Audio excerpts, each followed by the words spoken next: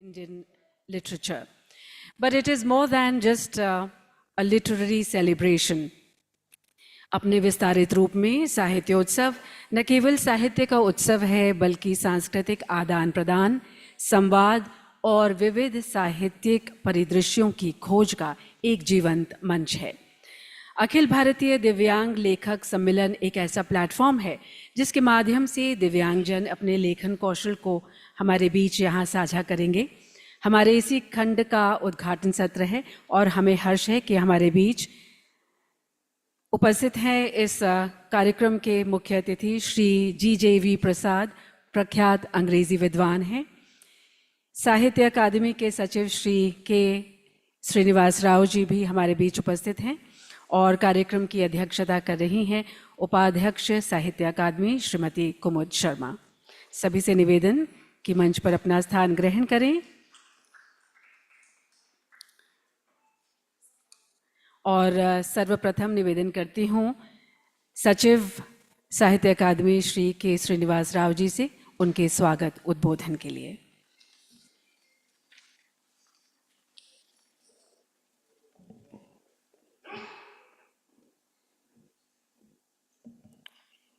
Namaskar and good morning to all of you. Professor Kumud Sharma ji, Vice President Sahitya Academy, Professor G.J.V. Prasad ji, eminent writer, scholar, translator and academician, all the participants of this program and friends. I am glad to welcome all of you for this day-long All India Differently Abled Writers Meet. Friends, differently abled people always existed in the world and in all the fields of human endeavor. It is true that civilizations in their histories have not treated people who are differently abled fairly and in many instances very harshly too.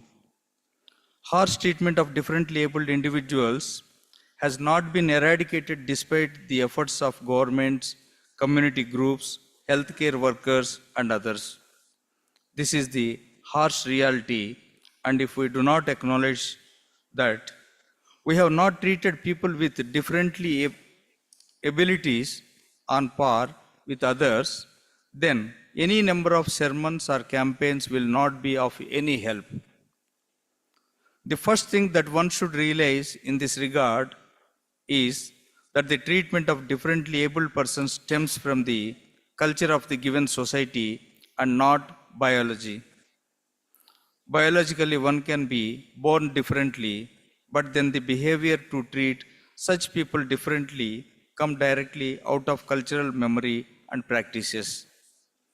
One can recall Simone de Beauvoir, one is not born but rather becomes a woman, and that is more than perfectly applicable in this context. This is a terrible and poor reflection on humanity as intelligent species. What would beat any rational person at all times would be the fact that despite all the obstacles, differently abled people have excelled for centuries in all the disciplines they have entered in. Of course, the perception about the disabled and handicapped has changed over the years, and more empathy comes out when people see them under duress. But given the conservative and fearful nature of societies all over the world, it is hardly surprising to see people who are differently abled, some of whom face severe physical challenges and disabilities, have been understood and treated differently over the past 3 millennia at least. What is required to remedy this situation is not a single step or unidirectional approach, but rather initiatives that are multi-layered and multi-directional approaches, and that means involvement of experts from many fields. On this, writers are vital to create mass awareness among the masses through stories, poems, plays, etc., or for that matter, through movies and television or internet. This is the writers' meet. When it comes to differently abled writers and literature, one is how disability of different kinds are portrayed in literature, literary creations by writers with a disability of any kind, literature in translation about differently abled people, etc. There is a thought it is only the differently abled person can express properly what they go through or reveal their psychological realities. Can others explore into the world of differently abled people? That is a question. Probably not as much as their own community can. But then there are people who live among and near the physically challenged persons, like family members or close friends. Will they be able to understand the world of physically challenged better and share the thoughts, emotions, and feelings of differently abled with the rest of us? Some of the eminent writers across the world, too, had some sort of disability. They did produce some very fine works. Then there are some eminent writers and scholars who were living close to the physically challenged, and their works are really moving and true portrayals of the world of physically challenged. I have not taken names, especially of those eminent writers and scholars who are living with us and enriching our world out of respect for their privacy. But most of us have read their works. Literary portrayals of differently abled people in various ways in all cultures is part of the story of humanity. Kubja in the Ramayana, to Limping Richard III by Shakespeare, to cognitively disabled Benji Compson in The Sound and the Fury by Faulkner, to Okonko in Things Fall Apart by Chinua Achebe are some of the examples. These examples highlight how, in every culture, in the literary creations of different nations have portrayed differently abled people. Professor G.J.V. Prasad ji, who is inaugurating this meet, has done wonderful work about disability in translation. We have very eminent scholars like Vinod Asudani ji, who is the first Sahitya Academy Award winner from Sindhi language. I don't want to mention what, because he is above all, and he writes wonderfully in English and Sindhi as well as many other languages. And Arvind P. Bhatikar and others participating in this meet. We are all looking forward to their presentations along with other participants. Then there are people like Preeti Srinivasan, who have been championing for the rights of differently abled people, and her narrating the lives of differently abled people's world is captivating, inspirational, and leaves us awestruck. Such inspiring tales make our world richer and make us realize the stories of differently abled persons are not always about trauma, travail, stigma, but also about triumphs, happiness, and magnanimity. This is the second All India Different Abled Writers Meet we are organizing after a kind of experimental, I should say, in the history of Sahitya Academy. The first one we organized in the last July 2023, and many of our friends were there in that meet also. And we have arranged for poetry readings and story readings by differently abled poets and writers from different Indian languages. But we also wanted to know more about the literary career of these writers. So there is a session on Why Do I Write? Sahitya Academy is committed to promoting differently abled writers in all the 24 Indian languages recognized by it.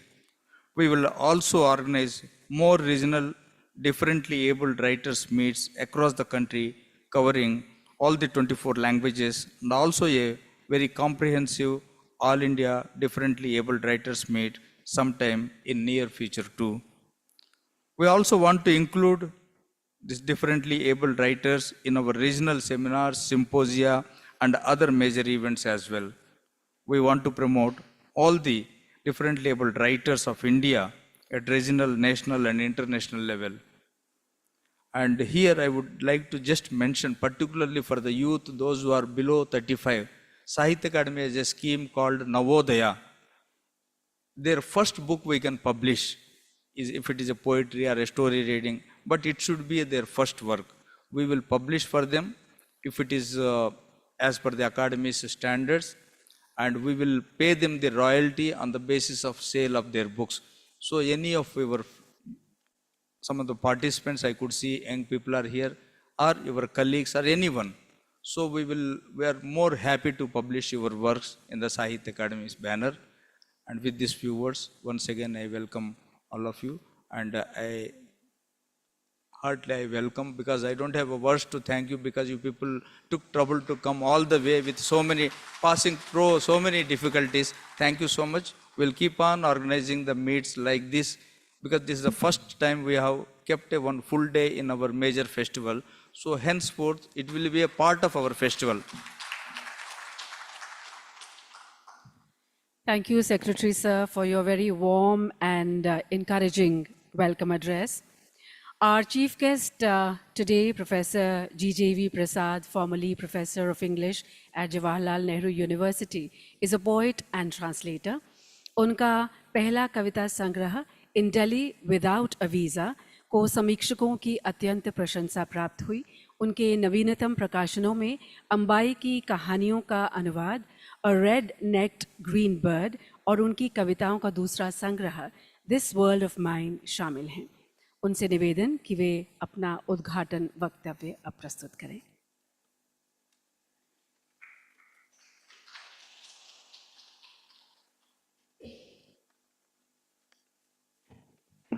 Good morning. When I came into this hall this morning, I thought we won't be able to start anywhere near on time. I'm glad it was done so efficiently and we are here. Sometimes it's difficult to give an inaugural address in a session like this. I feel this at various occasions, and sometimes very often I refuse. I decline very politely when people ask me to come and speak, saying I don't belong to the group, the community. They, as an ally, I can do whatever I can to support from outside, but I cannot talk for people. And that is always, it's always a difficult position. But then my life has had so many intersections as that one feels that, okay, at some point you can speak, otherwise this is also for speaking for oneself. As you must have guessed, I'm a Tamilian, and I'm a Tamilian from Delhi. I was born here, I've lived here all my life. In Delhi without a visa was to show I don't belong here or there or anywhere. So it's the position of all of us, finding a place to belong, finding a space to belong to, finding a community to belong to. That's a journey through life. When Srinivasrao ji was speaking to you, and I was thinking, oh my God, he's doing an address. What can I do after this? There's nothing to say after this. I said, all right, let me put my little talk away, and I will talk to you from my heart to show why I'm an ally. Why? How did I become an ally? What do I know about disability? And what are my experiences of disability that I can stand here and talk to people who have a lot more right to be standing here and speaking, right? And who are most probably, who are really here to listen to each other, not to me. But yes, I will begin. One of the things that one says that one has always read about disability, because we are Indians, and whatever faith we belong to, we've heard at least the stories of Ramayana and Mahabharata. So if we heard those stories, we've heard about people, characters with disability, even if we see nobody around us, which seems impossible, but let's just imagine that we've seen no one around us, or better still, we've not noticed disability. We've not engaged with disability, but even then you would have heard these stories, and you would have engaged with disability in the way in which it's represented in these stories. Very often in the Ramayana and the Mahabharata, almost metaphorically, right? Used to symbolize something else. If you're a Kuni, you're crooked, right? So it comes from that. Blindness is portrayed in a particular way, orthopedic deformity is it's portrayed as a character deformity. So you'll find these in our epics. So we can say we have 3,000-year-old tradition, 5,000-year-old tradition of talking about and representing disability. So how is it that most of us, as I'm putting this within quotation marks, ableist people, and I'm putting that because I know, it's in a way I question the idea of the ableist as of the abled, right? But the ableist people don't ever think about disability other than as something else, somewhere else, happening to other people whom they don't want to engage with. This was sometimes called the politics of disavowal. So you're saying, I don't belong to them. They don't belong to us. Right? It's in a way you remember when even in the Western world, they used to very often just lock people away. When I grew up, I know in my extended family, people who were locked up. I went to my father's uncle's house, and there was a girl who was locked in a room. I was told she was mad. Right? So you always had the experience of not wanting to interact, not wanting to engage, not wanting to display, or not wanting to any kind of disability, be it intellectual, be it bodily. You just didn't engage with it. The only disability that that people talked about was perhaps in terms of blindness and in terms of orthopedic disability. Like they'd say, yeah, this is a problem, but never about any kind of disability to do with the mind. They would not talk about it. Spastics were seen as possessed. And spastics used to be treated the way some other mental disorderly people, people with other mental disorders are treated, which is to be locked up, which is to be periodically exorcised, beaten up, given quack treatments. So my growing up years was in terms of disability and dealing with people with disability was simply in these terms. And I started studying, reading Indian English literature with some kind of, of course one again comes across characters in fiction. But the first disabled writer I read with any kind of interest and engagement was Ved Mehta. And Ved Mehta actually was, I would actually say he was the first disabled writer I read. One I'd heard about Helen Keller and things like that, but the first one I really read was Ved Mehta. This was in the 1970s. In 1979, my brother Natarajan and my sister-in-law Poonam, they had a child. Born prematurely. The doctors didn't think he would survive. He was in an incubator. He survived. Doctors gave him 3 months to live. He lived 21 years. He was multiply challenged, multiply disabled. We didn't know that for a long time. He was like any baby. But what happened was that after a while, you realized it wasn't hitting any of the growth parameters. It was a visiting American doctor who first told my brother and sister-in-law that the son was spastic. But not just spastic, his skull had fused wrongly. Instead of the skull meeting, the fingers meeting each other, the two sides of the skull meeting each other, they were overlapping each other. So they were constraining the brain wouldn't grow. He would not, in his mental capacity, would never be beyond 1 year old or less than a year old. His body also did not grow too well, obviously. And though he did grow. And they kept saying, okay, 6 more months, 7 more months, 1 more year, with the multiple handicaps. But in a society, where socially there was no space for such a body. I'm saying such a body because that's what people saw him as. Very rarely, this is a fight my brother and my sister-in-law had with people, was to see him as an individual, as a person, right? Because he couldn't speak, because he would not engage with you, because he was less than a year old mentally. People would just see him as a body and be quite embarrassed by it. My sister-in-law and my brother were not. He would go everywhere with them. He would attend every ceremony. And they discovered there was no place to train, educate, even the caregivers. My sister-in-law went to Bombay, to Spastic Society, trained, came back to Delhi, was part of Spastic Society here, and they went to Chennai, and this is where I come in big, because they just went and asked about in the Spastic Society there, and they were told there are no spastic children, very few spastic children in Tamil Nadu. They set up the Spastic Society of India branch there, which is now called Vidya Sagar. If you are from Chennai, if you ever go to Chennai, go to Vidya Sagar. It is Goturpuram. It's close to the Anna Centenary Library. Vidya Sagar has always believed in giving inclusive education to persons with all kinds of disabilities.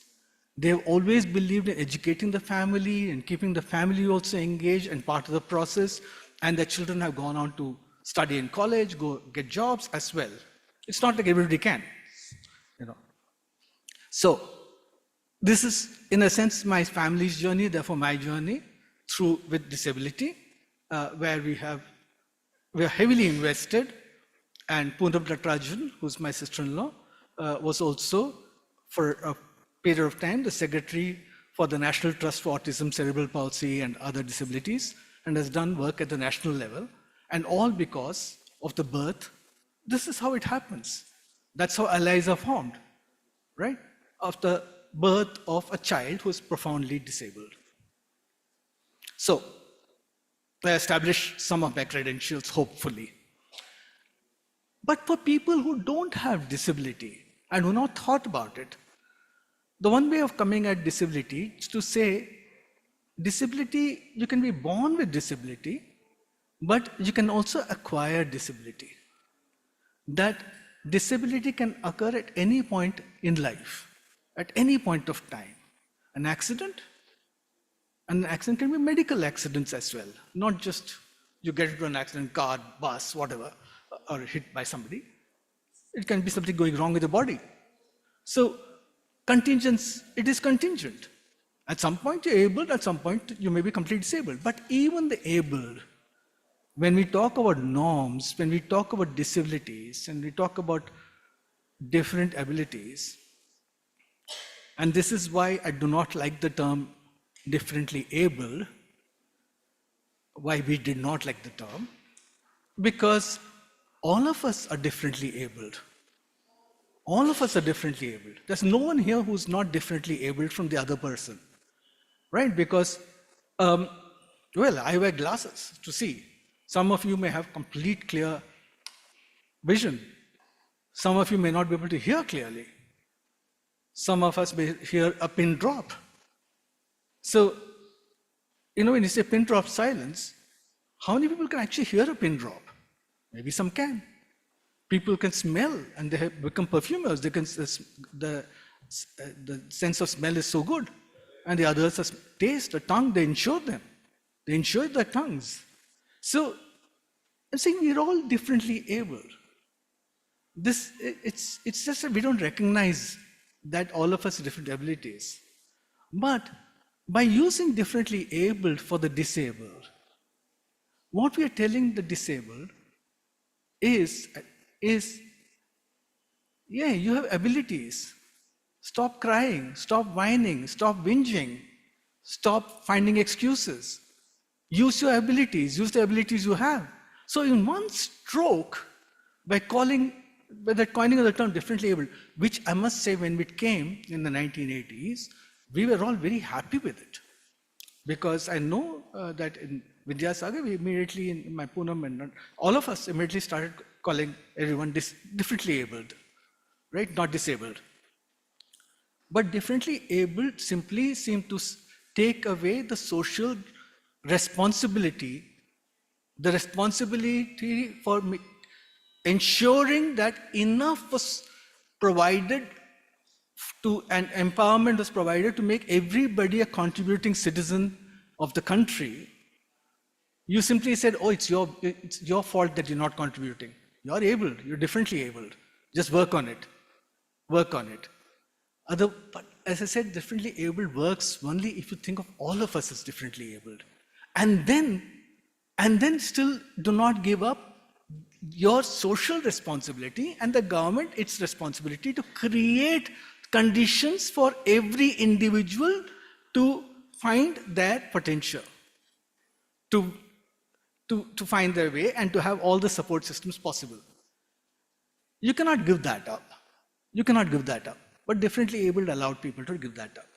Just like, I know I'm jumping, I'm going to come back and forth because I'm just talking from my heart. I've left my script down here. Just like the word Divyang. Divyang came about at the time when one of the better legislations of the country was being passed for disabled people, persons with disability, with the UN Charter, human rights, all of it is coming in, that it is a question of rights. But then the word Divyang is given to describe disabled people.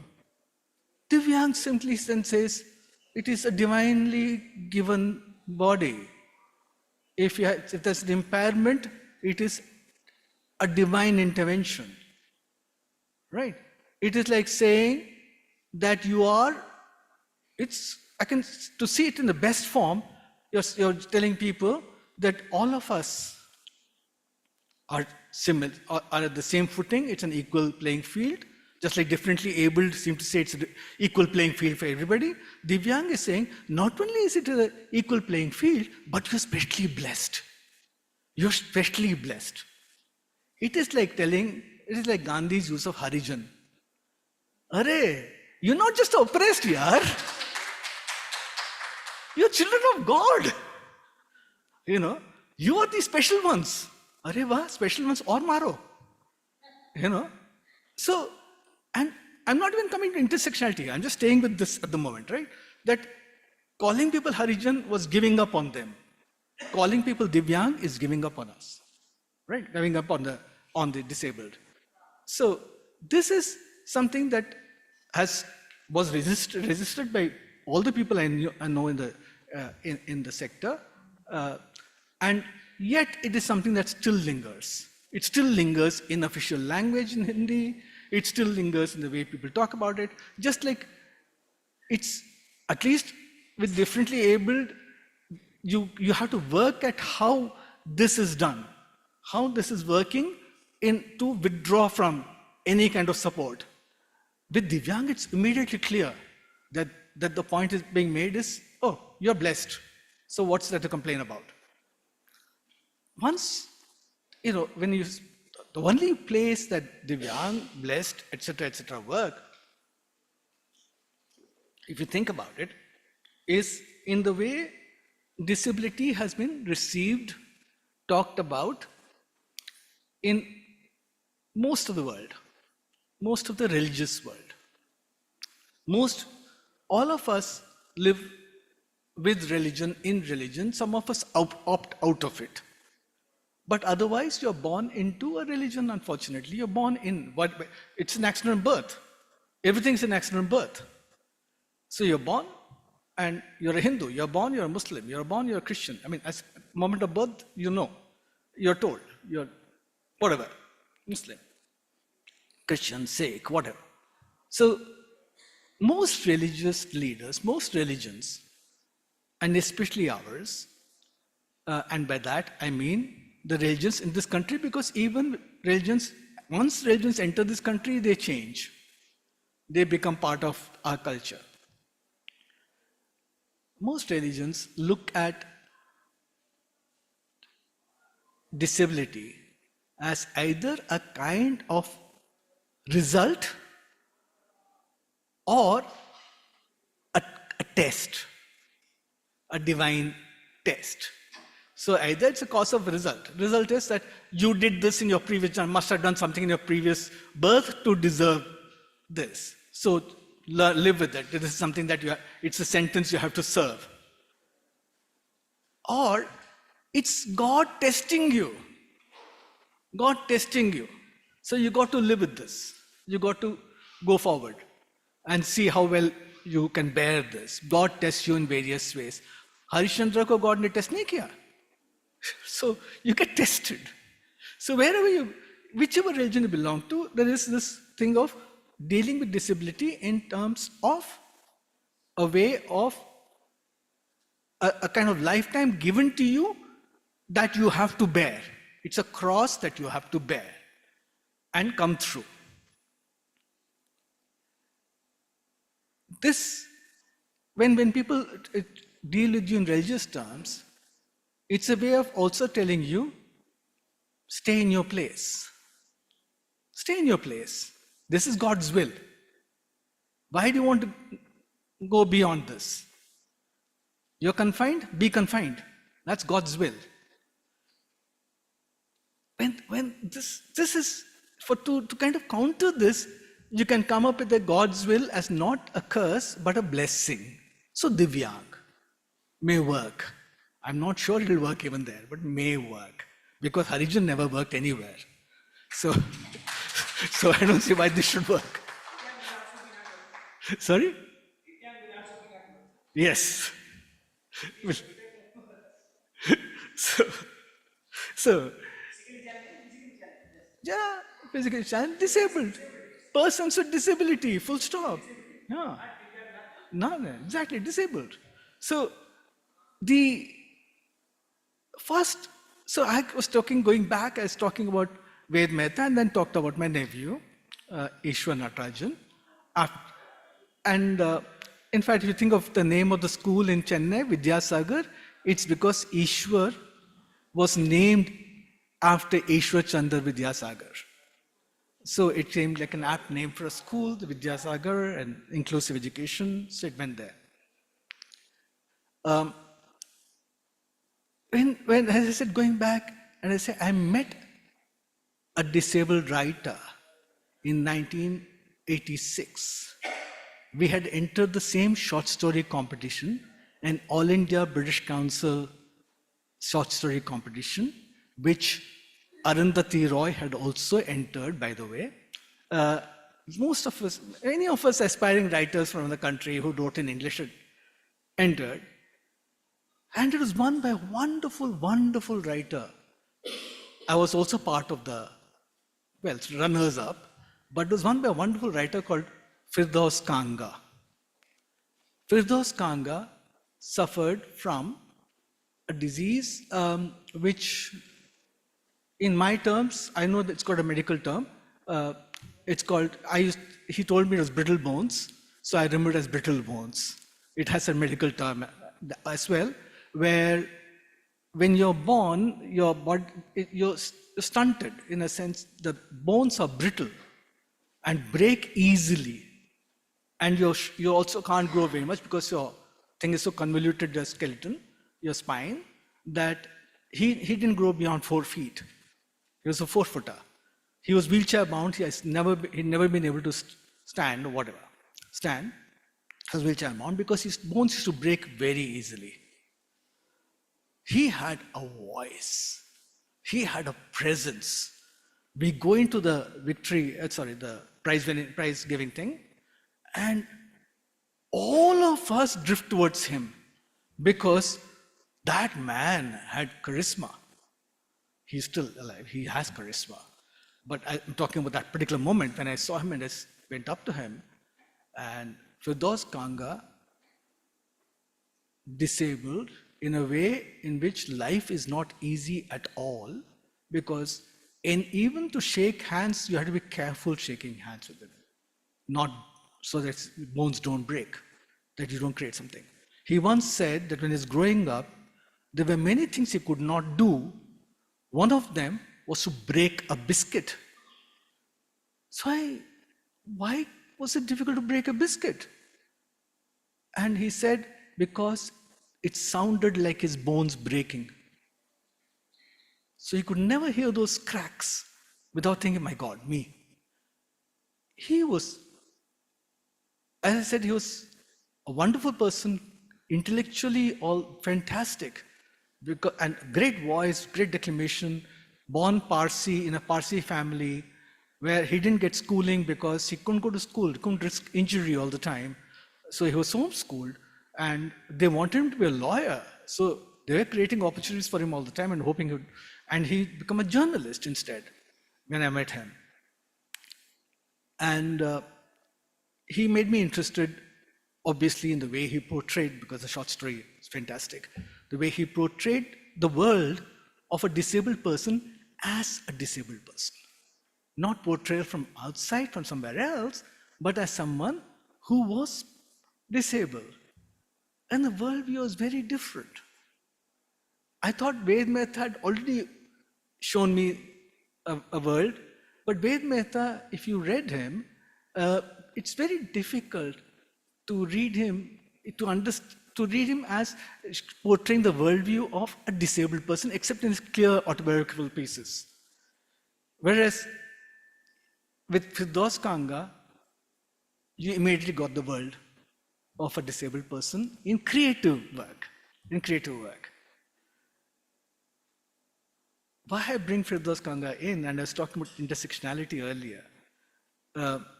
In India, to talk about Parsi writers is already talk about insider, outsider kind of business. They fit in, they don't, they're colonized really more than we were, etc., more Angrez, all that you say about Parsis and come from elsewhere, come from outside. You also look at them as the best kind of outsiders because they become part of the country, etc., all kinds of things are said about Parsis.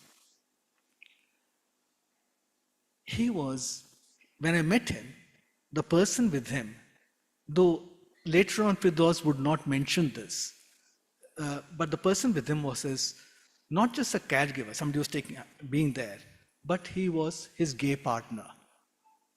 Firdaus had discovered that he was gay. So I'm saying this because for most people, when you look at this, and I'm not as disabled people, but as most people who think they are not disabled, when they look at disabled people, they don't think of them in terms of sexuality.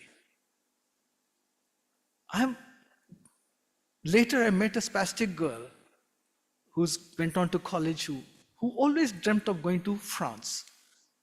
And she keeps asking us to introduce, because my wife teaches French, and to introduce her to French people. Why? Because she said she wanted to marry a Frenchman. Right? And she wanted to marry a Frenchman, and I asked her why. She said, only they will marry people like me. In a sense, in a way, she was saying, I want to live this life. I want to have partners too. I want to have sexual partners too. Right? So where will I get it? Not here, not in this city, not in Chennai. And people will, at the most, you will only get married to somebody like you, whereas I want to go, and that may not even happen to me, because where are the people like me, etc., etc. When I met Firdaus, he was making that clear, that he actually said, he's my partner. When I was talking to him, because he's saying, talk to him, because in India, not only don't you not look at people who are not like you don't look at them, you stare at them, but you don't look at them, you don't talk to them, you don't engage with them, you only stare, right? Just like all the men on the roads in Delhi stare at women all the time, right? They're not like them, they won't talk to them. So it's the same way that Firdaus was saying, give respect. Give respect to him. He's not just a caregiver, he's my partner. Because you don't give respect to caregivers. If the caregivers, you look at them, unless they're family, you look at caregivers as a class below. And if they're a class below, you don't look at them. They're not there for you. So he was saying, no, this is my partner. Talk to him. Talk to him. Firdaus has written about this as happening later to him in his life after he goes to London. He says he discovered his homosexuality earlier, but his partner he got when he went to London. This is what he writes later on. But his novel, Trying to Grow, if you haven't read it, you should.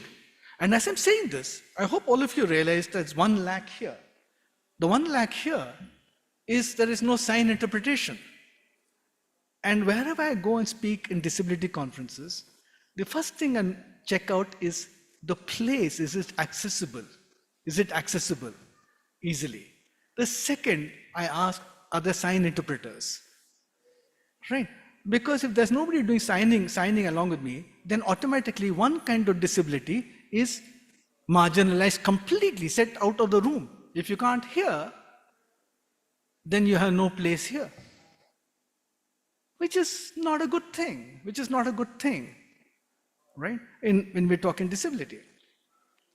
Any case, again, this is the point I'm making about how disability is not just physical, which is of course physical, and I will never take away from the fact that it's bodily and people who have the body can speak best about it, but it's also social, it's also constructed, it's a way we create facilities, it's a way we create, we kind of allow people to express themselves, to participate fully in everything. And in that we lack so much, all the time. Even with ourselves, right? Sorry, let me just, because I'm not scripting it, I need to look at the time. Yeah, I have time. Sorry, in case you're bored, I have time. So, I tell people about, when I talk about disability, saying, all of us are disabled, and if they look at me, I'll say, "Seri ma, na appo Tamil pesa irukren, evlo puriyudhu paakalam." உங்களாம் இருப்பீங்க, 2-3 பேர் இருப்பீங்க, உங்களுக்கு தமிழ் புரியும், நான் என்ன பேசுறேன்னு தெரியும். பாக்கி எல்லாரும் என்னடா இது, ஏற்கனவே போர்டு அடிச்சிருந்தான், இப்போ இன்னொரு மொழியில போர்டு அடிக்கிறான். So the point is, we don't know the languages, all the languages of the country, or languages of the world. In a sense, therefore, we need to be enabled to understand. We need that enablement, which is interpretation, which in writing is translation, right? You need Braille. You need that. All of us need to be enabled, which is what our constitution should be guaranteeing to each one of us, that each one of us will be seen as a productive and help to become a productive citizen of this country. Given not the same rights, but the rights that we need. And our constitution does not guarantee that. Our constitution does not guarantee that. Not only does it not guarantee that, if you look at the languages, and it says languages, Srinivas Rao ji said 24, but that's Sahitya Academy. The Constitution of India is only 22. But if you look at the number of languages we have, some people will say in hundreds, others will say in thousands, because what is a language is always open to inquire, doubt and debate. I would say thousands. But let's stay with the 22, with the Constitution says. Our Constitution is not available in those 22 languages. So if the founding document of our nation state is not available in the languages that it recognizes, it's not even available in those languages. So where will citizens get a feeling of citizenship looking at a constitution written in their own language, assuming all of us can read, assuming all of us have got education from the state? So we don't enable anybody. This is not an enabling state at all, right? So when we don't enable anyone, it's easy to marginalize and not think of people who need enablement, who need support of a different kind, a certain, nahi hota hai. It doesn't happen. Which is why we always speak the language of charity, not of rights in this country. Charity. वो बहुत अच्छा आदमी है, मैं बहुत अच्छा आदमी हूं. मैंने ना रैंप बनवाए थे. So it's charity. I'm doing charity. So an education institution thinks it's doing charity to its disabled students. Teachers feel they're doing charity to their disabled students. A university, because it's now the UGC says you should have quota for people with disabilities, it will employ people with disabilities but not create the facilities for them. You will be in a building where there is no lift and you have to go teach in the 3rd floor. You'll have conferences only on the 1st floor, and they may give you a room on the ground floor, but the conference venue you cannot reach unless somebody lifts you and takes you for orthopedically challenged. How humiliating it is. How humiliating. Because people think charity is not humiliating, but they don't realize the way charity works, it's humiliating. And charity is of course humiliating in any case. वो अलग बात है, right? So we live in a world of charity. We live in a world where rights are not recognized, which is why I said that when I said I'm an ally and I should not be speaking here, it's that reason. Because the disabled community should speak and for itself and demand its rights. And only if there's a pressure group formed and there are allies, and then you need allies to help, to stand on the side, applaud, and do whatever enable possible, right? We talk about literature and writing. So I'm not going too far away because I remember I mentioned Ved Mehta, I mentioned Firdaus Kanga. There's also a wonderful writer now again, Abhishek Anika, who's written a book has come out now, The Grammar of My Body. The Grammar of My Body. The Grammar of My Body, just like Firdaus Kanga once said, that my stories, they don't have happy endings. He says happy endings are not possible. Not for us. That would be running in the face of truth. Abhishek Anika's book also gives you the truth. It says, he's talking about living with pain. He's talking about living, with all from physical, the body, what it does to him and what it makes of him and how people see him, to all the other disabilities that society constructs around him. Just like Firdaus Kanga does. Firdaus Kanga talks about being gay, being as something that was liberating for him in a sense, that he suddenly experienced his body in a different way. And he says, I could hug my body without fear of breaking any bones, right? But there is fear, the fear of breaking, that came later. It's a fear of breaking your heart, right? And it changes when he says that, from broken bones to broken heart, I think it's a name of an essay he wrote once, and that changes the way that others like me would read the disabled body, right? Would read disabled people. Sorry.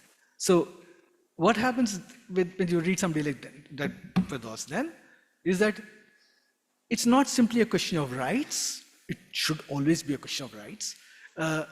It is not a question of medical, because brittle bones, medical term. It's not simply a question of a medical definition of disability. Not also social constructs, but yes, social construct, because he brings in the idea of sexuality, desire, love into the discourse, without letting go of disability.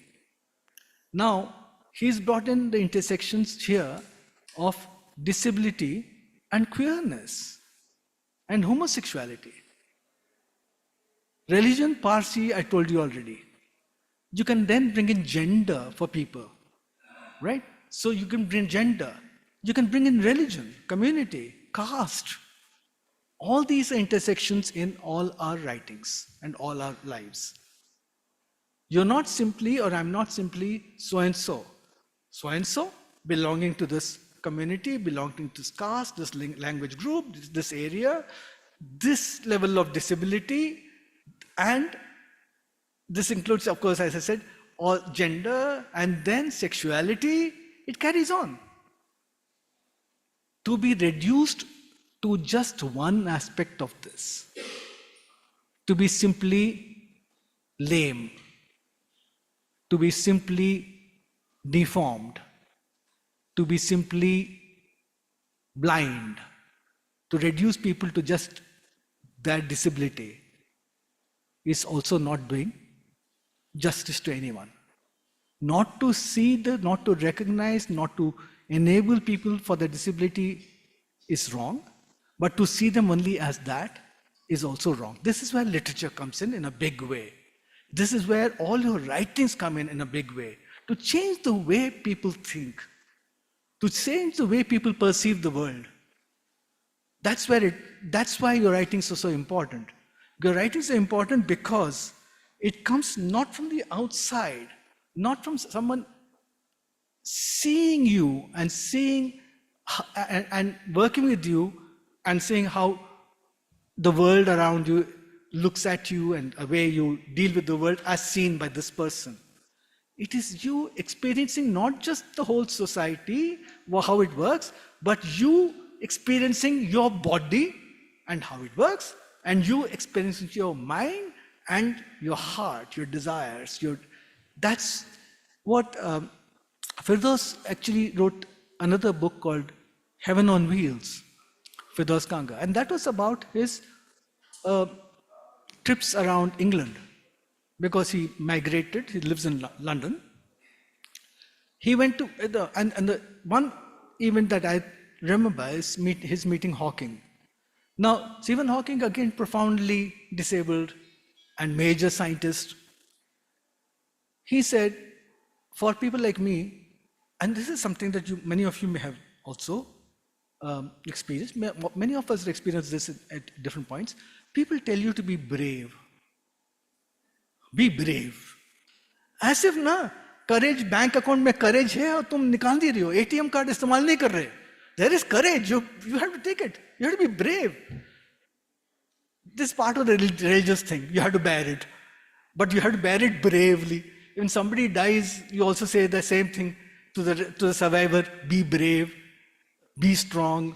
अरे क्या मतलब क्या होता है be brave, be strong का? So Firdaus says people tell me to be brave, as if I have forgotten to take the money out. अरे encash करो ना, ले लो ना bravery. And he said no. Actually, the thing is, that doesn't help at all. What helps is meeting someone like you who has done things, and you can see that is a possible future for you, that you can aspire for it. So meeting Stephen Hawking was for that, something like that for him. That it says, to see where he's reached with all the disabilities he has, you feel, okay, I can also do it. Right?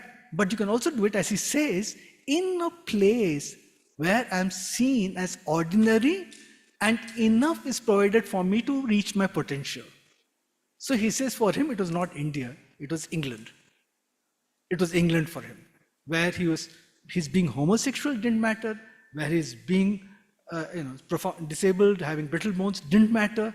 There was housing available for him, which took care of all these needs, and there was a society available for him where nobody stared at him, where he could roam around, there was transport, he could do what.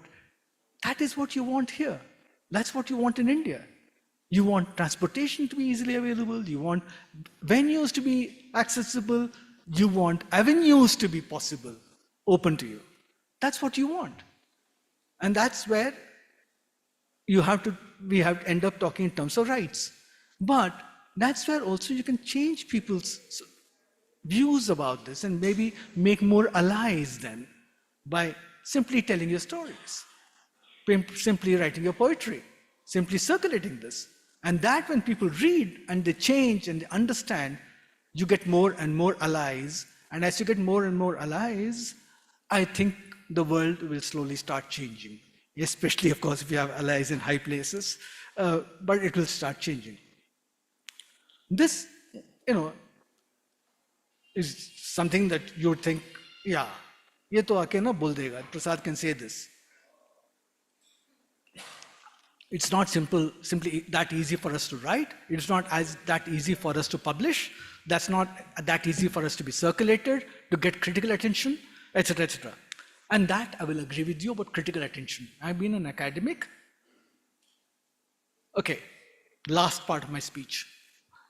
So that is light at the end of the tunnel for you. Last part of speech. It's much late in my career. I've had disabled students all my life as research students with me. And towards the end, I had a student called Someshwar Sati, who's a professor at Rodmal College now. He's a wonderful disability studies scholar who'd become blind at a later stage in life, in his school days. So he was disabled in various ways because he didn't even know Braille. He'd never been taught Braille. So he had to depend on people reading to him till the machines came that would read out to him. They were not available when he started, right? So he started working on disability and asking questions about text, availability of text, etc., etc. And we used to, that was not his PhD subject. So much later, when we were talking to each other one day, he said, "Sir, abhi bhi nahi milta kuch. Wahi Ramayana, Mahabharat, wahi ek do cheez milte hain. There is no, we can't get disability text." So I said, I was in a position where I could hold a conference. I said, let's have a seminar. Let's have a workshop, actually. Let's get people from around the country to bring in texts of disability, short stories, poetry, and translate them into English. So then we have a repository, an archive, a corpus of texts that we can then use in classrooms, because he wanted to get literature into disability studies programs. I said, that's one way of going about it. So we agreed, we wrote to people, we wrote around, and the first reactions were so abysmal. We were told again and again, there are no such texts in our languages. There are no such texts. We don't have writers with disability. So we are saying, okay, if you don't have writers with disability, you have writers who have written about disability. So let's get those texts. No, not available. That was initially. We kept going on. My Someshwar nearly gave up and he asked me, "Sir, chhod dein. Nobody's going to come." I said, no, we declared the dates, we'll hold it. Jo I. Whoever comes will, even if you're just doing 10 stories, let's just do it. So as the time came closer and closer, we started getting more inquiries. Many were, of course, from translators who said, "We'll come if you have the text." And I said, no, you cannot come without a text. We ended up with 80 short stories, 80, from 12 languages, translated in that workshop. So we said, why is it that your initial reaction was, no, there is nothing? That's because these stories were written by not disabled writers, and some of them by very major writers, Rabindranath Tagore, Manto, Bashir. Major writers in every language had written a story with a disabled character in it. But they were not read as stories about disability. Rabindranath Tagore's Shubha was not read as a story about disability. Rashid Jahan's Woh was not, it's a disfigured prostitute, but not seen as a story about disability. It's only because we kept pushing and they came to the workshop, and then they realized the way they've been reading and critically understanding and the scholarship available on these stories, all of them had erased the disability. Whereas the writers were seeing it very clearly, a disability which has a significance in the story, in the way people interact with each other, the way the story goes forward. But the critics had not seen it. They had seen it as a character interaction. Characters interact, not as engaging with disability at all.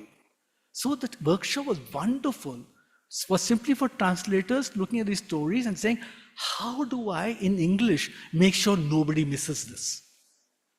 How do I make sure people read it as disability stories in the way I translate? So that is, that is how I got back into disability studies, got into disability studies in a big way, because we have 2 books out of that translation workshop. One is has essays by the translators about the strategies to translate the text and how they realized they were disability texts, how they are and how they translated them. The other has the stories available for people. And after having told us there were no disability, etc., I get from Tamil Abhilash Chandran's Madipadi Held Steps. So, how is Abhilash Chandran not a disabled writer? How is that not about experience of disability. It is, completely. So this is where we said in that workshop, at the end of the workshop, this is good about disability, but I retired soon after. I have to say that. Because we said the follow-up workshop should be with writers with disability. And we should get their stories and translate them all from whatever language they are writing into English. Or, as I told Somesh, Hindi mein karo na. Or whatever languages people want, let's translate into each of those languages. Right? If somebody is willing to translate everything to Tamil, let's go ahead. And we'll find the publishers. Right? Let's find the grant. We'll just do it. It's not happened. Hopefully it will. It will. It will. Because when we have writers, we should also have translators. And once we have translators in various languages, and in terms of academic discipline, the next discipline, next growth discipline is disability studies. Is disability studies. Because people are now understanding that both in terms of marginalization, and as I said, a lot of academics are committed academics in the sense of you want the country, the nation to thrive, to achieve its potential. And through education, one of the ways in it is to center all the marginalized, center everything that's not looked at, and see everything in terms of how we can go forward. So disability studies is coming in a big way in this country. And we want all these stories to be available. And we want all of you all writers with disability to thrive, to prosper, to see this as a complete profession, not just as something else that they do. Right? When that happens, I think these will not be exceptions, Kusamji. This will be the norm. This will be the norm. It will be normal to talk about it, because every conference you hold, you'll have on gender, feminists, you'll have Dalits, you'll have social movements. In the social movement, political movement sessions, disability should have been part of it as well. It's a movement, right? For rights, for any rights movement, tribal aata hai, gender aata hai, caste aata hai, you need to get disability in too. And it should be normal to talk, to have writers, to interact with them. All writers should be interacting with each other. And it should, as I said, become the norm. And when that does, this country will actually be moving forward to becoming Mahan, to becoming Akhand. I always say, I support Akhand Bharat. I support Akhand Bharat being that the nation state as we have now should get positions of equality, equity to every citizen. When every citizen has equity, the right kind of space to have equality, then equity, justice, all to every citizen, the state can assure it, then the state has actually become Akhand. It is embracing everybody. That's when you're large. Not in terms of territory, but in terms of inclusiveness, right? And not as charity, but as a necessary step in governance and social justice to move forward, to become better versions of ourselves. So I'm so glad to be here. I'm so glad you waited patiently and listened to me, and not many got up and left. Thank you for doing me this honor. Thank you for doing this honor. Thank you very much.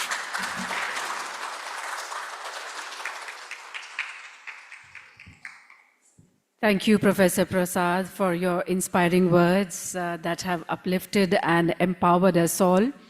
आपकी उपस्थिति से हमारा उत्साहवर्धन हुआ है और आपके शब्दों से प्रेरणा मिली है। अब मैं निवेदन करती हूँ साहित्य अकादमी की उपाध्यक्ष और प्रख्यात हिंदी लेखिका कुमुद शर्मा जी से कि वे अपना संबोधन प्रस्तुत करें।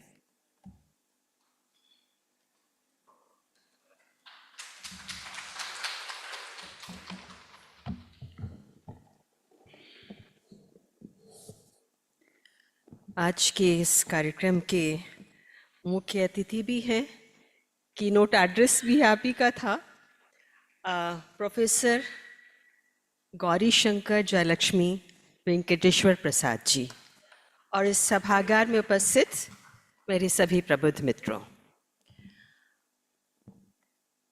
हमारे लिए आज का ये सत्र और इसके बाद डिफरेंटली एबल्ड पर्सन पर राइटर्स मीट जो है वो बहुत महत्वपूर्ण है और इसका महत्व कई मायनों में है। आप सबको याद होगा कि हमने कुछ महीने पहले 2023 में इसी तरह का एक लेखक सम्मेलन किया था, नाम था दिव्यांग लेखक सम्मेलन, और बहुत सफल हुआ था। और इतना सफल हुआ था कि देश के प्रधानमंत्री माननीय नरेंद्र मोदी जी ने मन की बात, उनका जो कार्यक्रम है, उसमें इसका उल्लेख किया था। इस तरह के सम्मेलन महत्वपूर्ण क्यों हैं? क्योंकि किसी भी देश की उन्नति इस बात पर निर्भर करती है कि उस देश में सभी का उत्थान हो, सभी को न्याय मिले, सभी को जो उनका प्रदेय है वो मिल सके। और इस देश का जो चरित्र है उसके मूल में है सर्वे भवन्तु सुखिनः सर्वे सन्तु निरामया। और आज हम जब समरसता की बात करते हैं, बंधुता की बात करते हैं, तो आज सामाजिक समरसता का संबंध केवल जाति के प्रश्नों से या छुआछूत के प्रश्नों से नहीं रह गया है, बल्कि उसका संबंध जो दलित, उपेक्षित, स्त्री, पीड़ित, दिव्यांग, उनको भी मुख्य धारा में कैसे लाया जाए, उनकी समस्याओं के प्रति लोगों के मन में संवेदनशीलता कैसे पैदा की जाए, हम कैसे वो सुविधाएं दें कि वो आने वाली चुनौतियों का सामना आसानी से कर सके, उनके मार्ग में आने वाली बाधाओं को हम कैसे दूर कर सकें। ये बहुत सारे प्रश्न हैं। जब हमने इसी तरह का सम्मेलन कुछ महीने पहले किया था और हमने दिव्यांग लेखकों की रचनात्मक आवाजों को सुना था, तो हमने ये महसूस किया था कि उनके जीवन की यात्रा कितनी उबड़ खाबड़ होती है, कितने कठिन रास्तों के से गुजरती है, उन रास्तों में कितने कांटे होते हैं, और उन सब को भेदते हुए अपनी अपूर्व क्षमता से, संकल्प शक्ति से वो कैसे रास्ता बनाते हैं। तो वो सम्मेलन इतना सफल हुआ था कि हम जब इस साहित्यिक उत्सव का आयोजन करने जा रहे थे तो दिमाग में आया कि इस आयोजन का एक दिन हम विशेष तौर पर दिव्यांग लेखक सम्मेलन के लिए रखें। और बहुत सारे साहित्य और टेक्स्ट की चर्चा की गौरी शंकर जी ने, वेंकटेश्वर प्रसाद जी ने। कुछ चर्चा मैं भी करना चाहूंगी। और साहित्य की चर्चा इस संदर्भ में महत्वपूर्ण क्यों है? क्योंकि साहित्य हमें उस रास्ते पर ले जाता है जहां से हमें एक दिशा मिलती है। और आप भी महसूस करते होंगे कि आज का जो दौर है जिसमें हर व्यक्ति भाग रहा है, भाग दौड़ है, आपाधापी है, प्रतिस्पर्धा है, और उस प्रतिस्पर्धा में हम ये देखना भूल जाते हैं कि इस दौड़ में हमने किसको गिराया, किसके प्रति हमें संवेदनशील होना चाहिए था लेकिन हम नहीं हुए। हमारे संवेदना की नदी किस तरह से सूख रही है। हर मनुष्य के भीतर अच्छी भावनाएं भी हैं और खराब भी हैं, दोनों हैं। लेकिन हर व्यक्ति के जीवन के अपने संघर्ष हैं, अपनी भाग दौड़ है। और जीवन के संघर्ष और भाग दौड़ में उसके जो अच्छे मूल्य हैं, जो उर्वर संवेदना है, वो कहीं पृष्ठभूमि में चली जाती है। लेकिन एक अच्छा साहित्य अगर आता है, अगर हम जिनको बहुत सारे, अभी मैं आऊंगी विकलांग और दिव्यांग वाला जो विमर्श है, वो एक अलग तरह का विमर्श है शब्दों को लेकर, उसको मैं कृति के माध्यम से थोड़ा स्पष्ट आगे करना चाहूंगी वेंकटेश प्रसाद जी। तो ये जो साहित्य है, ये हमें इस संदर्भ में भी रास्ता दिखाता है, और बहुत इस तरह का साहित्य लिखा गया है। 24 भाषाओं में भी इस तरह का साहित्य आ रहा है, हमें देखने की जरूरत है। और मुझे लगता है इस तरह के सम्मेलन होंगे तो बहुत सारा साहित्य अपने आप जो कहीं छिपा हुआ है ऊपर आ जाएगा। और इनकी उपस्थिति, जैसा कि वेंकटेश्वर प्रसाद जी ने भी कहा, कि हमारे भारतीय वाङ्मय में है। हमारे जो कालजयी 2 ग्रंथ है, महाभारत और रामायण, उनमें भी उनकी उपस्थिति है। और अगर मैं हिंदी साहित्य की बात करूं, क्योंकि हिंदी साहित्य की हूं, तो पहले उस जमीन पर जाती हूं कि उससे परिचय मेरा ज्यादा है। तो वहां पर मैं अब तक की यात्रा जो देखती हूं इस तरह के पात्रों को लेकर के जो लिखा गया है, तो उसमें मैं बहुत बड़ा परिवर्तन आज पा रही हूं। मैं अगर बात करूं, जबकि कानूनी तौर पर, संवैधानिक तौर पर और समाज में इस तरह की जागरूकता नहीं थी, उस समय जो कृतियां लिखी गईं और अब जो कृतियां लिखी जा रही हैं, उसकी दृष्टि में कितना फर्क है, उसको आप देख पाएंगे।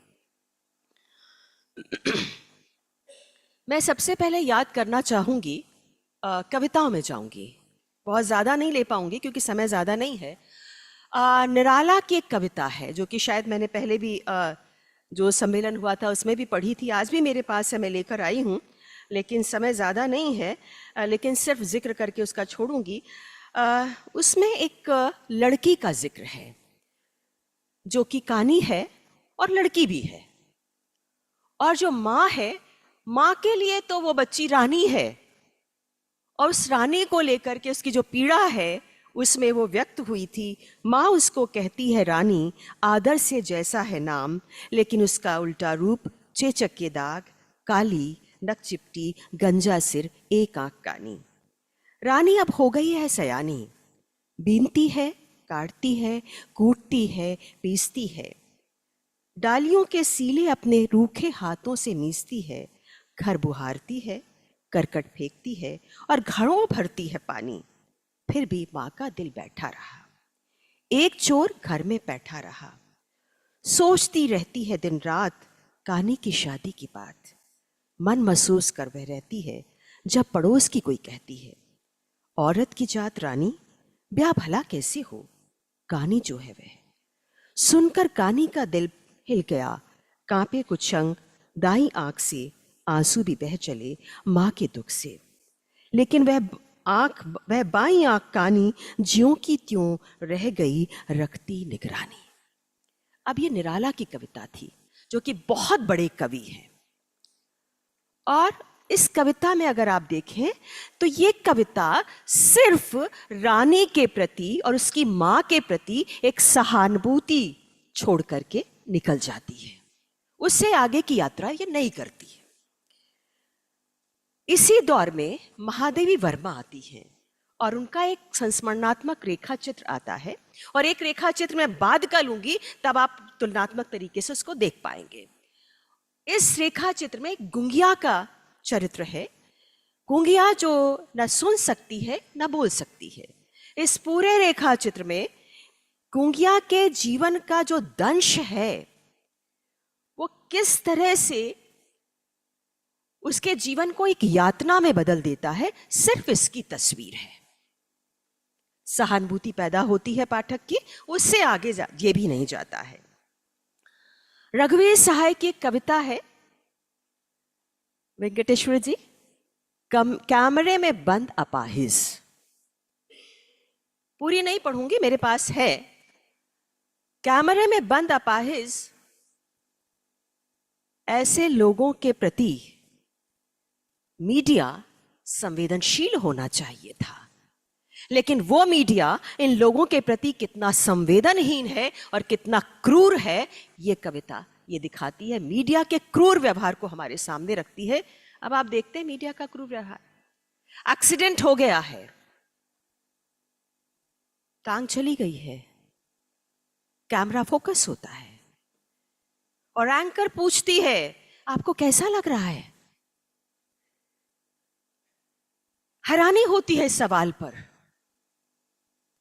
अब इससे थोड़ा सा और आगे बढ़ते, देखिए परिवर्तन कैसे आता है साहित्य में।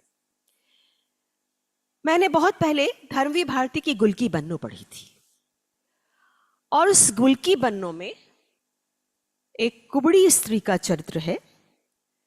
उसके जीवन का मार्मिक आख्यान है ये कि कुबड़ेपन के कारण उसको अपने परिवार का, समाज का, ससुराल में पति की जो अवमानना झेलनी पड़ती है, जो बार बार उसके स्वाभिमान पर जो चोट पहुंचती है, उसके जो कष्ट हैं, उसका इसमें चित्रण है। ये उसके मर्मांतक पीड़ा को दर्ज करती है कहानी। और उसकी मर्मांतक पीड़ा जब चरम पर पहुंचती है तो उसका वाक्य सुनिए, वो बोलती है, अरे मोर बापू कहां छोड़ गए, अरे मोर माई पैदा होते ही क्यों नहीं मार दिया।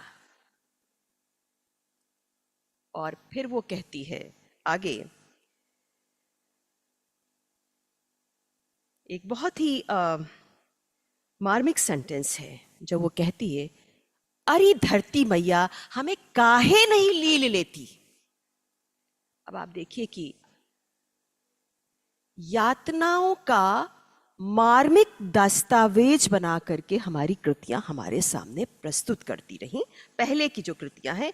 और इन साहित्यिक कृतियों में अगर आप देखें जिनका जिक्र मैंने किया, उसमें विकलांगों की जो शारीरिक मानसिक रूप से कहीं असमर्थ थे, उनके जीवन की विडंबनापूर्ण स्थितियों का चित्रण तो है, लेकिन उनके भीतर एक अधिकार की जो चेतना होनी चाहिए, समाज को अपने अनुकूल बदलने का जो जज्बा होना चाहिए, वो नहीं दिखाई दिया।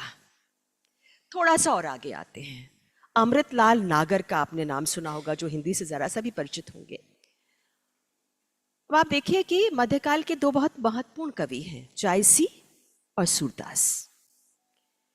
जायसी की एक आंख से वो काने थे और शेरशाह सूरी जो थे उनको देखकर हंसे। तो जायसी ने पता है क्या कहा? जायसी ने कहा, उन्होंने कहा कि मोही हंससी या कोहरई, यानी तुम मुझ पर हंसे थे या उस कुम्हार पर यानी ईश्वर पर जिसने मुझे बनाया था। ठीक से वो लाइन मुझे नहीं याद आ रही है। तो और फिर शेरशाह सूरी ने उनसे माफी मांगी और उन्हीं जायसी ने पद्मावत जैसा ग्रंथ लिखा जिसमें प्रेम का पूरा ग्रंथ है, मानुस भय बैकुंठी नाही तका छार एक मुठी। सूरदास जो कि जन्म से अंधे थे, कुछ लोग मानते हैं कि जन्म से अंधे नहीं थे क्योंकि इतना अच्छा ग्रंथ नहीं लिख सकते थे, लेकिन अमृतलाल नागर ने उन्हें माना और खंजन नयन नाम का एक उपन्यास लिखा। और खंजन नयन उपन्यास में उनके बालपन का जिक्र है और जैसे जैसे वो बालक बड़ा हो रहा है और अंधेपन के कारण जो उसको त्रासदी झेलनी पड़ रही है और उसका जो मनोवैज्ञानिक एक अप्रोच बन रही है, और आप देखिए परिवर्तन उसके भीतर। पहले वो बिल्कुल निराशा में है, हताशा में है, और जो पंक्तियां आती हैं जो उसकी मानसिकता को दर्शाती हैं, एक जगह आता है कि ईंट पत्थर की कोठरी में तो दीपक जलाकर उजाला किया जा सकता है, लेकिन काया की अंधेरी कोठरी में। ये शुरुआत में आता है। इसी उपन्यास के अंत तक आते आते जो परिवर्तन होता है और उस परिवर्तन के बाद जो पंक्तियां आती हैं वो आती हैं, अंधे सूरज के मनोलोक में भी उजाले का अधिकार पाने के लिए महामंथन शुरू हो चुका था। ये एक टर्निंग पॉइंट है साहित्य का, मैं इसको इस तरह से देखती हूँ। तो समाज में जो ये साहित्य में सारे उदाहरण थे जो मैंने रखे, जिसमें त्रासद स्थितियाँ हैं, और धीरे धीरे करके जब हमारे लेखक चित्रण कर रहे हैं तो उसमें परिवर्तन कामी एक चेहरा हमें दिखाई पड़ने लगता है। अब मैं एक बहुत महत्वपूर्ण लेखक पर आती हूं और उसमें दिव्यांग और विकलांग शब्द को लेकर के जो डिबेट है, उस संदर्भ में भी बहुत कुछ प्रकाश पड़ता है। ये कहानी उस समय लिखी गई थी जब दिव्यांग शब्द नहीं दिया गया था, लेकिन उसका लॉजिक जो है वो इस कहानी में आप ढूंढ सकते हैं। शायद इतनी मार्मिक कहानी मैंने विकलांग पर नहीं पढ़ी। वो कहानी है हिंदी के बहुत बड़े कवि अज्ञे की, खितीन बाबू। एक साधारण क्लर्क, और ये संस्मरणात्मक रेखा चित्र है, कहानी की शक्ल में है वो संस्मरणात्मक रेखा चित्र। अज्ञे ने लिखा है इसके परिचय में कि ये बिल्कुल सच्ची कहानी है, बिल्कुल सच्ची कहानी, इसमें कहीं कोई कल्पना नहीं है। जब मैंने इस कहानी इसको पढ़ा, इस रचना को, यकीन मानिए महीनों इसका दबाव मेरे मन और मस्तिष्क पर बना रहा। और एक अच्छी रचना वही होती है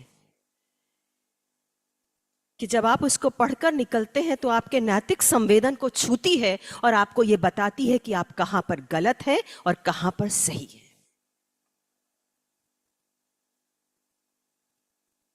इस रचना में एक दोस्त के घर अज्ञे, जो लेखक हैं, खितीन बाबू से मिलते हैं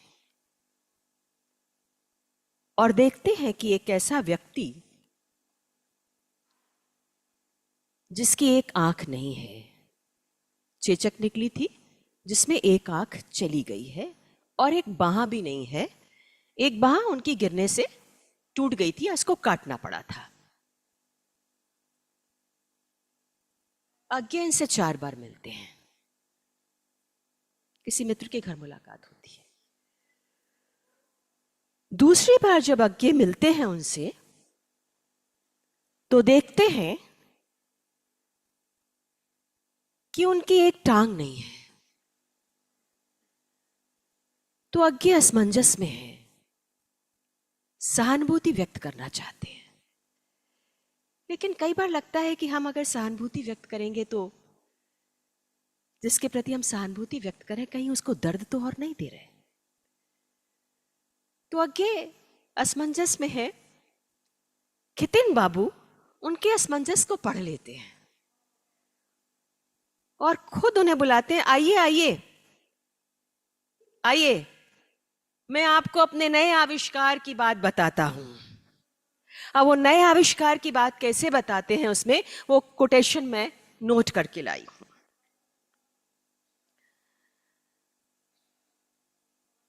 अब आगे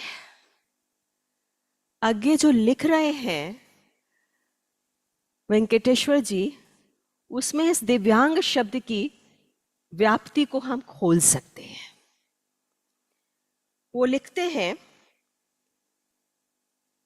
उनसे हाथ मिलाते हुए समझ में आया कि एक अवयव के चले जाने से दूसरे की शक्ति कैसे दुगनी हो जाती है।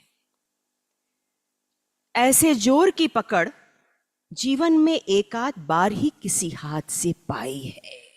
एक अवयव की शक्ति चली गई, दूसरे की शक्ति दूनी होगी। यही दिव्यता है, यही दिव्यता है।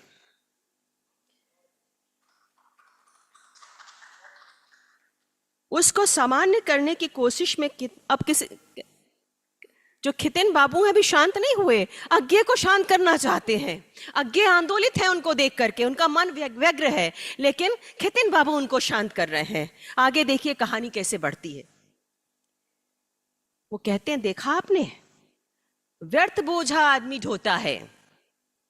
और इससे पहले खितिन बाबू टॉन्सिल कटवा चुके हैं, अपेंडिक्स का भी ऑपरेशन करा चुके थे। मैंने टॉन्सिल कटवाए, कोई कमी नहीं मालूम हुई। अपेंडिक्स कटवाई, कुछ नहीं गया, केवल उसका दर्द गया। भगवान औघड़दानी है, सब कुछ फालतू दे देते हैं। 2 हाथ, 2 कान, 2 आंखें, अब जीभ तो एक है। आप बताइए, आपको कभी स्वाद लेने के साधन में कमी महसूस हुई?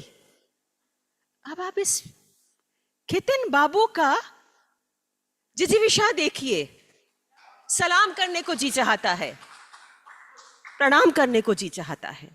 अभी यहां कहानी समाप्त नहीं हुई, चरम पे देखिएगा। खितिन बाबू से तीसरी बार अज्ञे मिलते हैं, ये दूसरी मुलाकात थी। तीसरी बार जब अज्ञे मिलते तो देखते हैं वो दूसरी बाह भी अपनी गंवा चुके हैं।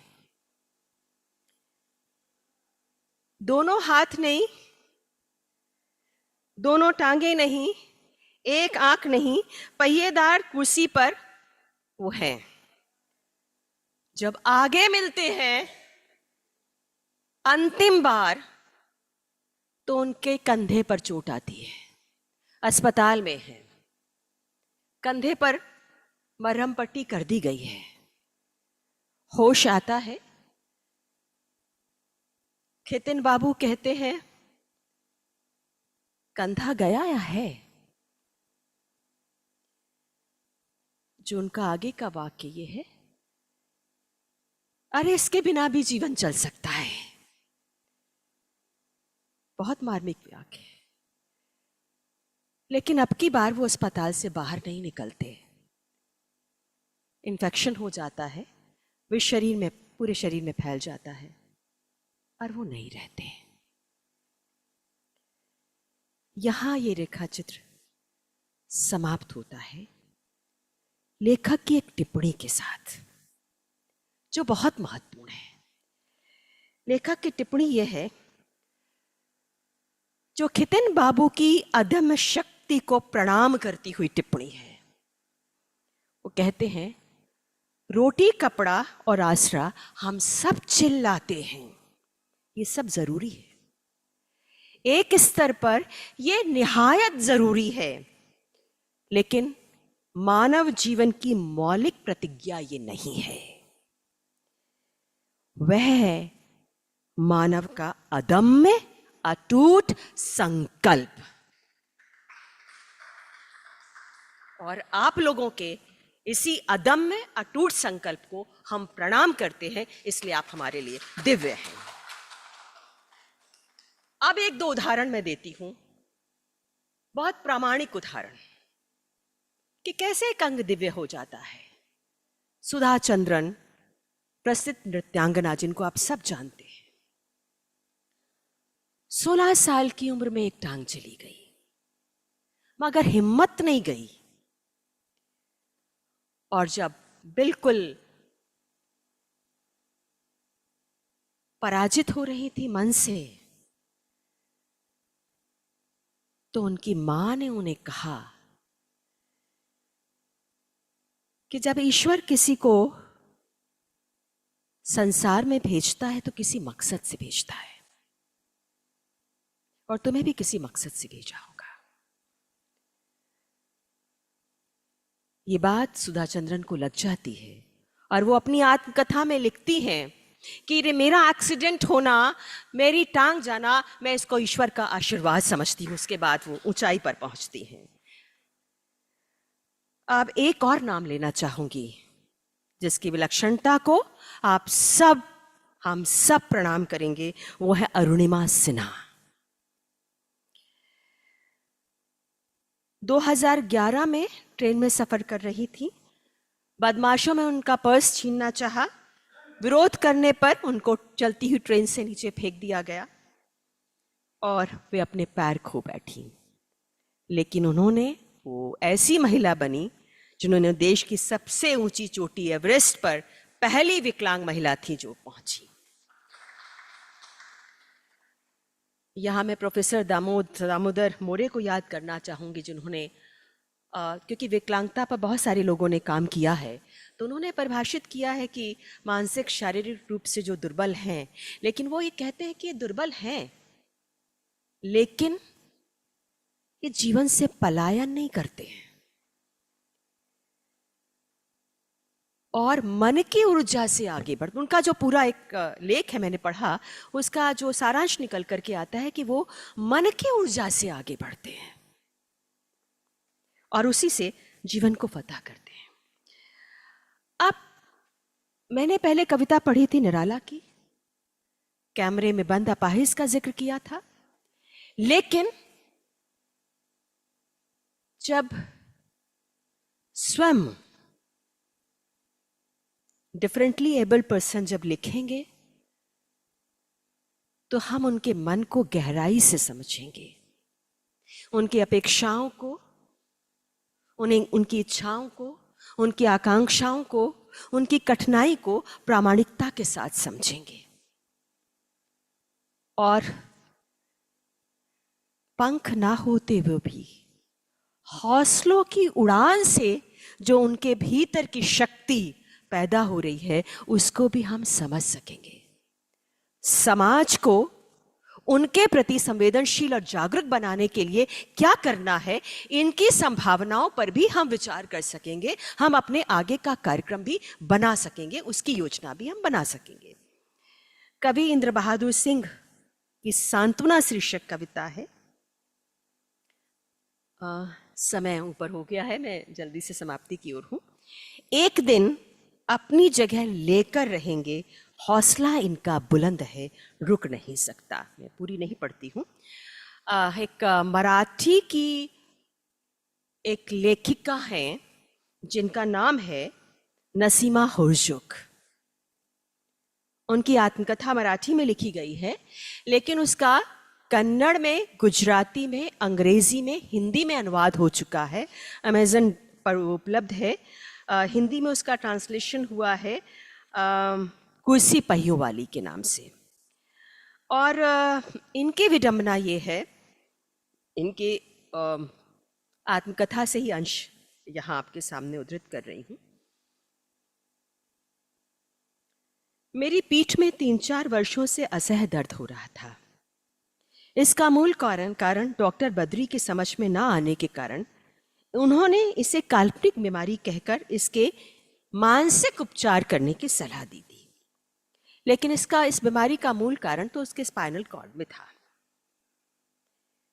मुझे गलत ट्रीटमेंट दिया गया, जिसके कारण मेरी कमर का निचला हिस्सा चेतनाहीन हो गया। यदि डॉक्टर बद्री ऐसी जानलेवा गलती ना करते तो आज मुझे खेल या नृत्य जगत में आप अव्वल स्थान पर देख पाते, लेकिन ऐसा हुआ नहीं। विडंबना ये हुई कि उनको विकलांगता का जहर पीना पड़ा, लेकिन यही जहर उन्होंने अपनी अदम्य शक्ति और अटूट संकल्प शक्ति से कैसे अमृत में बदल दिया और वो उत्कर्ष पर पहुंच गई। उन्होंने हेल्पर्स ऑफ द हैंडीकैप्ड संस्था स्थापित की, उसकी सह संस्थापिका बनी और बहुत सारा काम वो इस दिशा में कर रही हैं और उनकी एक कृति बताती है कैसे वो उत्कर्ष पर पहुंची हैं। तो मैं इतना ही कहना चाहूँगी कि पूरे विश्व में विकलांगों की संख्या बहुत ज़्यादा है। संविधान और कानून मदद कर रहे हैं, लेकिन केवल संविधान और कानून से बहुत कुछ नहीं होता है। मानव अधिकार की चेतना है, ऐसे लोगों के प्रति भी, लोगों के मन में भी अपने अधिकारों के लिए चेतना जग चुकी है। स्वत्व का उद्रेक कई स्तरों पर हो चुका है। मानव शास्त्र की रोशनी में जाकर के हम, मानवतावादी शास्त्र की रोशनी में जाकर के भी हम इस स्तर पर क्या हो सकता है, क्या होना चाहिए, इस पर भी हम निरंतर विचार विमर्श कर रहे हैं। माइक्रो स्तर पर ऐसे लोगों के भीतर चेतना जग चुकी है, लेकिन मैक्रो स्तर पर हमें पूरे समाज को चेताना है, सजग करना है और जागरूक करना है कि बंद दरवाजों पर दस्तक तेज हो चुकी है। दरवाजे उनके लिए खुलने चाहिए, उन्हें सामाजिक न्याय मिलना चाहिए। इसी बात के साथ अपनी बात यहाँ पर समाप्त करती हूँ और उम्मीद करती हूँ कि आगे के सत्र बहुत सफल होंगे। बहुत बहुत नमस्कार। गौरी शंकर जी, जयलक्ष्मी, वेंकटेश्वर प्रसाद जी, बहुत मुश्किल होता है इतना लंबा नाम लेना, लेकिन आपका बहुत बहुत आभार, बहुत बहुत धन्यवाद।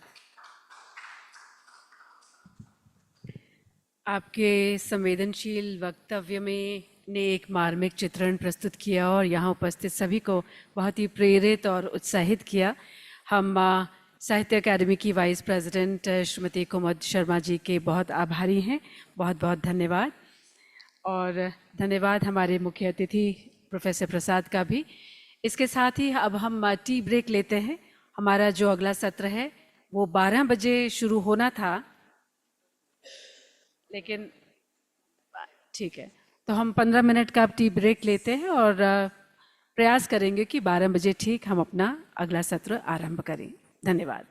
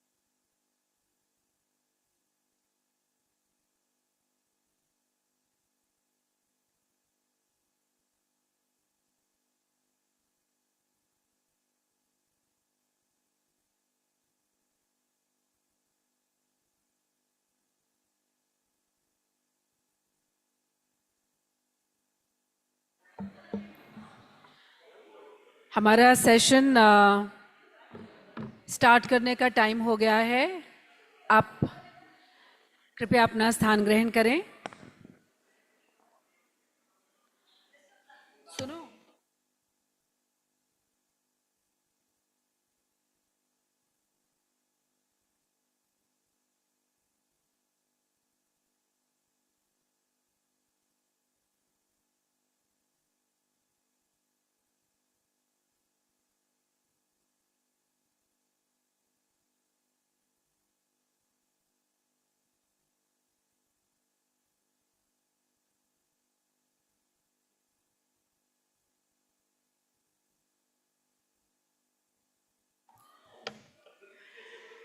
कृपया आप में से जो हॉल के अंदर हैं अपना स्थान ग्रहण करें, और जितने बाहर बैठे हैं उनसे निवेदन करते हैं कि हॉल में पधारें, क्योंकि समय हो गया है हमारे सत्र को आरंभ करने का।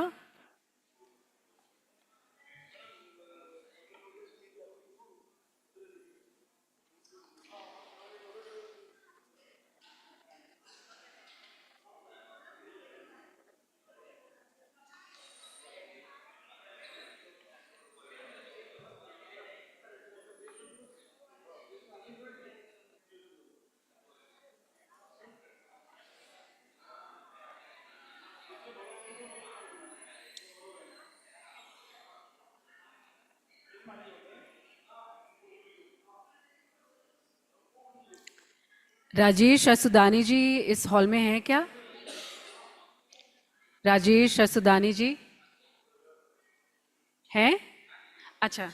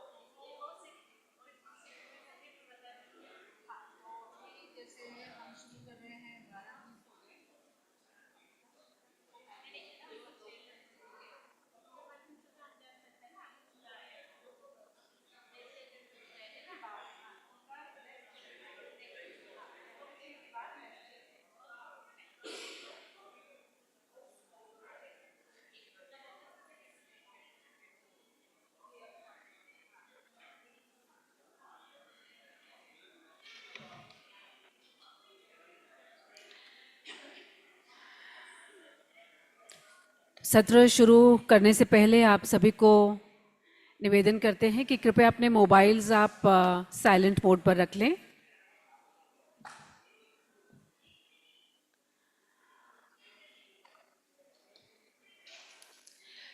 मानव मन की भावनाओं को, अनुभूतियों को व्यक्त करने का एक सशक्त और सुंदर माध्यम है कविता।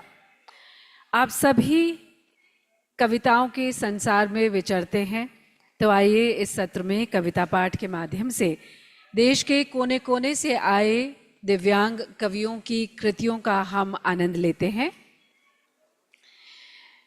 In this session we have altogether 12 poets, लेकिन जैसा कि आप देख सकते हैं मंच थोड़ा छोटा है, तो 12 के 12 कवियों को हम मंच पर अकोमोडेट नहीं कर पाएंगे, इसलिए हम पहले 6 से शुरू करते हैं और फिर उन्हें हम दर्शक दीर्घा में बिठाएंगे और बाकी 6 को फिर हम यहाँ पर आमंत्रित करेंगे। तो आपका जो आपकी बारी है, आपका टर्न आएगा, तो आप ऐसा ना सोचें।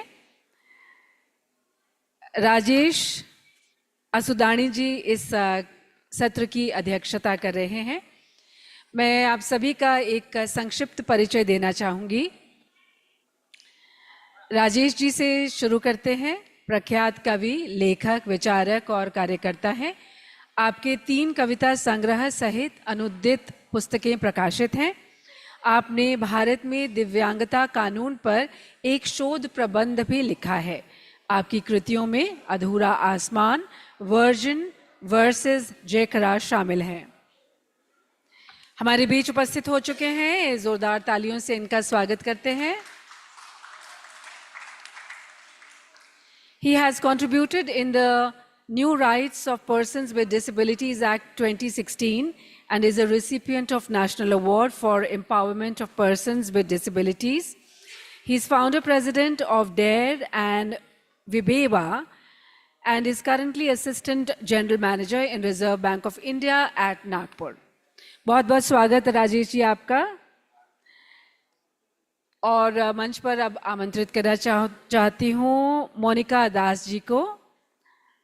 असम से हमारे बीच आई हैं ये कवित्री Monika Das. She is an Assamese poet. Monika ji आप यहाँ हैं? मोनिका दास शायद हैं जी। She has 3 published books to her credit. One of her books has been translated into Hindi and she has received Bhabendra Nath Saikia Award and Devichon's Special Award. Monica Das from Assam is here.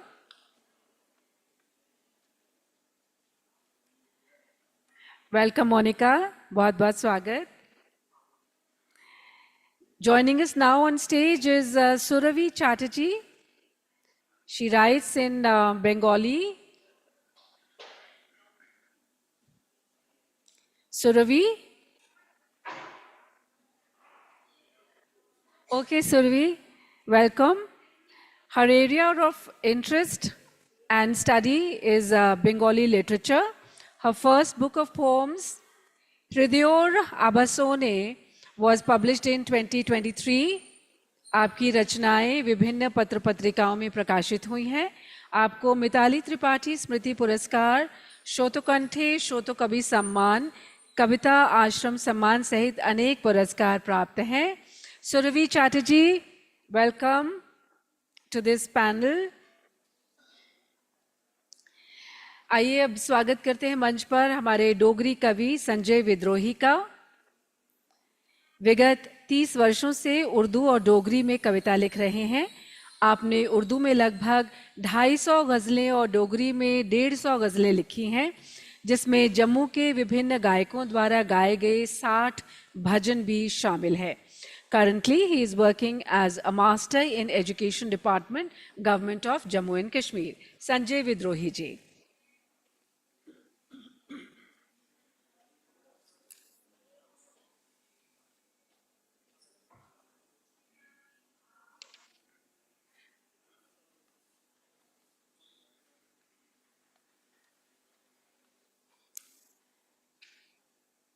And now I would like to call Shri S. Raghunatha, published works are 74, among them 8 collections of poetry, 3 collections of stories, 2 collections of children's books, 3 collections of poems, 7 collections of cultural articles, 7 volumes of comprehensive literature.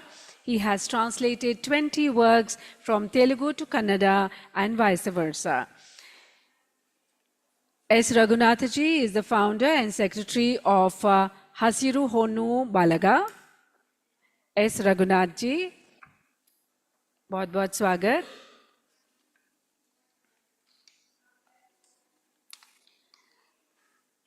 बैठिए. तो राजेश जी से निवेदन है, कार्यक्रम की अध्यक्षता कर रहे हैं कि वे आरंभ करें, और यदि आप माइक इनको दे दें. जी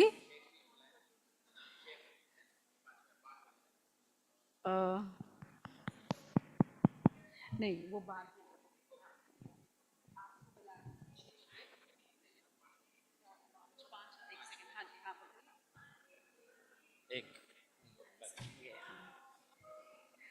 शेख उबैद गुल गज़ाल जम्मू कश्मीर के अनंतनाग ज़िले के रहने वाले उदीयमान लेखक हैं.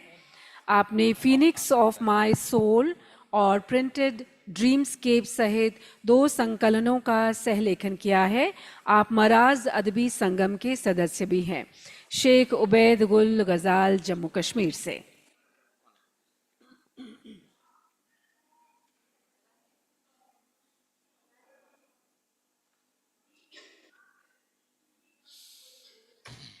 तो सभी का परिचय मैंने करवा दिया है, संक्षिप्त परिचय, और राजेश जी से निवेदन है कि वे अपनी कविता से आरंभ करना चाहते हैं या पहले इनको आप चांस देना चाहते हैं, आप देख लीजिए, और कार्यक्रम का संचालन आप ही कर रहे हैं. धन्यवाद. नमस्कार मित्रों, मैं राजेश आसुदानी रकीब आप सबका बहुत बहुत स्वागत करता हूं, तहे दिल से स्वागत करता हूं. और ये जो सत्र है इस 6 दिवसीय फेस्टिवल ऑफ लेटर्स का, बड़ा ही चाहे अंतिम दिन हो लेकिन लास्ट बट नॉट लीस्ट जिसको कहते हैं, तो ये दिव्यांग लेखक सम्मेलन के उद्घाटन सत्र के पश्चात पहला सत्र कविता का, गज़ल का, शायरी का, हम आप सब इसका आनंद लें. और मैं सौभाग्यशाली समझता हूं कि इसकी अध्यक्षता का उत्तरदायित्व मुझे सौंपा है साहित्य अकादमी ने. तो शुरुआत तो कतई मैं अपनी कविता से नहीं करूंगा पर डॉक्टर बशीर बद्र का एक शेर आप सबने सुना होगा, नहीं है मेरे मुकद्दर में रोशनी न सही, नहीं है मेरे मुकद्दर में रोशनी न सही, ये खिड़की खोलो जरा सुबह की हवा ही लगे, ये खिड़की खोलो जरा सुबह की हवा ही लगे. तो देखिए साहित्य किस बारीकी से, किस अदब से डिसेबिलिटी की बात ले आता है. अब डॉक्टर साहब डिसेबल्ड नहीं हैं, डॉक्टर बशीर बद्र, आज की बात अलग है, आज तो वो हैं डिसेबल्ड, ऐसा कह सकते हैं जिस अवस्था में हैं वो. लेकिन जो शेर जब इन्होंने लिखा होगा ये, तब कतई डिसेबिलिटी का ख्याल, क्योंकि literature is not literal, it is always metaphorical, it operates at the higher level. मैं हमेशा कहता हूं literature is not literal, it is liberal. तो ये शेर चाहे उन्होंने मेटाफोरिकली ही लिखा होगा लेकिन ये लिटरली भी सच है. तो इस पाए का, इस गहराई का साहित्य जब होता है तो ऐसा शेर अमर हो जाता है. कई शेर अपने शायर से कहीं आगे निकल जाते हैं, हालांकि शायर भी बड़े पाए के हैं वो. तो खैर चलिए, क्योंकि हमारे पास समय जो है वो महदूद है, तो इसलिए हम पहले जो 5 शायर बुलाए गए हैं, 5 कवि बुलाए गए हैं, और इनको मैं एक एक करके आवाज़ दूंगा कि अपनी भाषा में अपनी कविता कुछ पढ़ें और फिर उसका अनुवाद हिंदी में यहाँ हमारे समक्ष रखें ताकि हम भी उसका आनंद उठा सकें. हालांकि कहने को तो ये बात है कि संगीत और साहित्य की कोई भाषा नहीं होती, लेकिन फिर भी साहित्य की तो भाषा होती है. संगीत के बारे में मैं अनभिज्ञ हूँ, पर साहित्य की भाषा यूँ होती है कि ओरिजिनल का फ्लेवर तो मिल जाए, पर उसके बाद अगर हिंदी में वो कविता किसी तरह तर्जुमा होकर हमारे समक्ष आए तो हम बहुत ज़्यादा उसका अनुभूति प्राप्त कर सकेंगे. तो मैं ऐसी कामना करता हूं और 5 से 7 मिनट का समय हर एक को मिलेगा। अब मैं थोड़ा पक्षपाती हूं, थोड़ा आखिर में ज्यादा समय लूंगा मैं 10 मिनट, वो बात अलग है। तो खैर 5 से 7 मिनट के अंदर अपनी कविता और उसका अनुवाद वो यहाँ हमारे समक्ष रखें, ऐसा मैं आग्रह इनसे करता हूं। और सबसे पहले मोनिका दास जी, क्योंकि अल्फ़ाबेटिकली अगर हम चलें भाषाओं के हिसाब से तो असमिया भाषा से हमारे साथ हैं मोनिका जी। तो मोनिका जी आप आएं और अपनी कविता तथा उसका अनुवाद हमारे समक्ष रखें।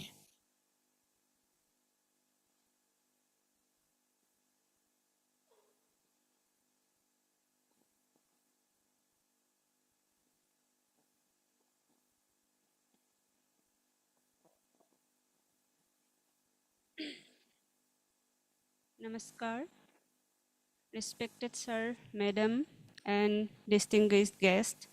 I'm Monica Das from Dhamdhama, Nalbari, Assam. At first, let me give thank you and gratitude to all dignitaries and members of Sahitya Academy. I'm also grateful to you all for giving me chance to speak something on such a great platform. Thank you once again.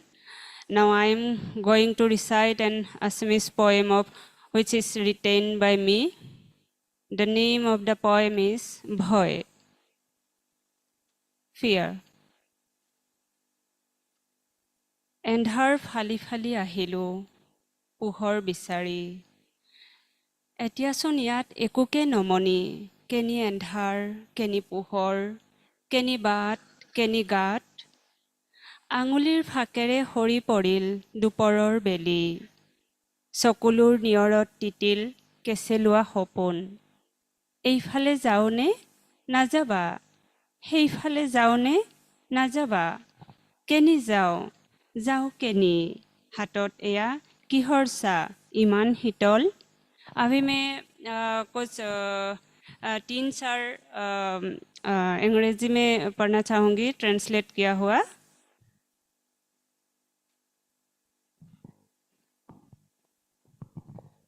Hunger. Can poems be written in hunger? On the stomach tied watered gamosa? What does a king do when hunger comes? Subjects paste musa belbisiana in water-soaked rice. Hunger doesn't tickle people, it only hits, grinds, as if Tezimola's mother. Hunger doesn't teach to see the sun, rather it leads astray.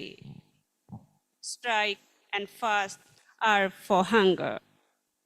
Preparation for war is for hunger.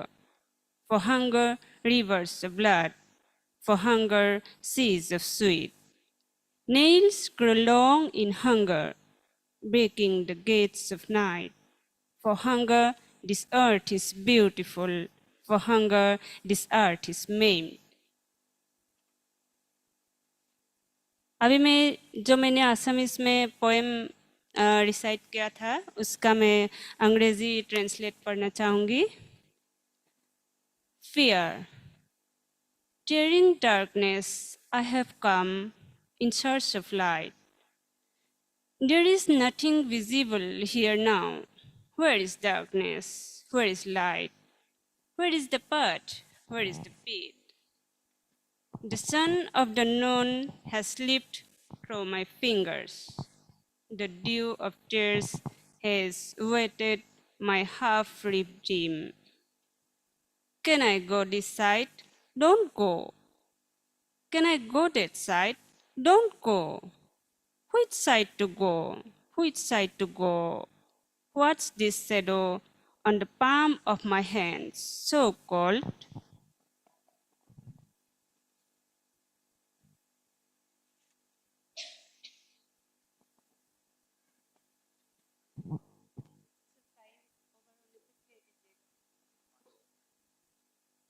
Journey. Just after the sun comes up, I'm warming my hands. as my father did. Life is like a small fish burnt on an iron spike, restless, chasing some shades at a distance. I have poured my blood. One day, a firefly was to come this way, trampling my gateway full of moss. I have seen in one dream of early dawn, a knight is running, tearing the chain.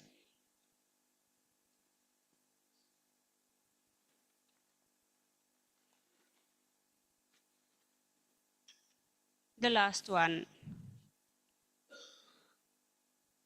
Elegy of the Night.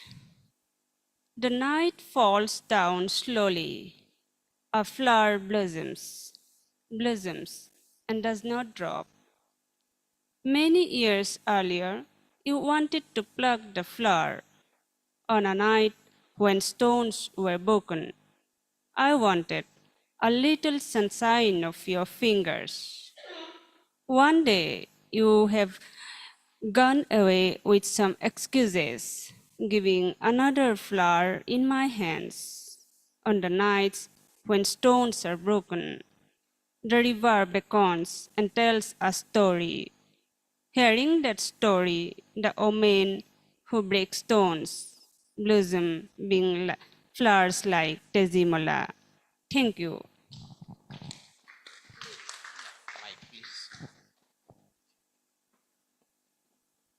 Monika जी को हमने सुना आसाम से, भूपेन हजारिका की ज़मीन से, जहाँ वो गंगा बहती हो क्यों वाली बात, और उन्हें भय जो फियर पोएम सुनाई, और बाकी भी या इन हिंदी और English, yes it's equally original plus in Hindi और English, that's right.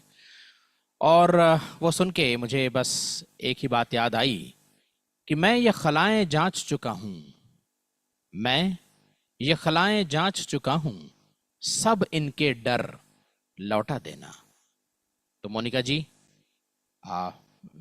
thank you very much for your tender poetry. And now we move from the land of Brahmaputra to the land of Ganges or Padma, that is Bengal.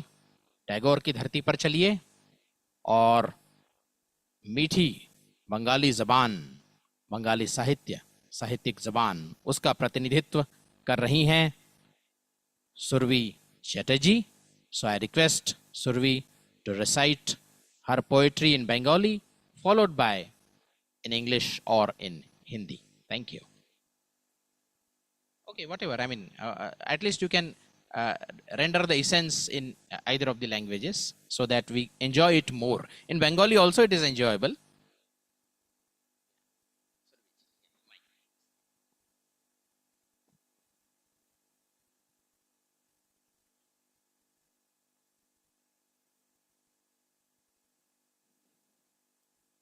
नमस्ते नमस्ते, मैं सुरभि चटर्जी हूँ waste Bengal से.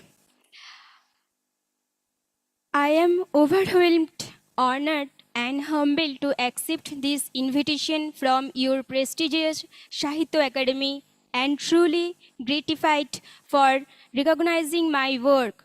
I am earnestly grateful being able to come here despite my physical challenges.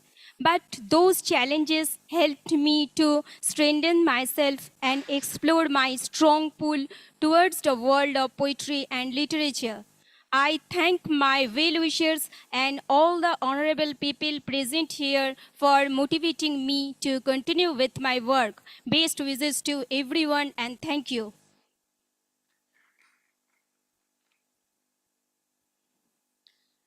मैं अपना कविता पढ़ रही हूँ और उसको ट्रांसलेट किया है ब्रतती चक्रवर्ती ने इंग्लिश में.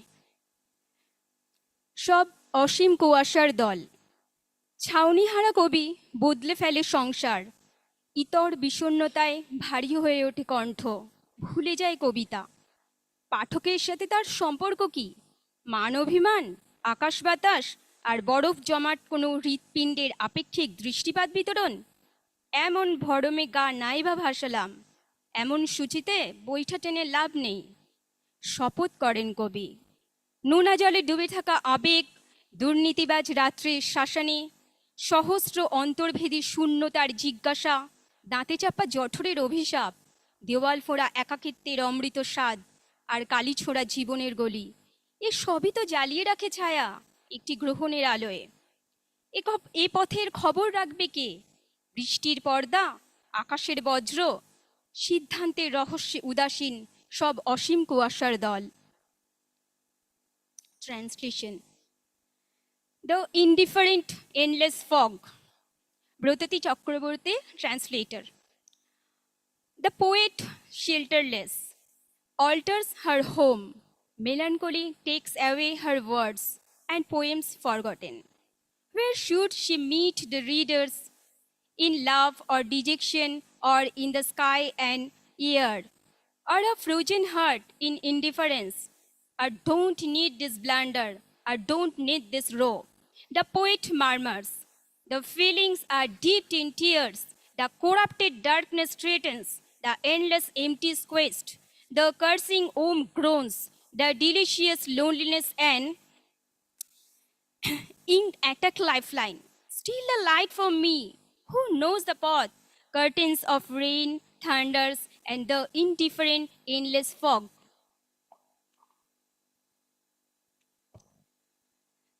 Second poem. সর্বজ্ঞ নাম নিয়ে। দাবার চাল তুমি শিখেছ, সুযোগ আর চতুরতার বারুদ শলাকা জেলে। আপনি, তুই, তুমি প্রসঙ্গ তুলে নিশ্চিত হয়েছ জীবনের কারবারে। কিন্তু মাত তো তোমার হাতে ছিল না বলো। হলুদ পাতার সমুদ্র, সেও তো জেনেছিল কবে কোন কালের জন্মতত্ত্ব।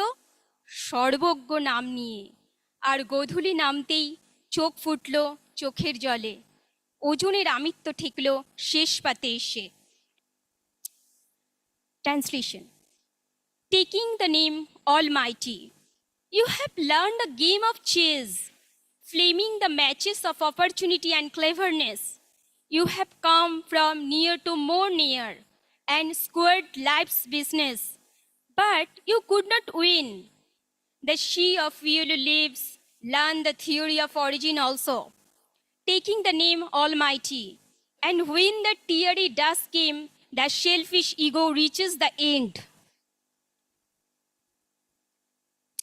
Third poem, Bengali में। অবকাশকালীন স্মৃতির নিচে ঝুলে থাকা মেঘ টকটকে লাল আর কালো আভায় প্রতিষ্ঠিত করছে বৃষ্টিলিপি অবকাশকালীন স্মৃতির নিচে। ছিন্ন ভিন্ন হৃদয়ের মতো মিষ্টত্বে ভরা এক আবেশ। ছাড়ো, আর আমায় বলতে বলো না কিছু। 4টে স্টেশন ঘুরে আমি ক্লান্ত, আর সমুদ্র সামলে রেখে বেশ বিস্ময়কর পুতুল খেলায় মেতেছে আমাদের পৃথিবী। Translation: Under the rested memory, the hanging clouds, crimson and black, writes the poems of the rain. Under the rested memory, a feeling as sweet as the wounded heart. Don't ask me to speak any more, please. I am tired wandering about and managing the seas somehow. Our world is now obsessed and in the wonder of puppet place. Thank you, namaste. সকলকে জানাই শ্রদ্ধা প্রণাম ও ভালোবাসা। সকলকে सभी को नमस्ते, श्रद्धा एवं प्यार सभी को नमस्ते। Thank you all. हाँ,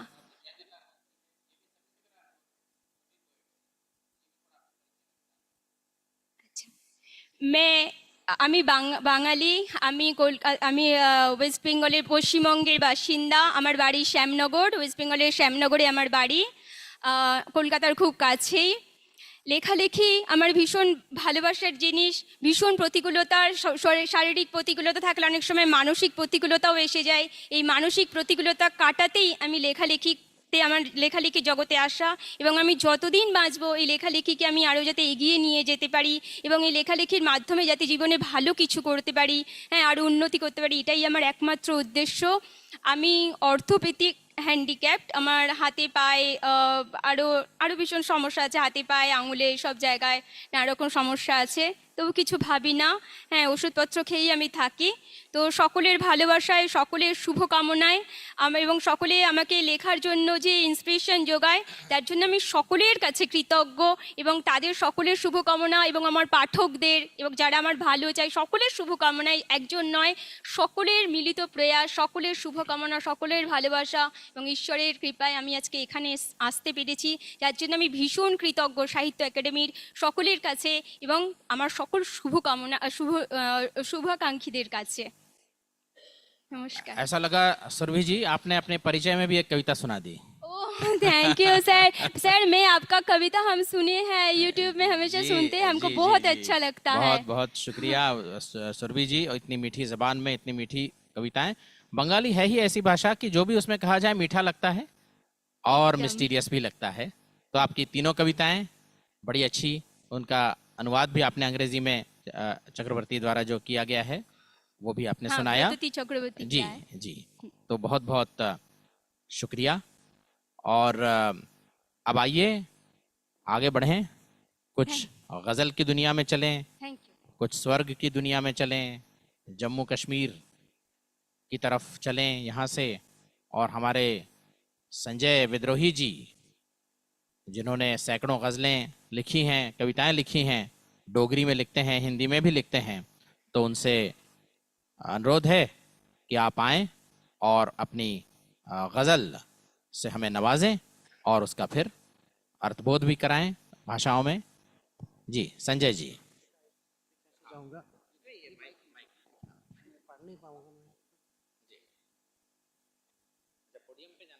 हाँ जी,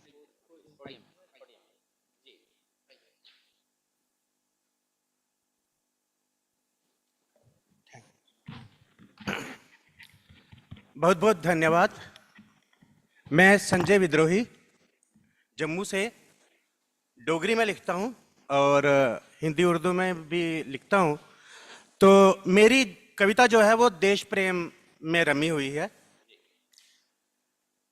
तो क्योंकि डोगरी जो है हिंदी के नज़दीक है, तो मैं आशा करता हूँ कि आप इसको समझ जाएंगे। जदों कुतै भी दुनिया का इतिहास लिखोंदा है, मेरे भारत दा बरका किश खास लिखोंदा है। जदों कुतै भी दुनिया का इतिहास लिखोंदा है, मेरे भारत दा बरका किश खास लिखोंदा है। देवताएं ऋषियें मुनियें दा बास लिखोंदा है, मेरे भारत दा बरका किश खास लिखोंदा है। पिता बचन की बंदी अस मत्थे लाने आ, भाई भाई दा रिश्ता अस खूब निभाने आ। साढ़े रिश्ते आली डोरी निग्गर हुंदी है, जीवन साथी ने जन्मे दा साथ निभाने आ।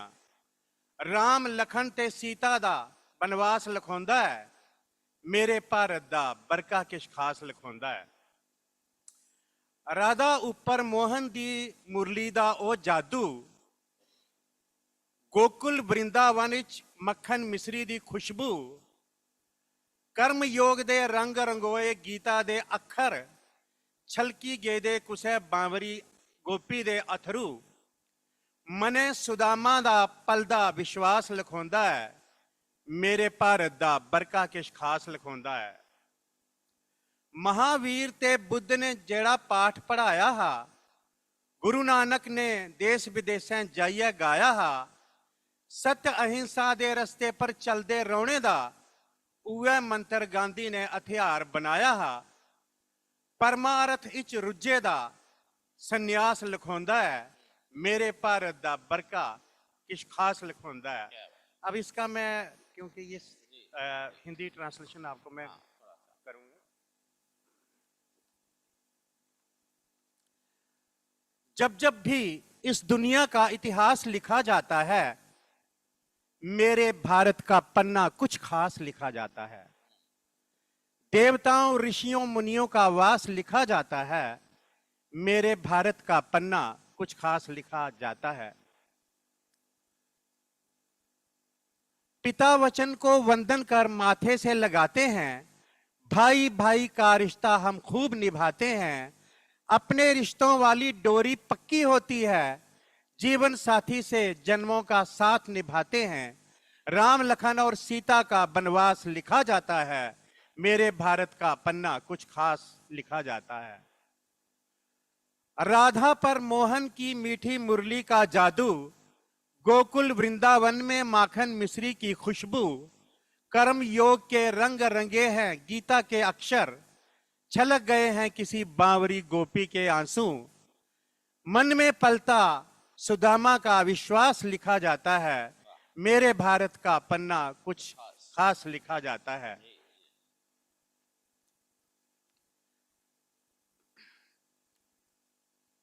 पूजनीय नारी नदियों की पूजा होती है।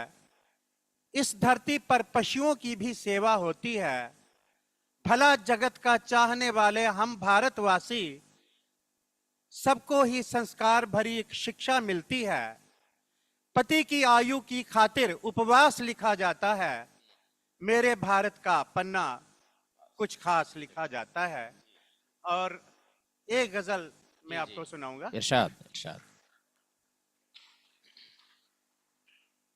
कि प्यार तुमसे किया नहीं होता, दिल पे ये हादसा नहीं होता। प्यार तुमसे किया नहीं होता, दिल पे ये हादसा नहीं होता। और आसुधानी जी शेर देखिए जी जी। कि ये फकत सोचने की बातें हैं, ये फकत सोचने की बातें हैं, हाँ जी। कुछ भी अच्छा बुरा नहीं होता। क्या बात है, क्या बात है। और ये क्या देखिए बात कि है। प्यास काबू में रख मेरे हमदम, प्यास काबू में प्यास रख काबू में रख मेरे हमदम, जी। जाम हरदम भरा नहीं होता। वाह, अच्छे अच्छे। और ये शेर देखिए कि इतना डरता हूं मैं बिछड़ने से, इतना डरता हूँ मैं बिछड़ने इतना से, डरता हूं मैं मैं बिछड़ने से, काश तुमसे मिला नहीं होता। वाह, क्या बात है, क्या बात है।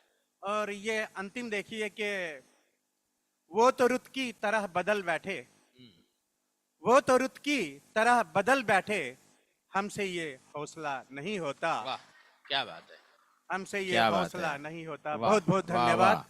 और संजय साहित्य जी, अकादमी का भी बहुत बहुत धन्यवाद कि हम जैसे जी। कवियों को, लेखकों को आपने चांस दिया। बहुत बहुत धन्यवाद। नहीं नहीं संजय जी, वाकई इतना डरता हूँ मैं बिछड़ने से, काश तुमसे मिला नहीं होता। क्या बात है। लेकिन साहब, बिछड़ना मुकद्दर है सब आशिकों का, उजड़ना तो किस्मत है सब महफिलों की। तो खैर, ये हमारी महफिल अभी उजड़ नहीं रही, बहुत बाकी है। ये तो आगाज था। और संजय जी ने, और ये बड़ी खूबी है, मैंने जो देखा कि ट्रांसलेशन में भी उतनी ही रवानी है जितनी ओरिजिनल गीत में रवानी थी। और बिल्कुल बहुत, लेकिन आपका विद्रोह कहीं हमें दिखाई नहीं दिया। शायद गजल में छुपा था कहीं कहीं, पर देशभक्ति में तो खैर बिल्कुल। तो बड़ी अच्छी बात है। कवि तो होता ही बहुआयामी है, तो बहुआयामिता ही तो कवि की खासियत है। तो बड़ा अच्छा लगा।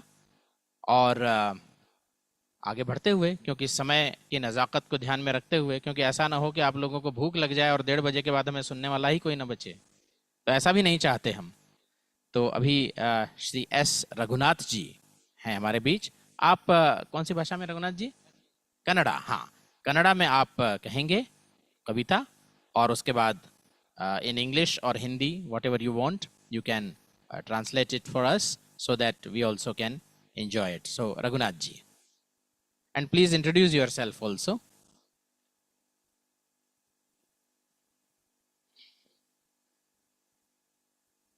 My name is S. Raghunath. कलम का नाम है सा Raghunatha. I am writing in Kannada, Telugu also. I was published to 74 books in both languages. And I am running a school for beggar's child with my writings remuneration and my pension.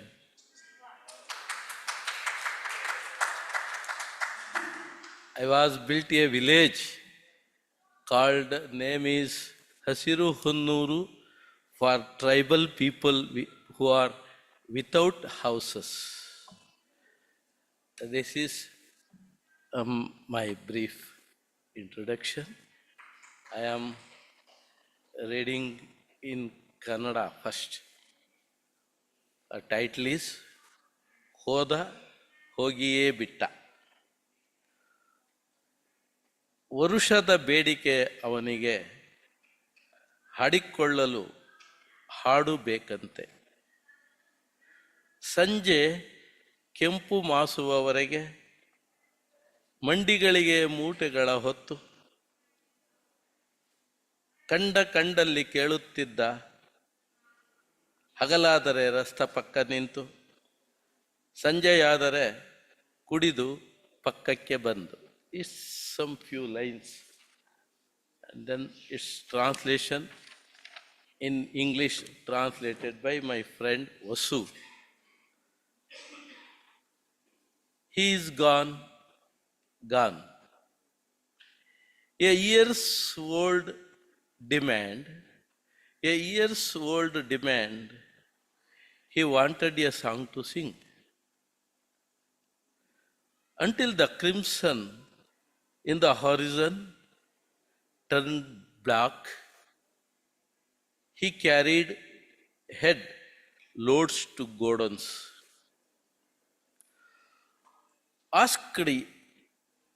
Asked anyone on the way, standing by the way at day, and drunk by the side in the evening. Dirty cloth, unwashed face, dwarf statue, red saliva of betel nuts, mouthful. Though there is a desire to write about him, mind fails to emote, like milking from a barren cow. I call the stars and moonlight. I call the stars and moonlight to open the inner doors and windows. Upon the screen of moonlight, within falls a still of his reflections. When the still reflection became the reflection of sound, a song is born. The problem lies in accompaniments. The other day, he asked in despair, what is the price of song? Today is a holiday for Gordon. Assure of what you ask, but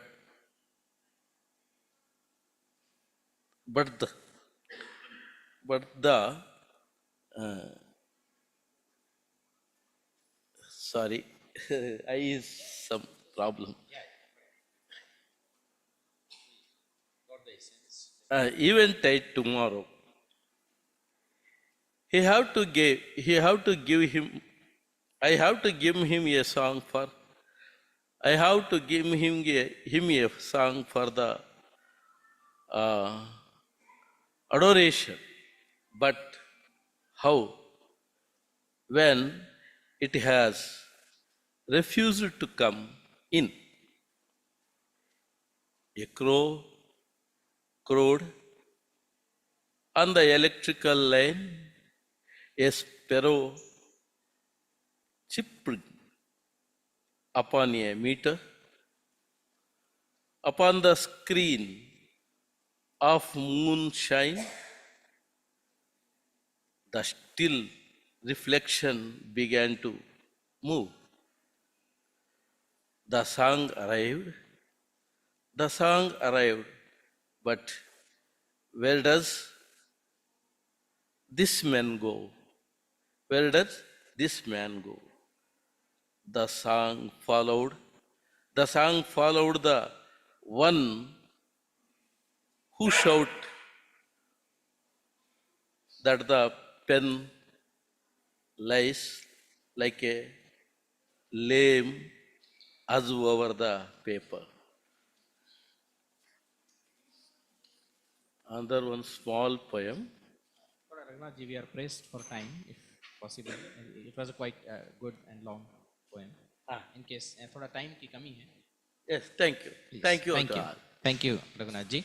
Sorry for this, but it was a slightly longish poem. So that, but we did enjoy it, and thank you very much for your poetry in Kannada, as well as followed by translation in English, which was done by your friend. So thank you, Raghunath ji. And then hereafter we have Mr. Sheikh. Yes, Sheikh ji. In which language do you recite? Kashmiri. My English translation. Right. So I now invite Shri Sheikh to introduce himself and recite his poem in Kashmiri, followed by English.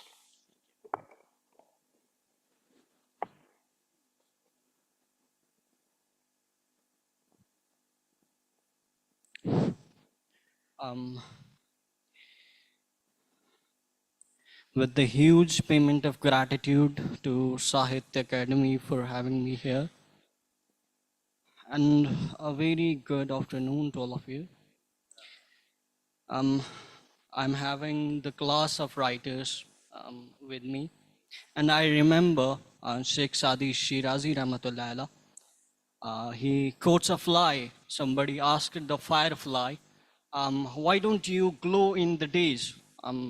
And the reply of firefly was, I do glow in the days, but I don't have the warmth. I don't have the strength to glow in front of the sun. So I have with me the class of writers. It seems like I don't have words. Still, I'm going with my. I'm going to recite my Kashmiri ghazal followed by my English translation. Irshad. Hope you enjoyed it. Chashme badaman vachit nargis shaheran sundari. Zal zulfi ki lege michit kam sulema sundari. A little louder, Sheikh ji. A little louder, please. Yeah. Ab sharan his mudur gangarai mudurlai gangarava ushara. Mut gumuchoni dilarama chaprara sundari. Abrgeras man se vulthan zante subhuk aftab. Yam bamaspet girid gesho parisha sundari. Roughly translated, it says,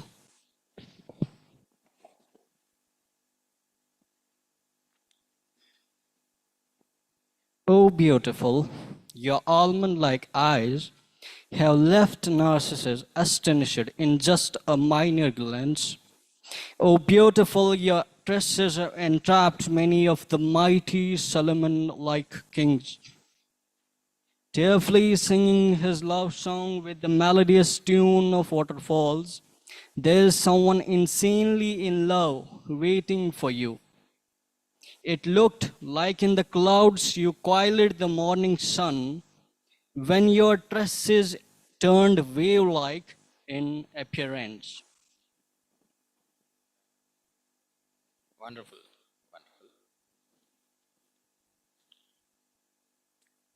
O Layla, unto whom, casting the spell of love, you intend to turn him insane wanderer, as with such an adornment, for whether you aim to stroll for distortion. Just a stroke of it may melt the separation, but the sun of union never passes by my window.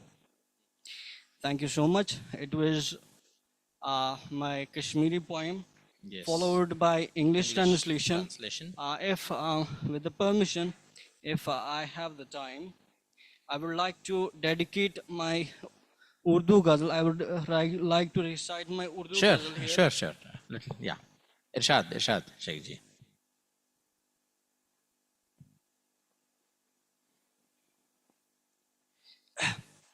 This is Delhi. We are in Delhi. तो ये दिल्ली जो है गालिब से मंसूब है जी। तो गालिब दिल्ली मेरे पसंदीदा शायरों में शुमार होते रहे हैं। तो उनकी ज़मीन में ये गज़ल है जी। नक्श फरियादी है किसकी शौक़ियत तहरीर का। नक्श फरियाद ये उनकी गज़ल है, तो उस ज़मीन में ये गज़ल है। हाँ, थोड़ी आवाज़ शेख जी बुलंद थोड़ी। क्या सबब अब के हुआ जाने तेरी ताखीर का, देखते दर दम निकलता है दिले, देखते दर दम निकलता है किसी दिलगीर का। मैं हुआ हूँ आशनाए गम तेरा एहसान है, मैं हुआ हूँ आशनाए गम तेरा एहसान है। एक यही गम हो गया सामा मेरी तशहीर का। क्या बात है। बेकली में पर्दाए तस्वीर दामन कर तो लूं, बेकली में पर्दाए तस्वीर दामन कर तो लूं, फिर कहाँ पैदा करूं जानू तेरी तस्वीर का। क्या बात। फिर कहाँ ये हमें अबरू कमा जैसे किसी सयाद की, ये हमें अबरू कमा जैसे किसी सयाद की, नौ के मिजगा से गुमा होता है नौ के तीर का। नौ के मिजगा से गुमा होता है नौ के तीर का। बात कर अब खोल भी जाना दुलाले शक्करी, बात कर अब खोल भी जाना दुलाले शक्करी, मुंतजिर गोशे समात है तेरी तकरीर का। नरगिसी ऐनैन या तमसील है बहरैन की, नरगिसी ऐनैन या तमसील है बहरैन की, काकुले पेचा के हल्का सामरी जंजीर का। और मक्ता बतौर ख़ास कि दर ज़मीन गालिब दिल्ली जो लिखता है गज़ल, दर ज़मीन गालिब दिल्ली जो लिखता है गज़ल, शेख ज़ादा है कोई गज़ाल है कश्मीर का। वाह, क्या बात है। शेख ज़ादा है कश्मीर का, शेख ज़ादा है कोई गज़ाल है कश्मीर का। Thank you so much for your attention. वाह वाह, बहुत खूब शेख जी, बहुत खूब। आपने गालिब को ताज़ा कर दिया। गालिब की ज़मीन पर कश्मीर से आके उर्दू में गज़ल बहुत बुलंद पाया। और इसी के साथ मैं शुक्रिया अदा करूँगा मोनिका जी का, सुरभि जी का, शेख जी का, रघुनाथ जी का और संजय जी का। इन्होंने जो बुनियाद रखी है, जो शुरुआत की है पारी की, और इसके बाद हमारे बाकी जो 5 अच्छे शुरा हैं उनको यहाँ लाया जाएगा। तो आप सभी हजरात का बहुत बहुत शुक्रिया कि आपने अपनी शायरी से, अपनी कविताओं से हमें नवाजा। You made us enjoy your poetry in your language as well as in English or Hindi, and I thank you profusely and hope that your poetic journey would continue unabated. And now you may please take your seats in the audience. Thank so that you. we can have next 5-6 poets to Thank take you. this thing forward. Thank you Rajesh ji, आपने बहुत ही सुंदर तरीके से इन सभी मोतियों को एक सूत्र में पिरोया। और हमारे देश की जो विविधता है वो उसकी भाषाओं में भी परिलक्षित होती है, और अपनी अपनी मातृभाषाओं में जब अपने मन की बात कही जाती है तो सीधा दिल को छूती है। यही किया हमारे यहाँ उपस्थित सभी कवियों ने। मैं इनसे निवेदन करती हूँ कि कृपया दर्शक दीर्घा में अपना स्थान ग्रहण करें ताकि हम अगले 6 कवियों को भी यहाँ मंच पर आमंत्रित कर सकें।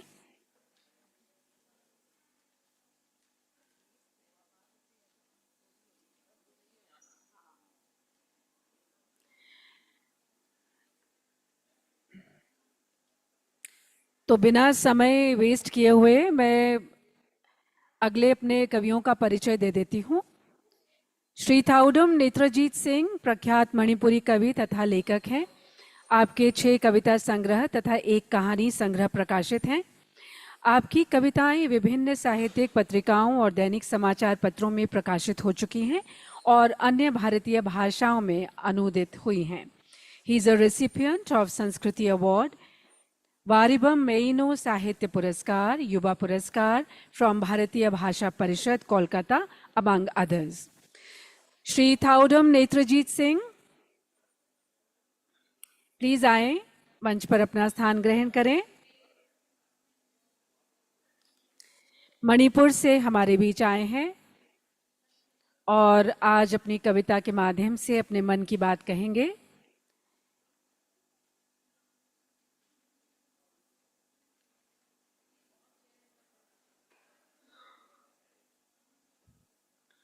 सत्यनारायण मिश्रा जी भी हमारे बीच उपस्थित हैं। उनसे निवेदन कि मंच पर आएं।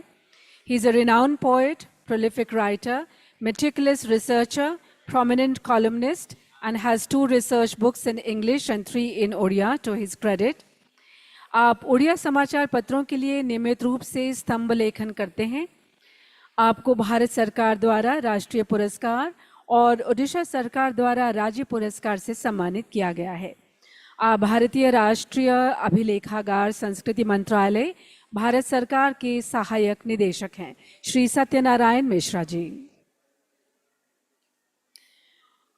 ओडिया भाषा में आप लिखते हैं।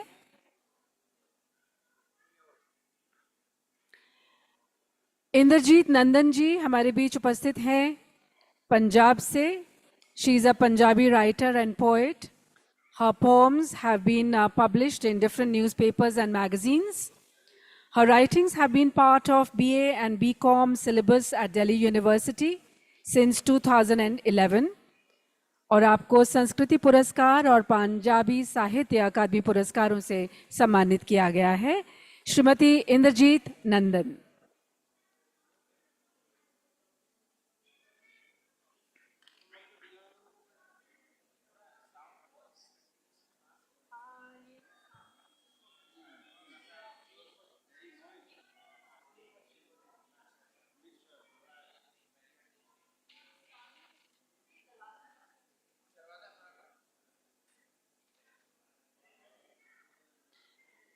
Can I request you to kindly close the door?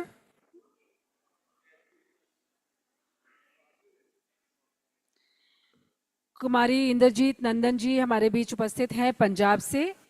और श्री संजय कुमार अमेटा जी राजस्थान से हमारे बीच पधारे हैं। He hails from Banswara, Rajasthan, has recited poems in Sub TV and ETV Rajasthan. आपको वागड़ रत्न, वागड़ विभूति, श्रेष्ठ साहित्य सम्मान के अलावा श्रेष्ठ संगीत सम्मानों से भी अलंकृत किया जा चुका है। संजय कुमार अमेटा जी।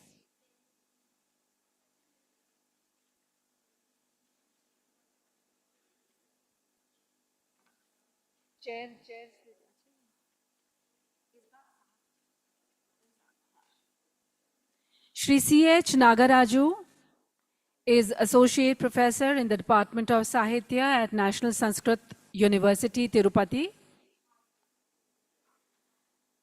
C.H. Nagaraju ji, he has published simplified explanations in Sanskrit Hindi of Shishupal Vadh Mahakavya and Auchitya Veer Charcha, besides an intermediate level textbook in 2 parts. आप संस्कृत और तेलुगु में कविता लिखते हैं। 25 से अधिक शोध पत्र प्रस्तुत कर चुके हैं। आपको साहित्य शलाका में स्वर्ण पदक के अलावा संस्कृत संस्कृति संरक्षण की उपाधि एवं दिल्ली संस्कृत अकादमी के अखिल भारतीय युवा कवि प्रतियोगिता में प्रथम स्थान प्राप्त हुआ। Shri C.H. Nagaraju.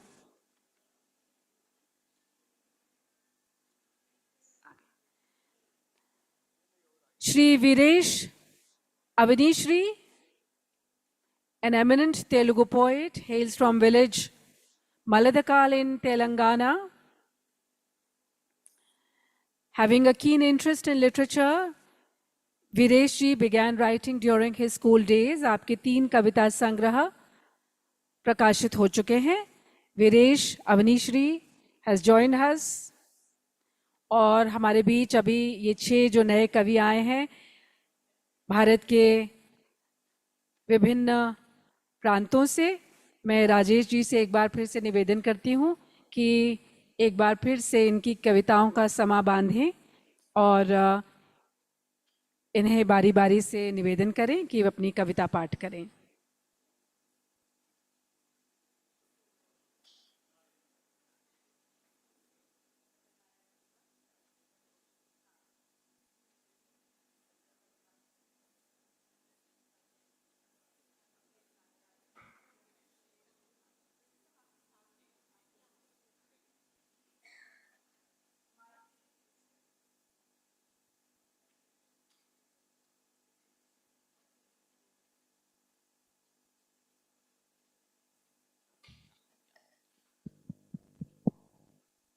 Thank you. Thank you very much. And in this second half of this session, जैसे कहते हैं कि गुफ्तगू बंद ना हो, बात से बात चले, सुबह तक शाम मुलाकात चले।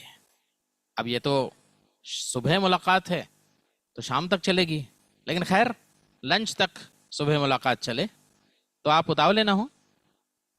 अब हम जो कविताएं सुनेंगे आगे क्रम बढ़ाएंगे और मजा आएगा।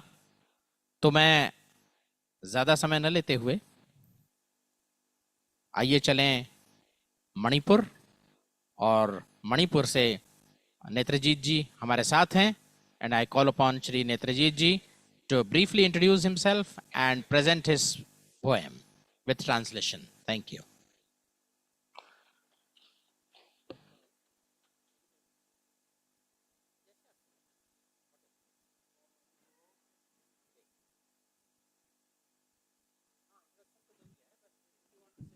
From Manipur.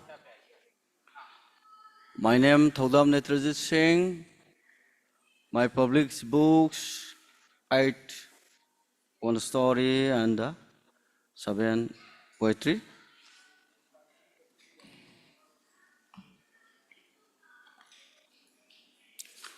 Okay. Good afternoon, everybody, and thanks Sahitya Academy and chairperson. First of all, I read a poem in my mother tongue, and next poems are English translation. Mother tongue. Lambi. Lambi. Tek khoiraba.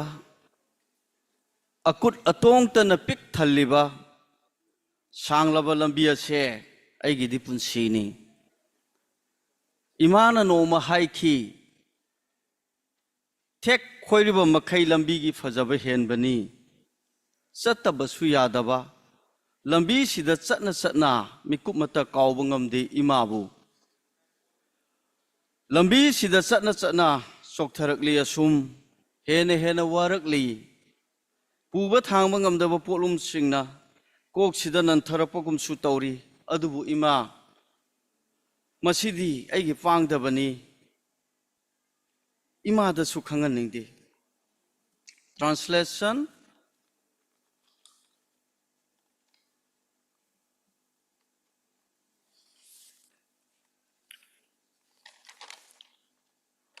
Way.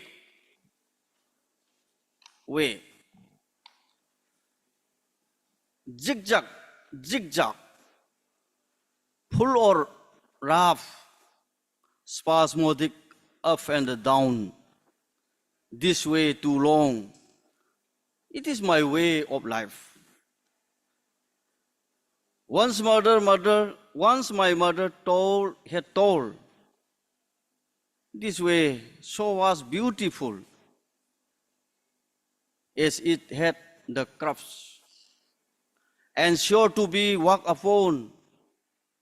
While going on the way, I could not forget my mother. While going on and on, I feel exhausted. I feel worried. Burdensome loads seems loading in my head. But mother, this is wrong. It is my weakness. I must not let my mother know it. I will say, the beautiful of the way increases is the crops are more and more. Once again, my mother told, on this long way, how far I have trodden carrying you on my back and arm. Today, you are grown up. I will say, while going on this way, never I heard your moan, never I felt your teardrops falling on my body. On this zigzag way, in a cosmic serpentine journey, you have carried me merrily, merrily. Today, so much exhausted,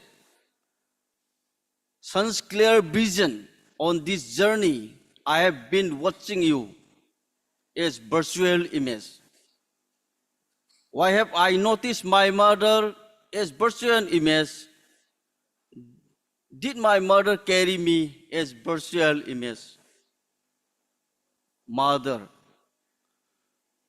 still I will be saying contentedly, the beauty of this way get increased as the crops are more and the more,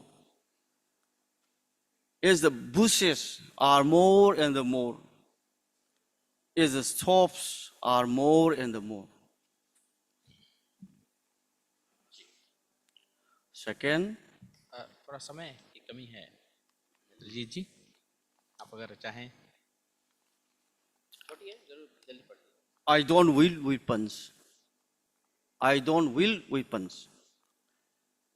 Mother, when I come out of your womb, no sword was gifted, nor gun, nor bomb. You endow me only a life. Now, should I protest in regret, condemning you, pulling you out of the grave? Society. Should we block the way in daytime with big fire and wage war in the night with eyes glaring? Society, lest we decay even in life. Mother, why did you feed me in childhood with your ambrosia? Why did not nourish me with blood, blood of the living? In these age, blood sucks blood, flesh bites flesh. Apparition, all transformed into specters. I long for hundreds of blessings, bloodshot eyes, the heart of the monster. I desire the power to bludgeon, put down many lips. Oh, war affair, war full glory. Now, I am bereft of weapons. I am not a phantom. So 1 second only. Okay. Last poem. Only 2 lines. Okay, yeah, Last poem. 4D. 4D. 4D. I wish to live. 4D. Wish I to sacrifice this humble soul, numberless. But me, here I die, here long. Here I died, here long. Thank you. बिल्कुल नेत्रजीत जी, मणिपुरी में आपने कविताएं पढ़ी, माँ की बात की। मैं रोया परदेश में भीगा माँ का प्यार, मैं रोया परदेश में भीगा माँ का प्यार, दुख ने दुख से बात की बिन चिट्ठी बिन तार। फिर आपने मणिपुर की भी बात की, हिंसा की भी बात हुई। तो ये इमेजिनेटिव ट्रांसफॉर्मेशन जो है पोएट्री का, यही बड़ी चीज़ है। तो thank you for this, and my request to the not for their introduction as such, but at least we should know their disability, that which disability they are living with. So this is something which has been wanting. I mean, they're not mentioning. I don't know why they are not mentioning. Are we afraid to mention our disability, or we take it for granted that everybody knows it? But basically, I subscribe to the view that we don't defeat our disability, we live with it. And that is really courageous. That is really courageous. Nobody defeats the disability.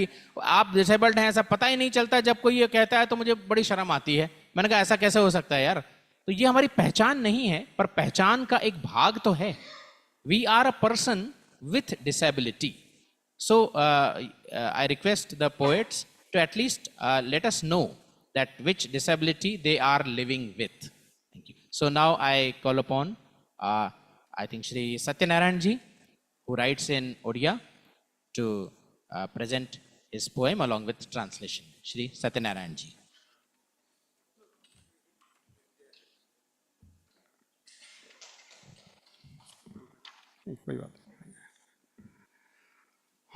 Thank you so much, sir. Good afternoon to all. Esteemed chair and the audience here, the literature lovers and the participants.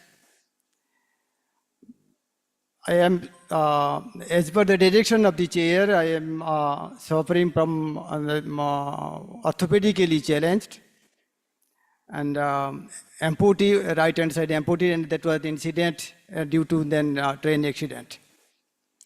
35 years I have been doing that. So then no need to explain myself, as it has been already explained. And now I will never take more time, and I will finish it in due time, definitely. So thank you, sir. I am grateful to the Sahitya Academy and the persons who have given the opportunity to hear, to be a participant. I am really grateful to the honor. My caption of the poet is Nirav, that means in Odia. I am belonging to Bhubaneswar, Odisha. Nirav, that means silence. And what is the need of the silence? Bagichar keun eko nibruta konore futitila penthae rajanigandha ratrir avasan pare chaudigara chahatila sakalar sei puruna ninda hasa hasa seto sotech mohatar kimpa aji chaudige ete hotadar mohakuchi chaudiga swachh se sundar nakariba kimpa ambe antaruru adar sakalar madhura satej raktima kirana ता संगे पुणी बासर अनाहत चारण किंतु कहीं पाई समस्ते नीरव मलिन होइथिला किछि बा पूर्वे अघटन शरत सकाळर श्वेत ज्योति कणिका विच्छुरित होइथाए धरा पृष्ठरे गुटी गुटिका सूर्यंक मधुर शीतल किरण रे दिसुथाए सतेबा ये सही ईश्वरंक हीरक मुद्रिका किंतु हाय रे विधाता न सही पारिलु रजनीगंधार सुमधुर सुबासटा सभिंक मुहरे निमिषके फुटफाट हेला रजनीगंधार सही बासी मड़ाटा सही न पारिला स्वार्थर जंत्रणा सही न पारिला समाजर गंजना नीरव सौंदर्य राखी रही जाए किए बा करे गभीर नीरव मंत्रणा. And it is the English translation is: in a hidden corner of the garden a bunch of Rajanigandha was blooming. After the end of the night, the old curse of the morning dawn. Smile, smile, white fresh face, why is she so sad today? The sweet fresh blood rays of the morning are with him, the unharmed pasture of the house, but why did everything go silent? The white light particles of the autumn morning are scattered drop by drop on the surface. It appears in the sun's sweet cool rays as if it were the diamond seal of the god. But we could not bear the trouble of Rajanigandha's sweet fragrance due to the demise, where the presence of Rajanigandha burst into the tears on everybody's face. Could not bear the pain of selfishness of society, could not bear the burden of the conspiracy of the society. The eyes remain in the silent beauty of Rajanigandha, as who makes deep silent counsels forever. And another poet is, the poem is this, that is Shraddha. शून्यରୁ ସମ୍ପୂର୍ଣ୍ଣ ସିଏ ସ୍ୱୟଂ ଚଳିତ ସୂକ୍ଷ୍ମ ସିଏ ଜୀବନ ଅଳଙ୍କାରରେ ମଧୁର ବିଶେଷଣ ସିଏ ବୁଝି ଅବୁଝା ହୁଏ ମଣିଷ କେତେ ଜାଣି ଅଜଣା ହୁଏ ଲୁଚକାଳି ଖେଳରେ ତ ଜୀବନର ସବୁ ସମୟ ସରିଯାଏ ଅଙ୍କ କଷା ଆୟ ବ୍ୟୟରେ ଜୀବନକୁ ନିୟୋଜିତ କରିଥାଏ ବୁଝୁ ବୁଝୁ ଭାବୁ ଭାବୁ ହୃଦୟର ସ୍ଥୂଳ ସମ୍ପତ୍ତି ହଜିଯାଏ ଜୀବନର ଝରଣାରେ କେତେ କଣ କ୍ଷତ ହୋଇଥାଏ ମଣିଷ କେବଳ ଚାହେଁ ଆଉ ଟିକେ ମିଳିଯାଏ ଅବଶ୍ୟ ମିଳିବାଟା ଏକ ଅପରାଧ ହୋଇନଥାଏ ମାତ୍ର ସେଥିରେ ଥିବା ଆବଶ୍ୟକ ସୁମଧୁର ମଳୟର ଚିରନ୍ତନ ଉପହାରଟିଏ ଜୀବନରେ ପାର୍ଥିବ ବସ୍ତୁର ଉପହାର ସଗର୍ବେ ମଣିଷ ଉପଭୋଗ କରିଥାଏ ମାତ୍ର ଉପହାର ଦେବା ପାଇଁ ମଧ୍ୟ ଏକ ନୀତିର ଆଧାର ଥାଏ ମଣିଷ ବାସ୍ତବ ଜୀବନରେ କେତେ କ'ଣ ହସୁଥାଏ ଆଉ କାନ୍ଦୁଥାଏ କିନ୍ତୁ ସିଏ ନିଜେ ବି ଜାଣିନି କାହିଁକି ସେ ଏହା କରୁଥାଏ ନିର୍ଦ୍ଦେଶରେ ନିର୍ଦ୍ଦେଶିତ ବିବେକର ଗୁରୁ ଗମ୍ଭୀର ଧ୍ୱନି ଥାଏ ସେ ନିଜକୁ ମଣିଷ କେତେବେଳେ ନିଜେ ମଧ୍ୟ ସ୍ୱାର୍ଥର ଭୁଲିଯାଏ ଜୀବନର ଯେଉଁଠି କମାରୁ ପୂର୍ଣ୍ଣଚ୍ଛେଦ ହୁଏ ମଣିଷ ଶ୍ରଦ୍ଧାର ପାହାଚ ଗଢ଼ିବାକୁ ଉଦ୍ୟତ ହୋଇପାରିନଥାଏ ଅନ୍ତର୍ଧ୍ୱନିରେ ଶ୍ରଦ୍ଧା ଯେତେବେଳେ ସ୍ୱାର୍ଥ ସମ୍ପୂର୍ଣ୍ଣ ହୋଇନଥାଏ ବଚନ ସ୍ୱଭାବ ଅଭିନୟରେ କାର୍ପଣ୍ୟ କିମ୍ପା କରିଥାଏ ନିଜଠାରେ ଥିବା ବଚନର ମଧୁର ପରିଭାଷାରେ ପରୀକ୍ଷା ହେବା ଯାଏ ଅନିଶ୍ଚିତ ଜୀବନର ନିଶ୍ଚିତ ସତ୍ୟ ପରିସ୍ଫୁଟିତ ହୋଇଥାଏ ବସନ୍ତର ମଧୁର ମଳୟରେ ପ୍ରକୃତି ଯେବେ ଶ୍ରଦ୍ଧାରେ ଆଲିଙ୍ଗନ କରିଥାଏ ଜାତି ଧର୍ମ ବର୍ଣ୍ଣର ବୈଷମ୍ୟକୁ ଭୁଲି ମଣିଷ ଶ୍ରଦ୍ଧାର ସୁମଧୁର ସ୍ନେହକୁ ବିତରଣ କରିଥାଏ Translation, English translation is, from zero to complete he is self-present white wine and he is the sweetest adjective of this jewel of life. Understanding becomes incomprehensible and how much a person knows becomes unknown himself. All the time of life is spent in the game of hide and seek. Of course, it is not a crime of get things, but it is an eternal gift of the necessity of sweetness. In life, thus gift of worldly things is enjoyed by men, but there is a bias of principles for receiving and giving gifts. Shraddha is inner hungry. When self-restraint is not completed, speech acts like misery. In the dew of autumn, when the human body becomes bitter, the person is lost in the pursuit of devotion. It is only when the sweetest definition of speech is oneself tested that the certain truths of uncertain life are revealed. In the sweet meadow of spring, when nature embraces with devotion, the race forgets the difference of religion and human beings distribute the sweet love of devotion and sacrifice. And with this, I conclude all my things. Thank you. So thank you so much. Thank you, Satyanarayan ji, for such sweet poems along with translation. और अब आइए पंजाबी की ओर चलें हमारे बीच इंद्रजीत जी हैं और उनसे अनुरोध है कि वे पंजाबी की मिठास हमारे सामने पेश करें और पंजाबी तो खैर समझ में तो आ जाती है पर फिर भी सबके लिए उसका अगर अनुवाद भी हो तो ठीक रहेगा तो इंद्रजीत जी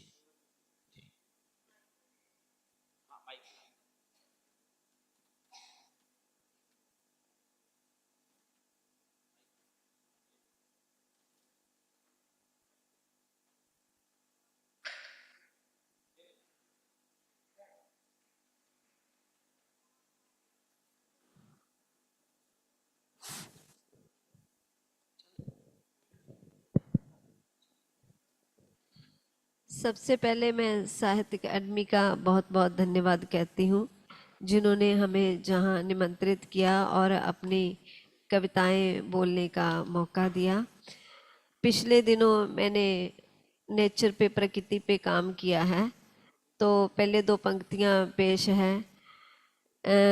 मैं कहती हूँ, खामोश हाँ विस्माद चहाँ, खामोश हाँ विस्माद चहाँ, कुदरत नाल मूक संवाद चहाँ।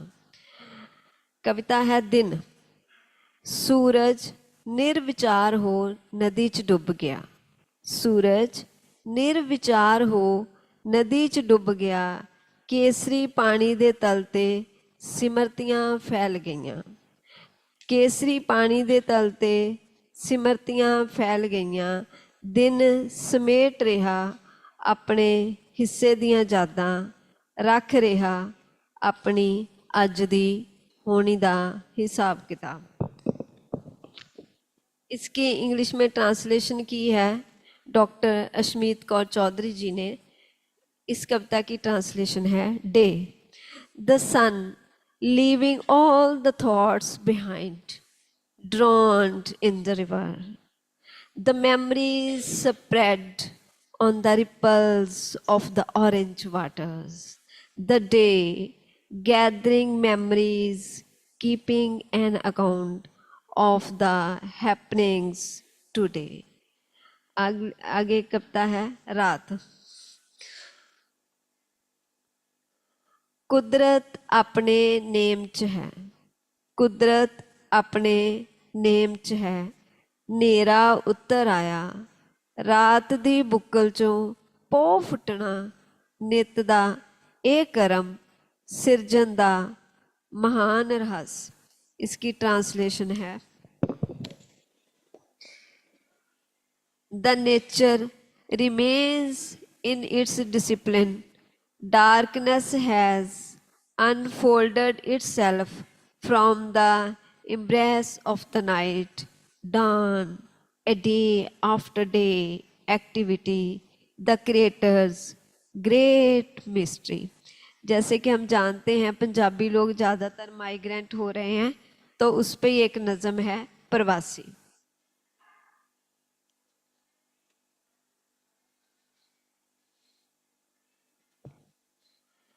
प्रवासी। निक्का जिहा पंछी, निक्का जिहा पंछी, बिजड़े तो भी छोटा, कई सागर झीलां हज़ारां मीलां, तय कर आया मेरे घर, निंबू उत्ते आ आलना पाया। मैं पुछया उसनूं की मिलिया तैनू, इंज प्रवासी हो के उस गहरा तकिया, आखण लगा तू ये पुछदी है पंजाबी हो के। इसकी अब इंग्लिश में ट्रांसलेशन है migrant, the migrant. The teeny tiny word, smaller than a weaver word, traveling thousands of miles, crossing several seas, has come to my home and made a nest on the lemon tree. I asked it, what did you gain by becoming a migrant? It gave me a serious look and said, being a Punjabi, do you still ask me this? अभी बस last में एक और Hindi poem बोलूंगी, फिर खत्म।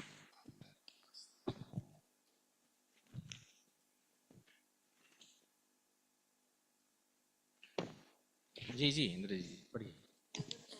हाँ थोड़ा सा समय की कमी है तो प्लीज, हाँ प्लीज। लास्ट जी नज़म है, आप लाइक करेंगे। नज़म है पैर। मैंने बताया नहीं, मैं ऑर्थोपेडिकली डिसेबल्ड हूँ। पैर। अक्सर लोग मांगते हैं दुआ कि शुक्र है पैर तो सलामत हैं कठिन रास्ते काटने को, पर मैंने कभी नहीं मांगी पैरों की खैर।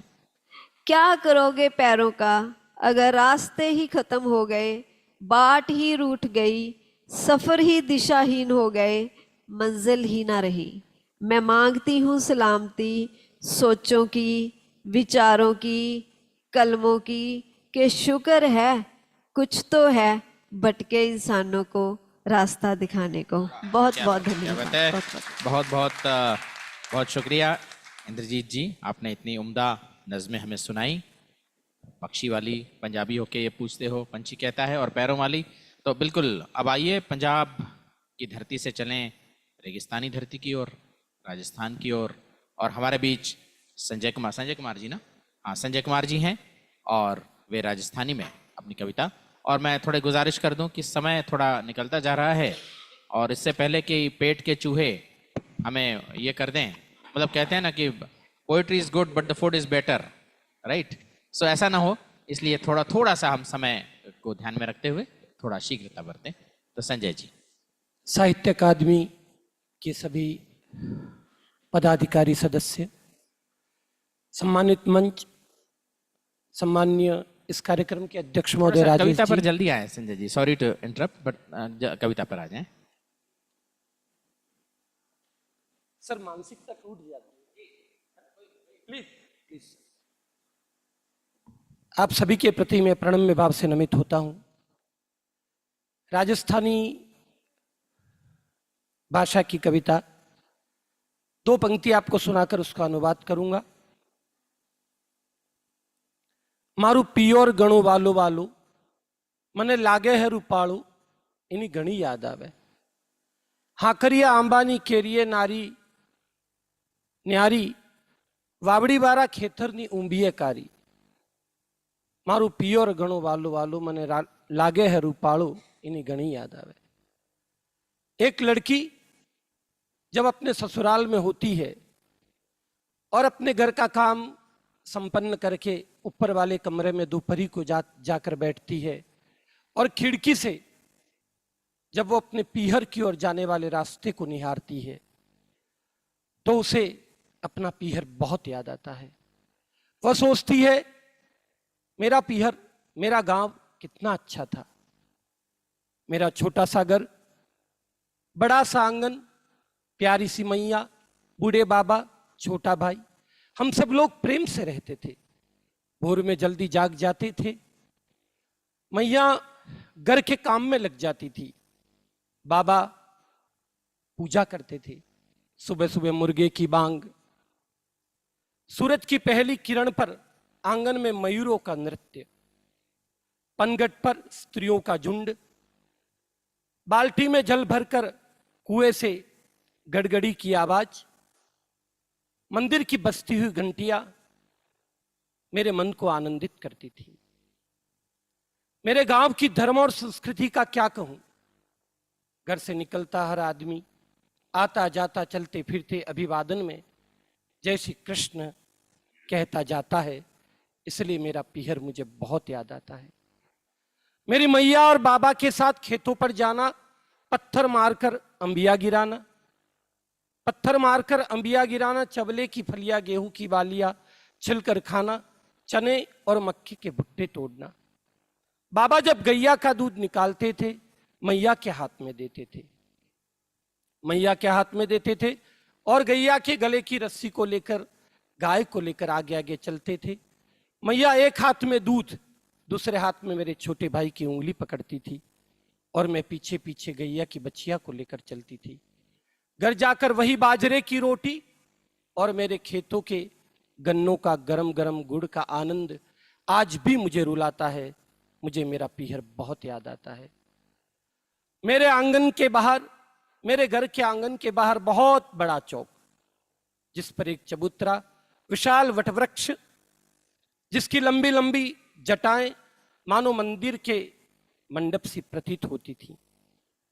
उन जटाओं को पकड़कर सखियों के साथ झूलना, सखियों के साथ झूलना, चुप्पा चुप्पी का वह नाटक, गुड्डी गुड्डियों के खेल, वह सितोलिया और वह मेले जमेले, छोटी सी मिट्टी की मटकी में जल भरकर अपनी मैया के साथ पनघट से घर की ओर जाना, नदी में नहाना, भगवान का व्रत रखना और सांझ के समय आसमान के तारों को देखकर अपना मौन तोड़ना, ये सारी बातें सोचकर मेरे आंखों में पानी भर जाता है।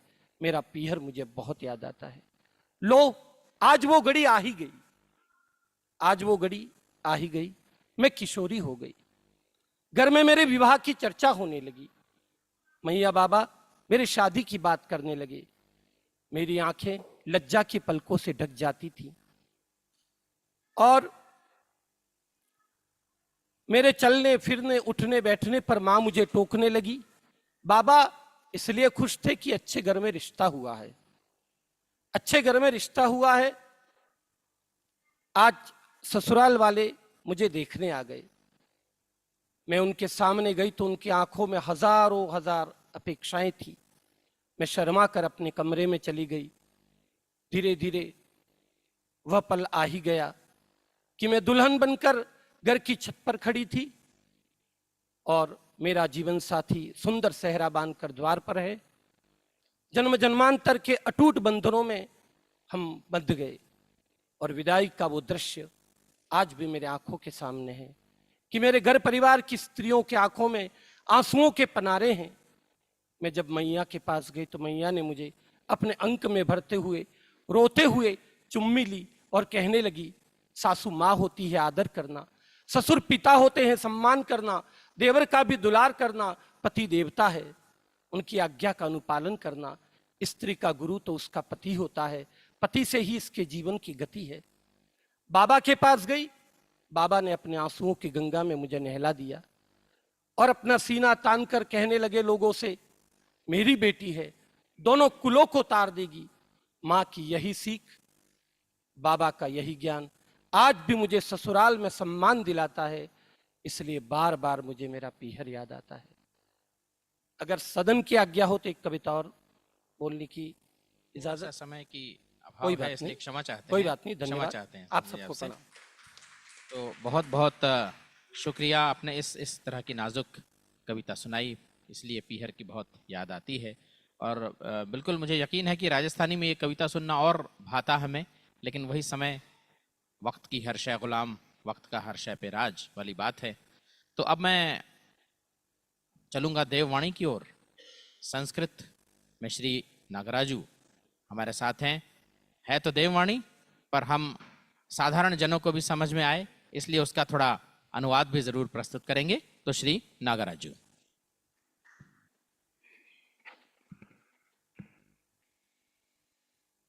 आप सभी को, साहित्य अकेडमी के अधिकारी और कर्मचारी गणों को इस मौका मुझे प्रदान करने के लिए बहुत बहुत मैं आभार प्रकट करता हूँ। आज मेरी देववाणी में जो कविता है, उस कविता का शीर्षक है बालबोधः इति। तत्र नाम वह शीर्षक है। अभी मैं कविता का प्रस्तुत करता हूँ। सन्ततावहितस्वान्तदेव विद्यामुपास्वभोः, सन्ततावहितस्वान्तदेव विद्यामुपास्वभो, सत्यदीक्षामुपालम्ब्य श्रद्दधानो गुरोर्गिरि, नित्याध्ययनतात्पर्यमतितामात्मसात् कुरु, कुरु कर्म विशुद्धं यद्विहितं विधिना परं, ब्रह्म विद्योपसेवान्तःकरणत्वमुपाश्रय,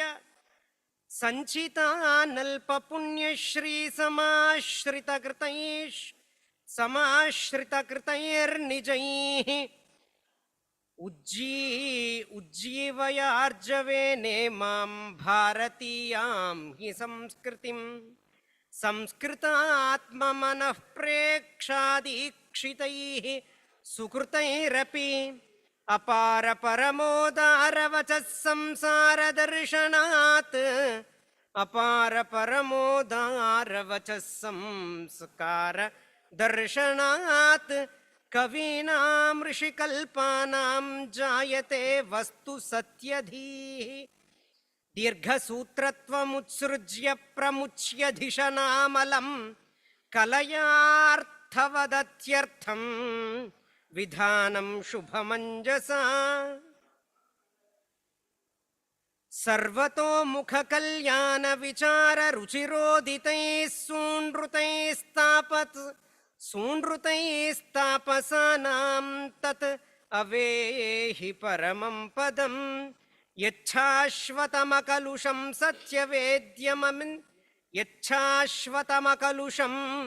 सत्यवेद्यमनिन्दितं, मनः प्रज्ञावचो गम्यं गम्यमात्मवता सता सत्यार्थस्थायिनीं नित्यनिरवध्यगुणोज्ज्वलां भव्यां प्रतिपदं कर्मविधौ धेहि परन्तप भारतीय महापुण्यशालिन् शीलविभूषण दर्शयाखिललोकेभ्यो धर्मायतन भारतम् अनित्यादात्मनिर्वृत्तिर्नित्ये नियतसंस्थितिरिदं मानुषजातस्य कर्म तत्परमं मतम् मनस्वी मानसम्पन्नो महासङ्कल्पवान् शुचिः धर्मैकनिरतिः साधुगुणसेवी गुणगुरुप्रियः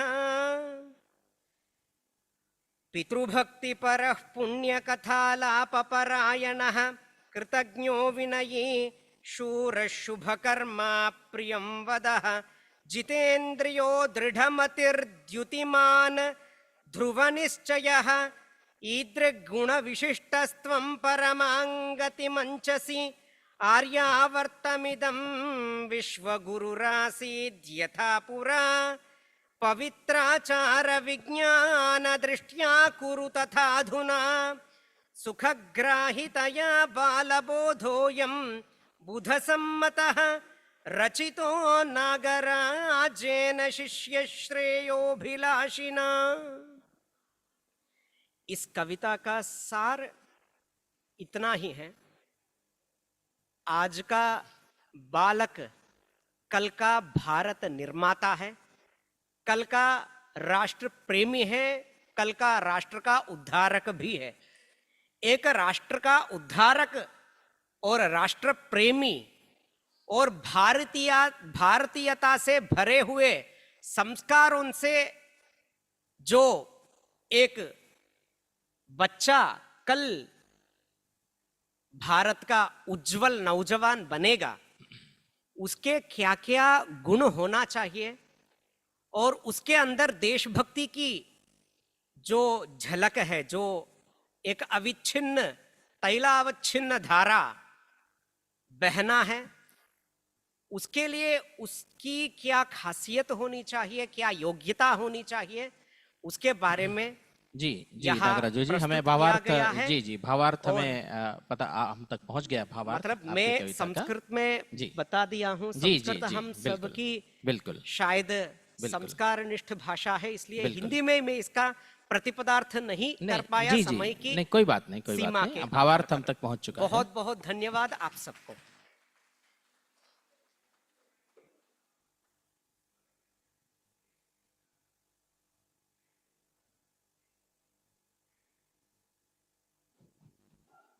हाँ मित्रों, तो ये चल रही है ये सेशन का उत्तरार्ध, और मैं इसकी सदारत करने के अलावा खुद भी एक कवि हूँ, तो मैं क्यों ना अपनी बारी लूँ। 5 मिनट आज्ञा है आपकी?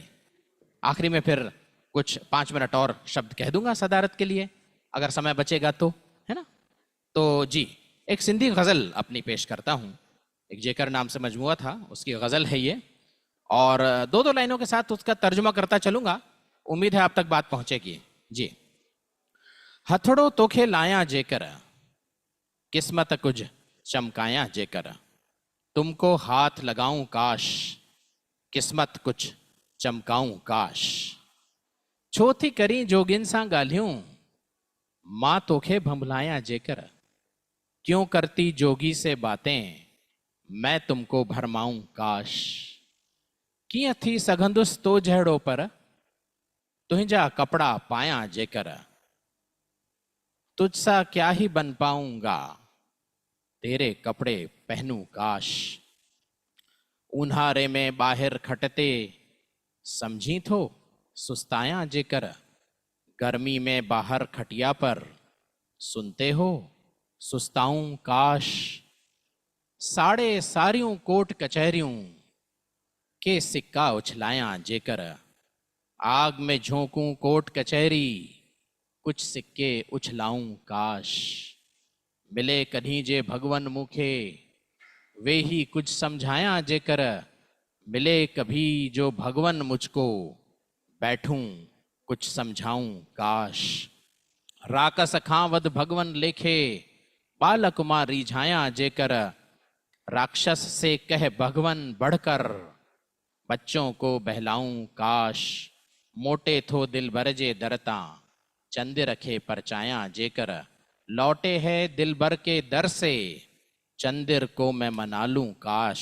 चंदिर एक ऑलराउंडर हिंदी कवि आर्टिस्ट आशिक थे और मख्ते का शेर है कि हैफ रकीब आ तुझे जिदते, हैफ रकीब आ तुझे जिदते, हैफ रकीब आ तुझे जिदते वर वर दर खड़काया जेकर हैफ रकीब है तेरी जिद पर फिर दर खड़काऊं काश। तो हथड़ो तोखे लाया जेकर किस्मत कुछ चमकाया जेकर तुमको हाथ लगाऊं काश किस्मत कुछ चमकाऊं काश। शुक्रिया। यह गज़ल आपने सुन ली, मेरे ख्याल से 3 मिनट के अंदर पूरी कर ली होगी मैंने। तो अब आवाज़ दूंगा मैं आज के आखिरी कवि, तेलुगु भाषा में लिखते हैं और आए और हमारे समक्ष अपनी कविता रखें। श्री वीरेश जी, जहाँ तक मेरी याददाश्त है, आप अपना नाम बताएं प्लीज़ और अपनी कविता और उसका ट्रांसलेशन रखें, और उसके बाद अगर आप लोग यहाँ विराजमान होंगे तो 5 मिनट में बात करके इस सत्र को समाप्त भी कर दूंगा। Thank you, sir. Good afternoon, all of you. Thanks to Sahitya Academy and the dais, in front of the dais also, most eminent poets are there. All of you, good afternoon. నా పేరు Veeresh, pen name Avanishri, belongs to Telangana state, Jogulamba Gadwal, Dasarpalli village. My poem name is దిగాలు. మనం బాటసారులమై మన పని మీద మనం నడిచెళ్ళిపోతుంటే తెల్లబట్ట కప్పుకొని సెండుబూల పరుపుపై శవాన్ని నలుగురు మోసుకొస్తుంటే ఓ కన్నీటి చుక్క రాల్చకపోతే అప్పటికప్పుడే మనలో మనం శవమైనట్లే. ఊరిలో చివరి గుడిసె కాలిపోతే కొంగు అడ్డం పెట్టుకోకుండా బాహటంగా ఏడుస్తున్న అమ్మ దుఃఖానికి నేను కూడా కారణమే కాదని తనని తాను నిందితుడిగా ప్రకటించుకోనోడు మనిషిగా ఎప్పటికీ మనిషి కాలేడు. నువ్వు 3 పూటల బువ్వ తిని మెతుకుల కోసం చేసే పోరులో నీ పిడికిలొక్కటి లేయకపోతే ఈ సమాజమంతా గుర్తుపెట్టుకునే ఉద్యమ ద్రోహి అవుతావు. రాత్రి కురిసిన వాన వరదగా మారి ఊరంతా పీకలోతు మునిగిపోతే నీవు దాసుకున్న బియ్యం గింజలను మూటగట్టి శరణార్థుల శిబిరానికి తీసుకెళ్ళకపోతే ఆ వరద నీటిలో మునిగిపోయే రేపటి పక్షివి నువ్వే అవుతావు. నడి రోడ్డు మీద ప్రాణం గిలగిల కొట్టుకుంటుంటే దోసిట్లో నీళ్లు తెచ్చి నోట్లో పోయకుండా రక్తం మరకల బట్టలను అంటుతాయని చూస్తూ ఉండిపోయిన మనిషిని మనిషిగా పిలవకూడదు.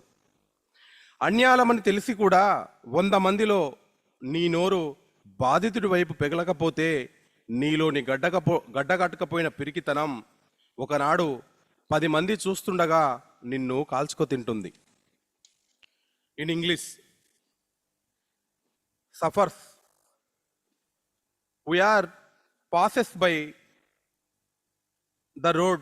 If we walk on our work on a bed of white flowers, 4 members is carrying the dead body. If you don't shed a tear, even then we are dead inside.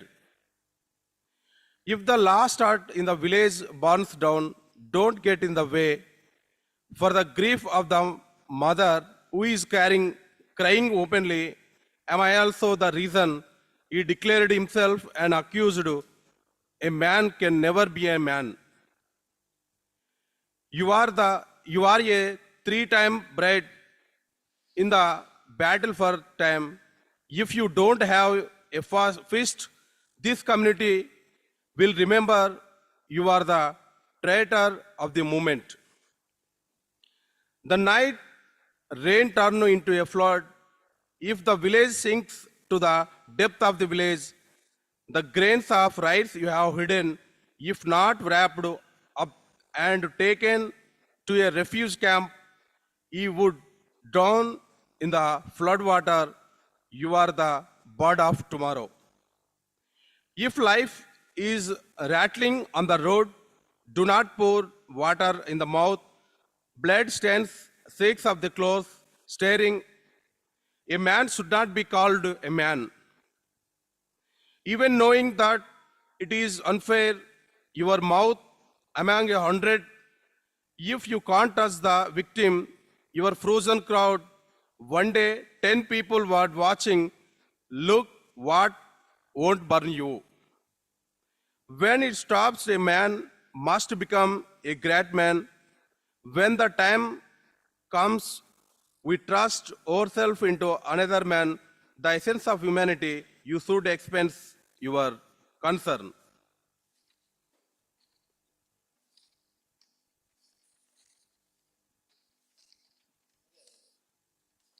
One point.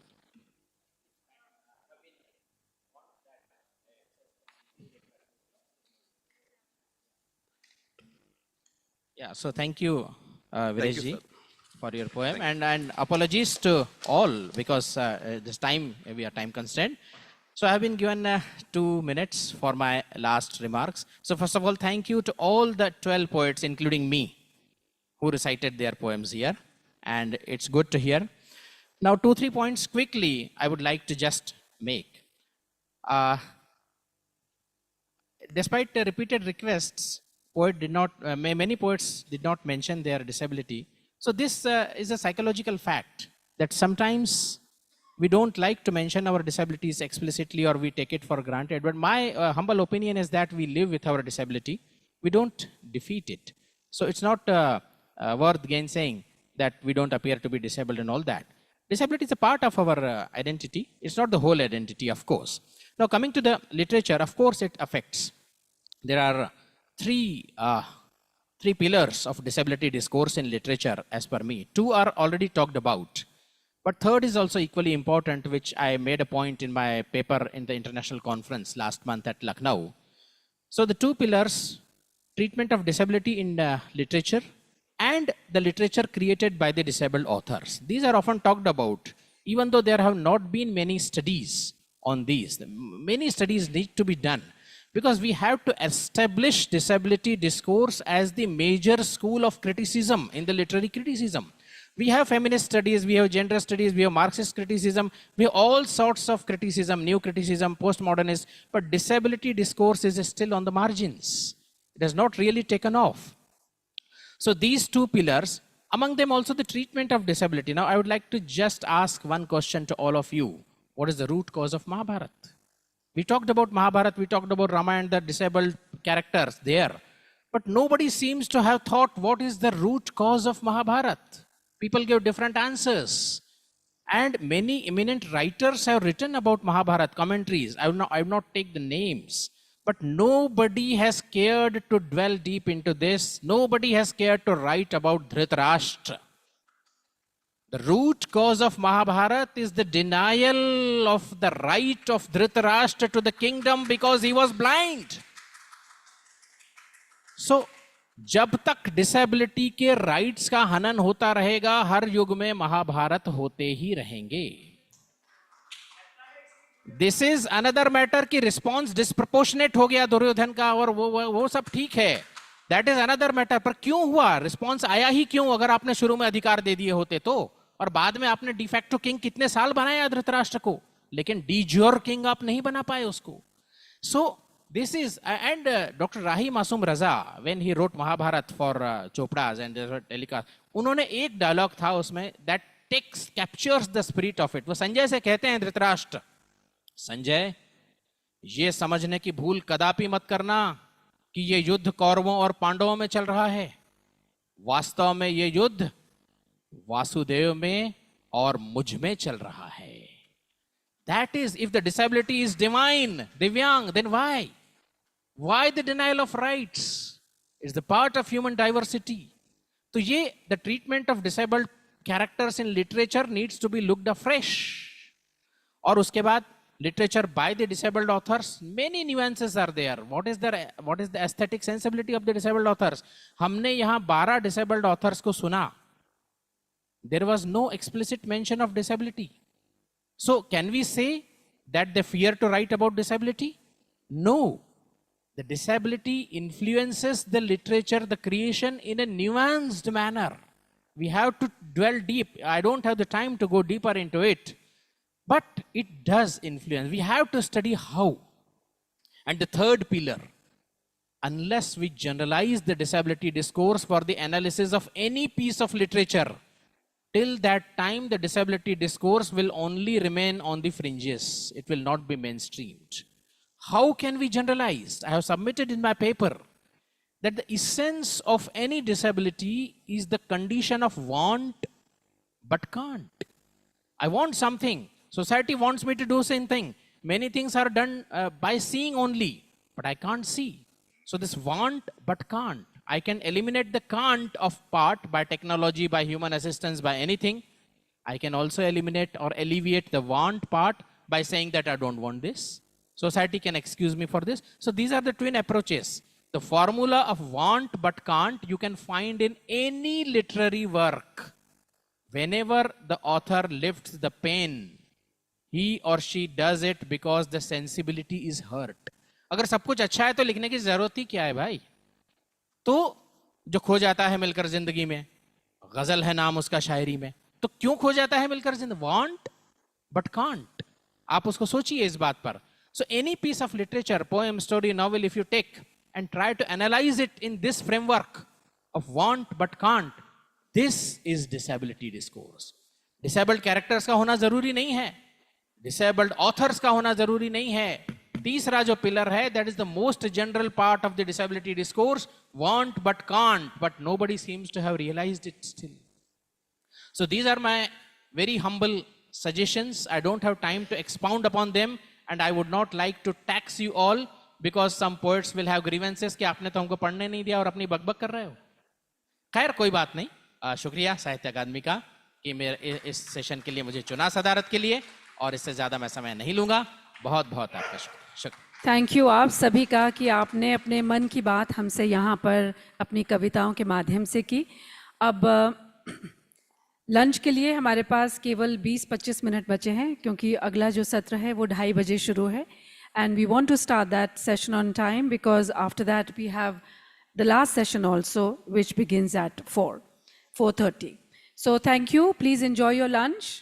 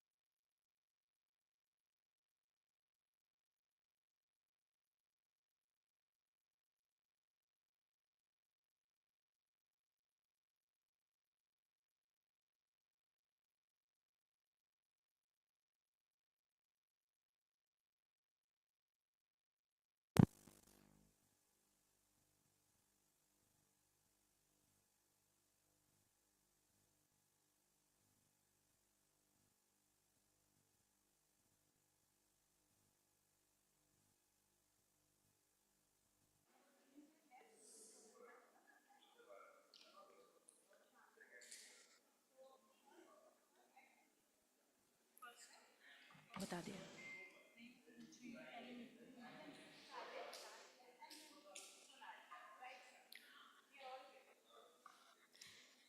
Namaskar. A very good evening, everyone. In fact, it's good afternoon. साहित्य अकादमी की ओर से हम आप सभी का हार्दिक अभिनंदन करते हैं। साहित्योत्सव फेस्टिवल ऑफ लेटर्स के छठे और अंतिम दिन के पेनल्टिमेट सेशन में इस सत्र का विषय है व्हाई डू आई राइट, मैं क्यों लिखता या लिखती हूँ। लिखना एक कला है। शब्दों की शक्ति और सही ढंग से उन्हें व्यक्त करने की क्षमता अनगिनत रंगों की तरह है। लेखन विचारों को रूप देने और उन्हें दुनिया के साथ साझा करने का एक माध्यम है। Our respected panelists here today will share their personal journeys, motivations, and the driving forces behind their craft. What is the spark that ignites their pens? This is what they are going to share with us. और इस सत्र की अध्यक्षता कर रहे हैं Shri Arvind P भाटिकर जी। बहुत बहुत आपका स्वागत सर। और जो पैनल में हमारे अन्य अतिथि हैं उनके नाम हैं कोमल कामरा जी, नितिन वी मेहता जी, SM सादिक जी और सोनाली नवानगुल जी। Before I hand over the session to the chair, let me very briefly introduce all the participants here, all the panelists. Chairing the session, as I said earlier, is Shri Arvind P. Bhatikar-ji, a retired IAS officer of the 1966 batch. He's a noted Konkani writer. He also writes in English. So far, he has published 5 books in Konkani and 1 in English, apart from more than 200 articles in reputed dailies. आपकी प्रथम पुस्तक वोवलम को 2013 में जनगंगा प्रतिष्ठान गोवा द्वारा वर्ष की सर्वश्रेष्ठ कोंकणी पुस्तक से सम्मानित किया गया। आपको कोंकणी भाषा और साहित्य में आजीवन योगदान के लिए गोवा कोंकणी अकादमी पुरस्कार और स्वर्गीय विमला पैजीवन सिद्धि पुरस्कार सहित अनेक कई पुरस्कारों से सम्मानित किया गया है। कोमल कामरा जी भी हमारे बीच हैं, formerly associate professor of zoology at SGTB Khalsa college, university of Delhi. She has to her credit several publications in peer-reviewed journals, chapters in books, articles and reports. आपने पत्रिकाओं में शोध लेखों की समीक्षा के अलावा कई राष्ट्रीय और अंतर्राष्ट्रीय गतिविधियां भी आयोजित की हैं। आप इंडियन स्पाइनल इंजरी सेंटर की काउंसलर भी हैं। बहुत बहुत स्वागत। हमारे बीच श्री नितिन वी मेहता जी भी हैं। He is a freelance writer, writing poems, essays, articles in Gujarati, Hindi and English. He has published 2 collections of poems in Gujarati. आप लक्ष्य पत्रिका के संपादक हैं। एक मोटिवेशनल स्पीकर होने के साथ ही NGO में कोषाध्यक्ष के पद पर भी कार्यरत हैं। बहुत बहुत स्वागत नितिन जी। SM सादिक जी भी हमारे बीच इस पैनल पर हैं। He hails from Kayamkulam, a village in Kerala. He has been writing articles and short stories for magazines and newspapers since 1997. His book has been translated into English. आप मलयालम पत्रिका नगर वृत्तांतम के प्रकाशक हैं। सादिक साहब आपका बहुत बहुत अभिनंदन। और last but not the least we have Sonali with us, प्रख्यात मराठी लेखिका और अनुवादिका हैं।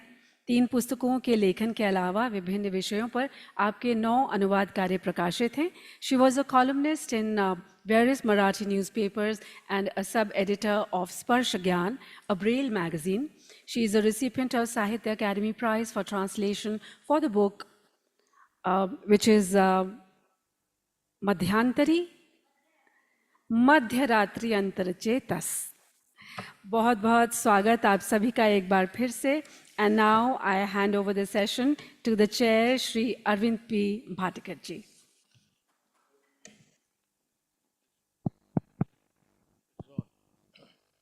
Namaskar. I'll speak in English.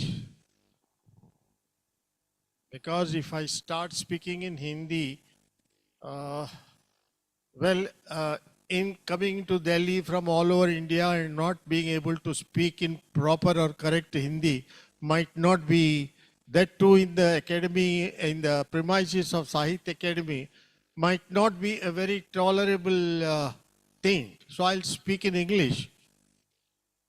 Because even if we commit some mistakes in English, most of us would not decipher it. Friends, I have accepted this invitation of the Sahitya Academy to participate, and I was rather surprised to see my name as the chairman of the session. My first problem as the chairman of the session would be not seeing the names of the participants who would talk one after another. So I am right now a little busy in sort of making it by heart as we used to do it in the school. You know, first Komal, then Nitin, then Sadik, then Sonali. Am I right? Yeah, good, good. That's a good start. You know, friends, this differently abled stuff has always foxed me. See, why am I called differently abled? Because I am slightly disabled or more than slightly disabled. Instead of calling me disabled, you call me differently abled. You could have called me indifferently abled, or you could have called me indifferently disabled or indifferently unabled. But whatever you call us, we must all remember that we are able. We are able, otherwise we would not have been invited here. If you are thoroughly disabled, who would have invited you? Nobody would have invited you. So we are able people, and that is what we have to remember. Now with that sort of very optimistic introduction, I will ask my speakers to start. Of course, they have been duly introduced by the compeer. And as usual, as is customary for the chairman to do it, I'll say a few words after each of the speaker speaks. And then I'll speak about what I think, why I write at the end of the session. We have been told by the compeer that we have very, let's sort of less time at our disposal. And hence, what we should do is, each of our speakers may kindly restrict their presentation or their speech to 10 minutes. So that we are 5 of us will finish within 50 or 55 minutes by 4 o'clock so that we can keep time for the next session. Can I now invite Komal to say her piece? Need your mic. Yeah. Thank you, sir. नमस्कार मैं शुरू से एकदम से यहीं से शुरुआत करती हूँ. A neurologist friend of mine once casually said to me, how many brains are there inside your skull? A passing remark that stayed in my mind, thinking, what made her say this, a neurologist? Perhaps she saw me multitasking. When I need to prepare a lecture, she just said that I was teaching for 44 years in the University of Delhi. When I have to prepare my lectures, I sit down with the relevant books, I jot down the salient features, points, and then make a rendition that would make sense to my students. I need to write. I told those who invited me here, why I write. I want to use one word inside. Why do I need to write? So that's going to be my need to write always. In my research lab, I read a different set of books and papers, discuss with my PhD students, discuss what they're going to be doing, their observations, inferences, and then I write research papers or reports or dissertations check some of those, there's always a right in that, WRITE. My forays into the social segment took me to understanding my spinal cord injury sustained 30 years ago. There were no internets at that time, so friends of mine would send photocopied papers from books, which I would read to try and understand what had happened to me. 2/3 of my body is paralyzed with no sensation or ability. So I had to understand my new self and also understand how to lead my life after this. A simple thing like transferring from a bed to a wheelchair, I needed to read, I needed to make notes, and I also needed to look at the diagrams and how do I safely do it, safely do this. Today, it comes as a package which we call rehabilitation. 30 years ago, it was not here. At least I didn't get the same. Soon after I understood and I went back to teaching and went back to my lab, I felt I needed to do something to those who have been freshly injured. How would they cope? They may not have access to information which I had. So I went back to do peer counseling. During peer counseling, what is relevant to me is not relevant to them. Where they come from, I need to understand. So I make them speak. I write those little notes of mine. I make sense out of their environment and then guide them as to the best of my capabilities. Delving into epilepsy, because my child has epilepsy, I read and write myriads of offshoots in this field as well. What is epilepsy? The biology of a seizure, the myths and superstitions around epilepsy, and so on and so forth. That's another segment that I began to read and write about. In 2004, out of nowhere, I don't know how, I was given the national award. It didn't make sense to me at that time what it meant, but that I was going to get it from Dr. Abdul Kalam. That was my wow moment. Wow, wow, wow. I wasn't looking at the award, I was looking at him all the time. In 2009, the University of Delhi began to think about the so-called differently abled or specially abled or whatever. And we set up the Equal Opportunity Cell. I was the founder member. And the 9 of us sat down for 1.5 years. What we did was write comprehensive, detailed set of rules. Those could be that those who know the university system, they have to be passed by the AC and EC and so on. You don't need. What is important is we may go away, but they are now law. So I learned a lot in that segment as well. Several seminal activities that I conduct in the field of my research, that is microbiology, in the spinal cord injury space, in the epilepsy space, among others, I need to pen down my initial thoughts, refine them, pitching for grants, such execution notes, do this, do this, do this, do this, I'm a science person. And then finally write reports once they are over. And then there are interactions of a varied type on various platforms, which I need to first write and then deliver. You can see a paper and you can see a pen in front of me. The commonality amongst all these is that I need to write. Where did the need arise? I thought to myself. Going back to my childhood, which was spent as a part of a partition-affected family, living in a small tenement, refugees ko 2 kamra aur ek aangan milta tha. So there was a courtyard, and the courtyard was always buzzing with activity. There was one discussion here, one discussion there, not connected to each other, multiple of them. And I would become a part of one or the other.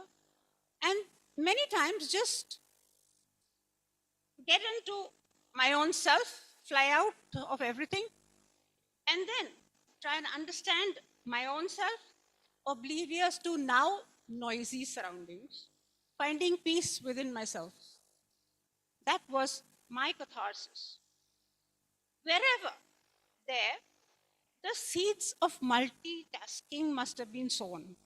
I don't know, I'm just thinking. There are wiser people here. To make sense of all these, I would take these little pieces of paper and jot down things.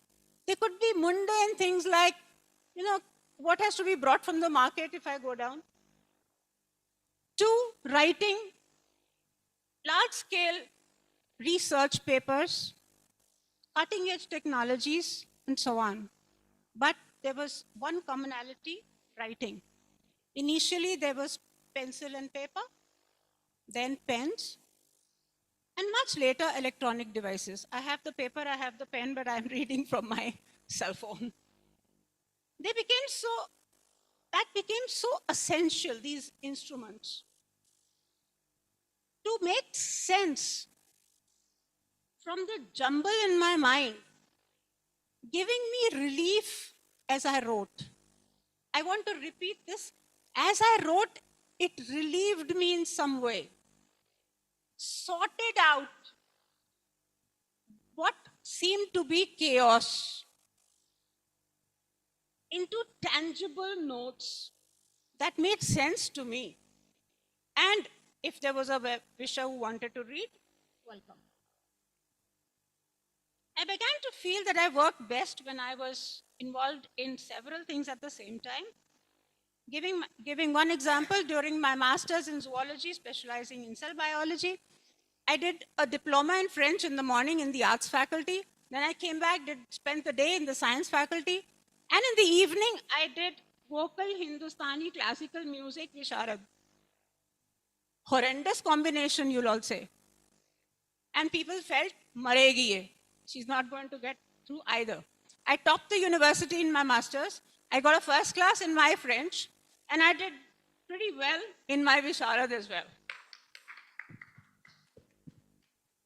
39 years on my feet, running around. 30 years on this wheelchair. Don't forget about it, it's only a gadget. Nothing stops me from moving, working, traveling, meeting people, and writing. The subjects, as I said, from mundane to cutting edge. Playing with words that seem to dance around my thoughts and take shape in very simple jargon. जो मैं बोल रही हूँ बहुत साधारण अंग्रेजी है. Perhaps that is what brought me to this platform. And that is why I would wish to thank the organizers. I'm not a creative writer. My first thing was, I don't write poetry or prose. Why are you calling me to Sahitya Akademi? They said, no, we've seen you speak. We've seen you write. You need to share that. So I said, fine, it's okay. So I've shared my thoughts as they flow down from the multiple brains in my skull. Thank you so much. Thank you, Komal. Your words dancing around your thoughts. I got a thought that your wheelchair is dancing around you. It does. And you might be attending a party and dancing with your husband or boyfriend or whoever it is, along with the wheelchair. Yes. You see? And I think you are capable of doing that. I think your achievements are tremendous, and it should give all of us, a real injection, vitamins, saying, well, don't get frustrated.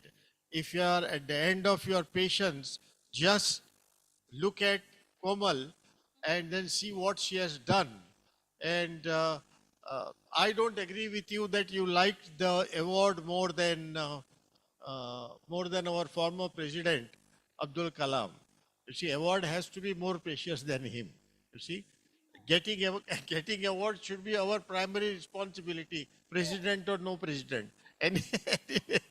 Anyway, that was the lighter side. Now I would call upon Nitin. Nitin, who also has lots of achievements to his credit. And I think apart from writing, he is doing a lot of actual concrete physical work for the so-called differently abled. Nitin, please introduce yourself properly, as Rajesh had said earlier. Yeah.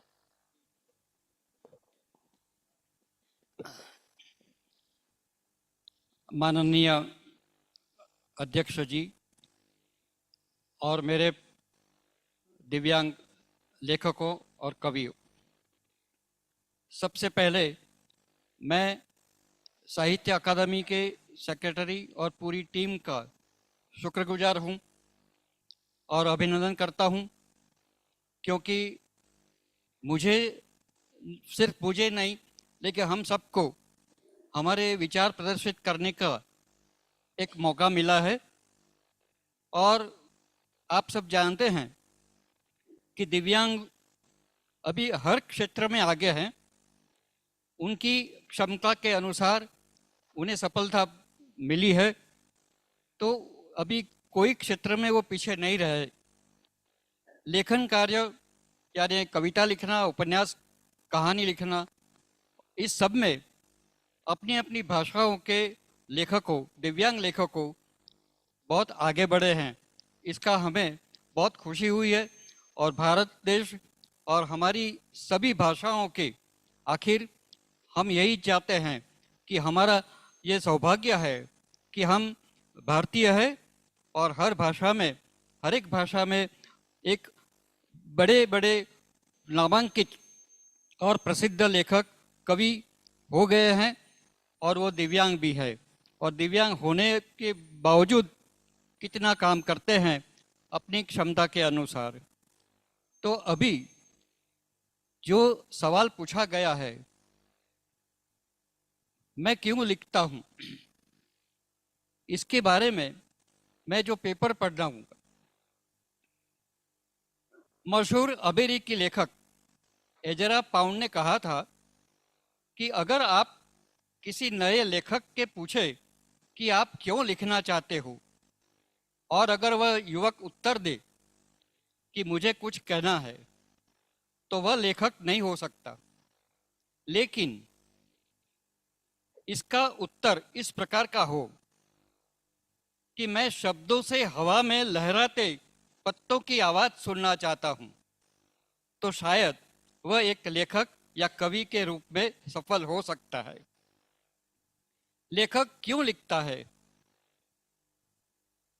यह सवाल आम आदमी के मन में उठना स्वाभाविक है।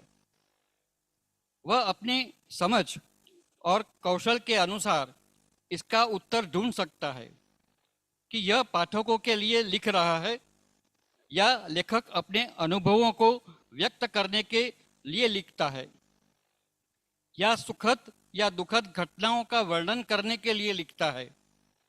वह बहुत गहराई में गए बिना अपनी पूरी क्षमता के अनुमान लगाता है, लेकिन लेखक को खुद से पूछना चाहिए, मैं क्यों लिखता हूं।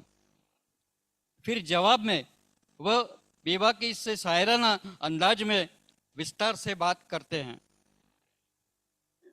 जर्मन कवि रिल्के ने अपनी पुस्तक लेटर्स टू यंग पोएट में लिखा है, उसमें कई सुझाव दिया है। रिल्के के अनुसार लिखना स्वयं को खोजना है। लिखना यानी आत्मखोज। आत्मखोज के लिए विचार मंथन और रचनात्मक अभिव्यक्ति की खोज है। लेखक के अंतर्मन में से निकली रचना जब कागज पर उतरकर पाठकों के सामने आती है, तो यहाँ यह भी सोचा जाता है कि कितने पढ़ रहे हैं। इस प्रकार लेखक का उससे कोई लेना देना नहीं रहता, उसका काम तो पूर्ण हो गया है। रस्किन बॉन्ड के अनुसार मानव मस्तिष्क उम्र के साथ अधिक उपजाऊ हो सके, क्योंकि आपके पास जब तक बहुत सारे अनुभव है, कई लेखक आनंद के लिए लिखते हैं, जबकि व्यवसाय के लिए लिखने वाले कुछ लेखकों में रचनात्मकता की कमी होती है। मौलिक पाठ लिखने वाले लेखक के मस्तिष्क में शब्दों का प्रवाह स्वतः ही प्रवेश जाता है और कुछ अप्रतिरोध्य शक्ति क्रिया में उत्पन्न हो जाता है, जिसके परिणाम स्वरूप कुछ भी अलिखित नहीं रह जाता। मेरी लिखन क्रिया में मुझे यही अनुभव हुआ है। मुझे तो लिखना यानी सांस लेना बराबर है। मेरी लेखन बिना किसी विशेष योजना या इरादे के महत्व में उसमें नहीं होती है। शब्दों में अपार शक्ति है। ये शब्द लेखक के मन में स्वतः ही आ जाते हैं। गुजराती के भाषा के प्रसिद्ध कवि एवं ज्ञानपीठ विजेता श्री उमाशंकर जोशी ने कहा था कि कवि के लिए कविता की एक पंक्ति को प्रेरित करना वह प्राकृतिक उपहार है। उसके बाद लेखक को अथक परिश्रम करना पड़ता है। इस बेचैनी की अनुभूति बहुत मधुर होती है। लेखक को इस बेचैनी का अनुभव दिलचस्प लगता है। विचारों को व्यक्त करने के लिए भाषा आवश्यक है। प्रत्येक लेखक अपनी भाषा में लिखता है क्योंकि उसे अपनी भाषा से प्रेम है। W.H. Auden ने कहा था, the poet is a person who is passionately in love with the language.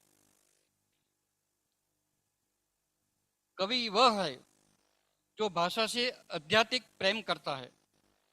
मेरी सहज अभिव्यक्ति मेरी मातृभाषा है। मैं क्यों लिखता हूँ? यह सवाल जितना आसान है, इसका जवाब देना उतना ही मुश्किल है।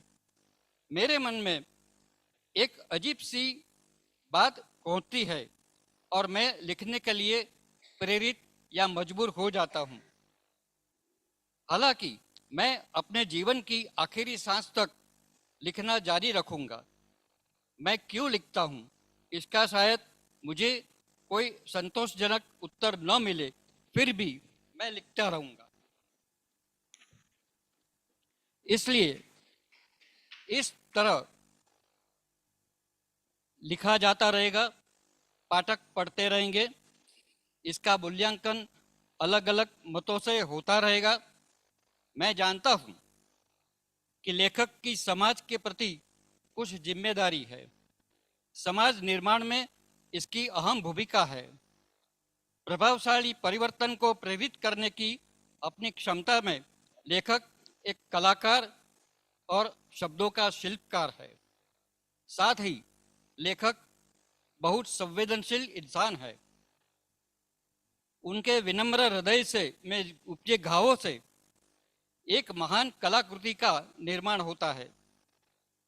सकारात्मक सोच और आशावादी दृष्टिकोण मेरे शब्दों का मुख्य स्वर है। मैं इसलिए लिखता हूँ क्योंकि मानव जीवन ईश्वर का दिया हुआ एक महान उपहार है। प्रसिद्ध अंग्रेज कवि शैली ने कहा था, our sweetest songs are those that tell of saddest thought. हमारे सबसे मधुर गीत वे हैं जो सबसे दुखद विचारों को व्यक्त करते हैं। हम सब कवियों और लेखकों को यह विधान सार्थक लगता है। अंत में मैं यही कहना चाहता हूं, मैं लिखता हूं क्योंकि लिखना मेरे जीवन का हिस्सा है। धन्यवाद। Thank you, Nitin. It is really difficult to try to make out what was the final solution you gave to the problem. Why do I write? It is difficult, doubly difficult because we are sitting after lunch. You see? And See, thinking of very difficult subjects after lunch becomes doubly difficult because you know what happens after lunch. All us disabled people have one thing in common with all the best able people in the world. All of us feel sleepy after lunch. Yes. So you said first, well, what do I write? I don't know. It's very difficult. Then you said, I have to improve the society, and it is my everybody's duty to towards the society. So I write to improve the society also. I think all of you who are listening, hope you are listening. So I hope all of you are listening after that heavy lunch. And if you are listening properly, you might also be engaging yourself in these thoughts as to why you are writing or what is your duty towards the society. And we may get a very dependable or very acceptable answer towards the end of the day. I now call upon Sadiq to give his speech. And Sadiq, please restrict yourself to 10 minutes. I will not be able to tell you in the course of your speech because I cannot see my watch. You see? So, yeah. And this goes to later on Sonali also. This is a very humble request. And please introduce yourself and your achievements as a I would not say disabled, differently abled person. Where are you sitting on this side?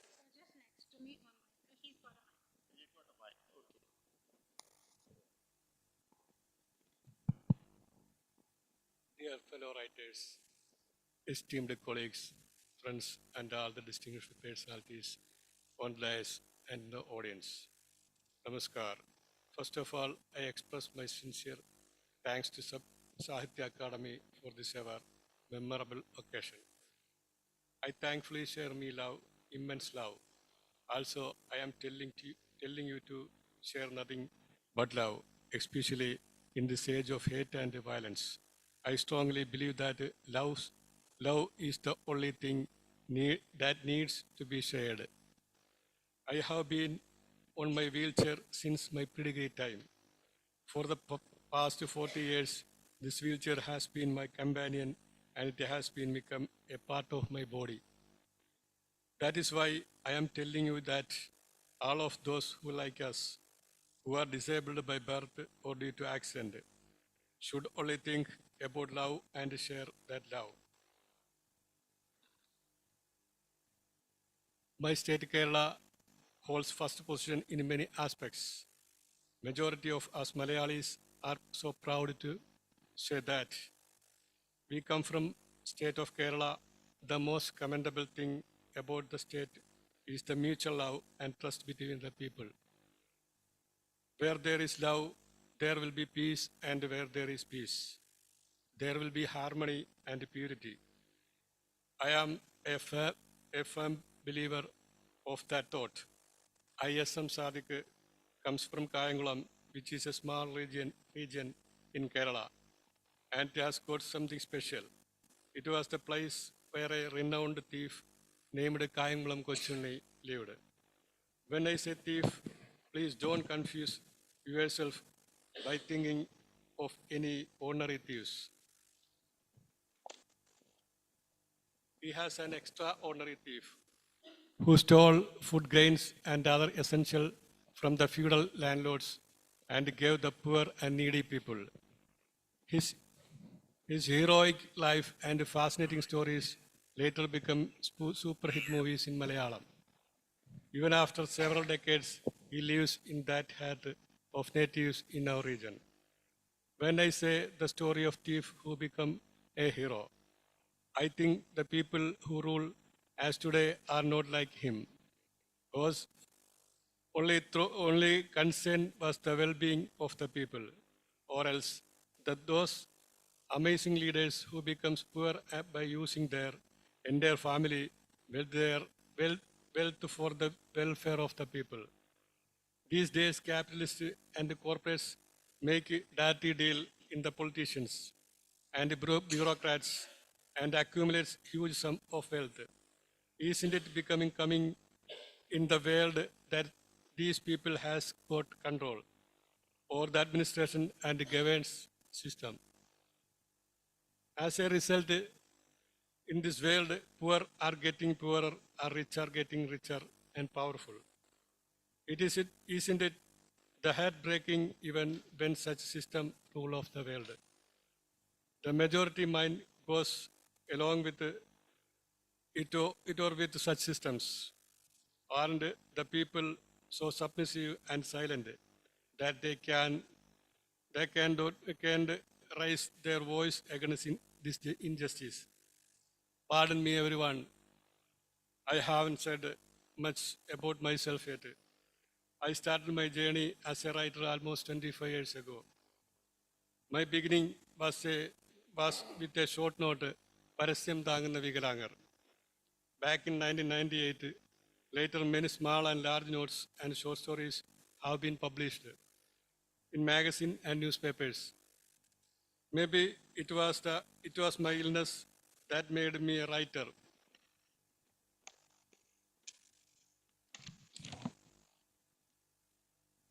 Isn't it beyond imagination? The study we walk up into a wheelchair from a playground. Isn't it that worst nightmare? We don't want to see such a situation even in our dreams, right? Isn't it terrifying to go through such a situation? I am the one who has been through the situation. As time goes, I decided to row through my life without falling back. Eventually, along with the journey, ഒരു wheelchair സഞ്ചാരിയുടെ ഹൃദയതാളം has happened. The autobiography of mine has been rated as a book that needs to read by many people who read it, and that brought me in front of you. The English version of the book, The Solitudes, is also published. Currently, I am working 2 more books, which I am planning to publish as soon as possible. The reason why I am sharing the stage with all of these amazing people of Indian literature is because of beloved writer Malayalam literature, Sri K.P. Ramanani sir, who won the Kendra Sahitya Academy Award for this marvelous work, Deivathinte Pusthakam. In that book, he writes about the love and harmony that needs to be maintained between religions. I believe that instead of spreading fake news and hate speeches, it is important to share this kind of stories among our people. When the time demands, isn't it our responsibility to share the stories and experience which can still goodness, peace and harmony? Indeed it is. Dear ones, I apologize once again. I did not introduce myself to you much. You can call me a small native writer. ഒരു wheelchair സഞ്ചാരിയുടെ ഹൃദയതാളം have brought me in front of you. I am extremely happy and feel proud in this moment, as there is a saying that some will remember some other in their minds. I must have been extend my sincere gratitude to Ramanani sir for remembering me and my words and helping me to reach here today. Thank you so much, sir. I concluding my words by saying one more thing. Coming here, meeting all these wonderful people, the valuable moments will give the strength in my journey of writing. Wishing everyone good luck and peace. Thank you very much. Thank you, Sadiq. I think all of us know that Kerala is God's own country, and Sadiq has proved to be one of those who are God's own men. His achievements should give us, all of us, a lot of encouragement to do well in life ourselves, in spite of the problems which we have to face. Now, can I ask now Sonali to come forward and give her speech? नमस्ते, मंच के सारे सम्माननीय लोगों को नमस्ते, और मेरे आगे जो मंच है उनके लिए भी नमस्ते। मैं महाराष्ट्र से आई हूँ और मैं मराठी में बात करती हूँ, मराठी में लिखती हूँ। आज मैंने मराठी में सोचा हुआ खुद ही हिंदी में ट्रांसलेट कर दिया है, तो शायद आप सबको यही समझ में आए अच्छे से। तो पिछले दिनों एक छोटे कस्बे में व्याख्यान के लिए मुझे आमंत्रित किया गया था। विषय था खिड़की के बाहर झांकते हुए। मन में विश्वास हो कि खिड़की मौजूद है, तब कोई भी अभाव या मर्यादा आपको खूंटे से नहीं बांध सकती। इसी अनुभव का विस्तार मुझे वहाँ पे करना था। गांव में समय से पहले पहुंचने पर अपने मित्र से मैंने कहा, क्या बाजार के रास्ते से जाए? बाजार गली के दोनों ओर फैला हुआ, आम लोगों से उमड़ता हुआ, रंगों से सराबोर बाजार। वहां से हमने इमली के बूटे खरीदे। कितने बरसों बाद इस तरह इमली खाने का मौका मिला। दांतों से इमली का पतला छिलका उतार कर, बीज निकाल कर इमली को जीभ पर रखा। खट्टी मीठी स्वाद से मुंह में पानी जम जाने से मन में अलग ही खुशी महसूस की। उस स्वाद से मैंने खुद को गांव में बहते छोटी सी नहर के बगल में फैले बड़े से इमली के पेड़ के नीचे खड़ा पाया। मेरे फ्रॉक की पहलू में मैंने बहुत सारे इमली के बूटे इकट्ठे किए थे। कहीं से बंदरों की टोली घुमड़ मचाती आई। पूरा पेड़ छोटे बड़े बंदरों से भर गया। उनकी दंगल देखकर हम 2 पैरों वाले बंदर वहां से भाग गए। उस इमली के चटकारे से मेरे 2 स्वस्थ पैर, एक जगह न ठहरने वाला उनका उफान, उस छोटी नहर की इलाके में फैली हरियाली अलगी की गंध, यह सारा कुछ एक पल में मेरे अंदर सजीव हो गया। और हुआ भी इस तरह कि जैसे कभी मैंने इसे खोया ही ना हो। क्या इस बात से अचरज नहीं होता कि 34 साल पहले एक दुर्घटना में जिन पैरों को मैंने खो दिया था, वह इमली के चटखारे स्वाद से दोबारा फूट कर आ गए हैं। मानव की मस्तिष्क में एक स्मृति कोश तथा काल्पनिक सृजन का अद्भुत रसायन होता है। इसी विशेष संपन्नता की वजह से मानव अन्य जीव सृष्टि से अलग उभर कर आता है। जब मैं 9 साल की थी, बैलगाड़ी पीठ पर गिरने का हादसा हुआ और मेरे पैर बेजान हो गए। स्पाइनल कॉर्ड इंजरी के कारण यूरिन बाउल संवेदना खत्म हो गई। उस वक्त से नन्ही सोनाली का उसकी जानी पहचानी दुनिया से नाता टूट गया। सब कुछ हमेशा के लिए बदल गया। लेकिन उस इमली के स्वाद से मानो बीच के 34 साल का सफर तय कर पुरानी नन्ही सोनाली से मैंने मुलाकात कर ली। पता चला कि वही दिल अब भी धड़क रहा है। यह धड़कन बरकरार रहने के पीछे, स्मृति कोश बचे रहने के पीछे मनुष्य होने का फिनोमिना है। संवादोत्सुकता मनुष्य होने का अपरिहार्य परिणाम है। इसी के साथ कल्पना विलास नाम की जादूगरी भी आती है, जिसके कालीन पर बैठकर आप दुनिया भर की सफर कर लेते हो। उस कालीन के आड़े तिरछे धागे हैं बोलने की चाह से जन्मे अक्षर, शब्द और वाक्य, लिखित संवाद की उत्कंठा में रचे अक्षर, शब्द और वाक्य। पानी पी लेती हूँ थोड़ा सा।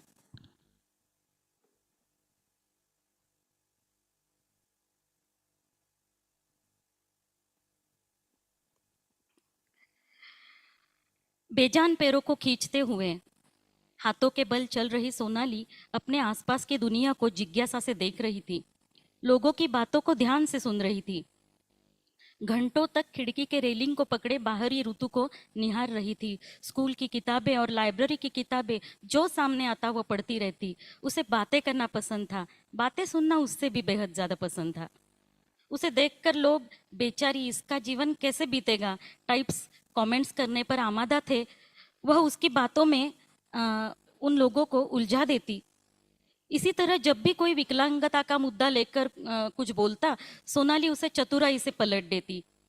रिश्तेदार अलग अलग जगह बसे हुए थे। लैंडलाइन फ़ोन का इस्तेमाल केवल ज़रूरी कार्य के लिए किया जाता, इसलिए पत्रों द्वारा ही एक दूसरे की खबर लेने का चलन था। सोनाली ही सारे पत्र लिखती। सीखे हुए नए मुहावरे, नए शब्दों का प्रयोग किसी घटना का विस्तार से चित्रण, इन खूबियों के साथ वह खूबसूरत लिखावट भरे रोचक पत्र लिखती। बाद में तो यही उसकी जिम्मेदारी हो गई। उसे पहली बार यह एहसास हुआ कि शब्दों के जरिए वह खुशी दे सकती है, उसे प्राप्त भी कर सकती है। स्कूल का निबंध लेखन वह समरस होकर करती। स्कूल साल में 1-2 बार परीक्षा के अवसर पर ही जाती थी, इसलिए अन्य छात्रों का अनुकरण करने का मौका मौजूद नहीं था। इस प्रकार कल्पना की दुनिया से उसका परिचय हो गया। यहीं से उसके शब्द पंख फैलाने लगे। इस दौर में अस्तित्व तो बचा रहा, लेकिन अस्मिता की तार अभी तक छिड़ी नहीं थी। इस अवस्था में उसका अस्तित्व खुद को बचाए हुए है कि क्या उसे भविष्य के मुश्किल दिनों को मात देने की ताकत है। लेकिन इस बात की कोई चिकित्सा नहीं हुई थी। एक दिन उसे यह एहसास भी हुआ तो पहली बार अपना कंफर्ट जोन, अपना कस्बा छोड़कर वो कोल्हापुर शहर में दाखिल हो गई। विकलांग लोगों द्वारा विकलांग लोगों के लिए चलाए जा रहे एक एनजीओ में सोनाली ने काम शुरू किया। वहीं से अपनी आत्मसम्मान से परिचय हुआ।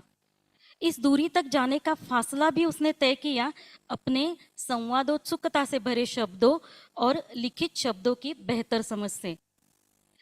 एनजीओ में हर तरह का काम था। पेशेंट, शुभचिंतक, डोनर्स तथा सरकारी तौर पर पत्राचार, देश में पुनर्वास हेतु, देश भर के पुनर्वास हेतु के दाखिल हुए विकलांग लोगों से बातचीत, उनकी केस स्टडीज तैयार करना, उस पर आधारित उनकी स्वावलंबन की योजना बनाना, उस मार्ग पर चलने में उनका उचित साथ देना। एनजीओ के एक सांस्कृतिक समारोह की योजना भी बन रही थी। उसमें विकलांग लोग गाते थे, नाट्य भी नहीं करते थे। अपनी व्हीलचेयर, अपनी बैसाखी, अपने वॉकर जैसे कृत्रिम साधनों की मदद से वह नृत्य भी करते थे। इस जलसे के लिए सूत्र संचालन करना था। उससे पहले उसे लिखना भी तो था। इस तरह लिखना था कि इन विकलांग कलाकारों की उपेक्षा ना हो, उनकी गरिमा बनी रहे। सोनाली ने खुद को लांघ कर अस्थि व्यंग लोगों की संघर्ष के एक बड़े दायरे में अपने पांव जमाए। उसी काल में उसे खुद के स्वाभिमान की चेतना महसूस हुई। उसके बाद उसने एनजीओ में बीते 7 वर्षों के अनुभव की गठरी संजोली और मेन स्ट्रीम में खुद की पहचान बनाने का फैसला किया। इस चरण में सोनाली ने खुद को पाया, अपना व्हीलचेयर फ्रेंडली घर बनाया। अपनी खास जगह मिलने पर पहचान की तलाश कुछ आसान हो गई। 4 दीवारों के भीतर मैंने अपनी आत्मनिर्भरता पा ली। लेकिन खुद के निर्वाह के सवाल को मैं कैसे सुलझाती? इसके लिए समाज में इंफ्रास्ट्रक्चर भी तो एक्सेसिबल होना चाहिए। ऐसे में हौसला बना रहा तो शब्दों से ही। 2007 का समय था। एंकरिंग, डीटीपी आदि काम शुरू किए। डायल अप कनेक्शन से इंटरनेट का इस्तेमाल किया जा सकता था, लेकिन वह आम आदमी के लिए बहुत महंगा था। नेट कैफे जाना मेरे लिए मुमकिन नहीं था। इसी बीच नेत्रहीन पाठकों के लिए स्पर्श ज्ञान नामक समाचार पत्र का गठन हो रहा था। उसमें मुझे सब एडिटर की नौकरी मिली। काम घर से ही करना था। उस समय भी मददगार साबित हुए तो शब्द ही। इस काम में संवेदनशीलता की परीक्षा थी। जिन लोगों ने दुनिया कभी अपनी आंखों से नहीं देखी, उन्हें अपने अभाव और कमी की खरोच अनजाने में मुझसे हो जाती तो, अर्थात मुझे सचेत रहकर भाषा का इस्तेमाल करना था। इस यात्रा में विजुअली चैलेंज पाठकों ने अपनी और अपने जैसों की नियंत्रित दायरे से बाहर दृष्टि का विस्तार करने की दिशा में मेरी आंखें खोल दी। एम्पैथी का पाठ मैंने नए सिरे से सीखा। मेरे शब्दों में समंजसता आ गई। देखना, पढ़ना, चलना, सुनना, कहना आदि क्रियाओं को मैं एक व्यापक पक्ष दे पाई। उसी दौरान मेरे शहर में इंटरनेशनल फिल्म फेस्टिवल की घोषणा हुई। उनकी सहयोगी के नाते फिल्में देखना, सिनॉप्सिस लिखना, उनके बारे में लोकल चैनल पर बात करना आदि कामों में मैं शामिल थी। शब्दों और स्क्रीन पर दृश्यों का जादू मैं देख रही थी, दंग थी। विश्व सिनेमा और इंटरनेट ने मुझे मेरी मर्यादा से बाहर निकाला। अजरबैजान से आइसलैंड तक कितनी ही देशों में बसे इंसानों की कहानियां देखकर मुझे प्रेरणा मिली। इन सारों में शारीरिक अक्षमताएं नहीं थी, फिर भी जीवन में अभाव, असुरक्षितता और भय था। मेरा दायरा बढ़ गया। मैंने मुक्त पत्रकार के रूप में अनन्य विषयों पर लिखना शुरू किया। डेडलाइन और वर्ड काउंट की डोरी पर चलते चलते खुद को तैयार किया। इसी रास्ते से होकर अनुवाद और रचनात्मक लेखन के ओर मेरा रुख हुआ। जिन शब्दों से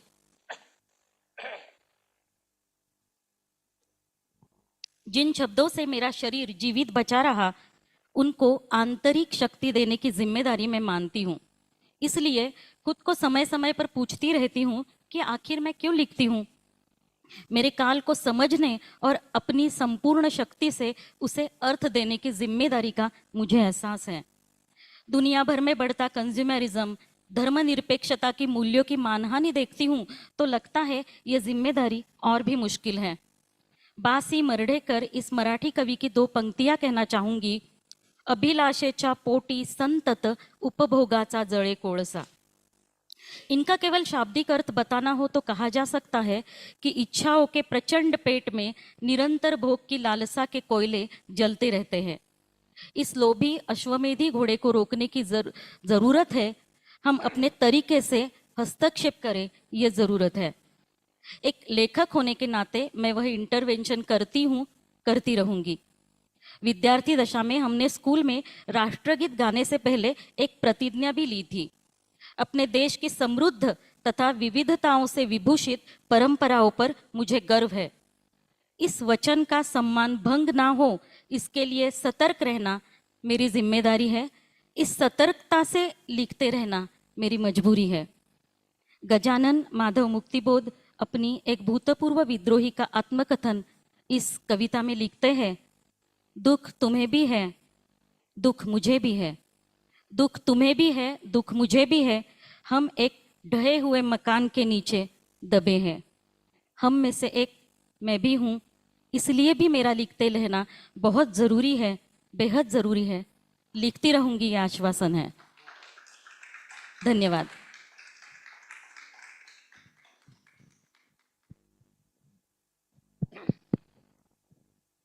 So, Sonali, you are geographically very close to Goa, and hence, not as a co-Vikalang, but as let us say a neighbor. I always think very high of my neighbors. Though I cannot see you, I have heard you, especially the last few lines, and they were very moving. One thing I did not like is, why did you say we are all hard pressed and we are pressurized or pressed under some big mountain, if I have understood you correctly? That gives an impression that all of us are suffering and we cannot get out of that suffering. It is some sort of a permanent suffering inflicted on us by God. I do not think that should be the attitude of any Vikalang or any you say differently abled. In any case, we have come to the end of our session, and I think we are keeping within time. We must congratulate Sonali, Sadiq, and Kamra, Komal, and Nitin for their presentations. I would not call them presentations, for their speeches. All of them are extraordinary people. In fact, I would say most, if not all, so-called Vikalangs or so-called Divyangs are extraordinary people because they have strived to achieve much more than an average human being. And this internal force that, let us say, presses them on to achieve more and more and more throughout life is because they are lacking somewhere and they want to make up for that. Number one. Number two, they must be feeling that they do not get the normal appreciation which average person gets from his society. On the contrary, they get some sort of a pity. Saying, "Arey, what is happening to this fellow? I don't know how he lives or what is his background or who is helping him." Things like that. If they hear it and if they feel that they are an object of pity by the society, they must be striving hard some inner force is egging them on and on to achieve much more than an average human being. And that is why today you find in this Vikalang seminar, almost everybody who has participated is a very well gifted poet. He has got a lot of achievements to his credit.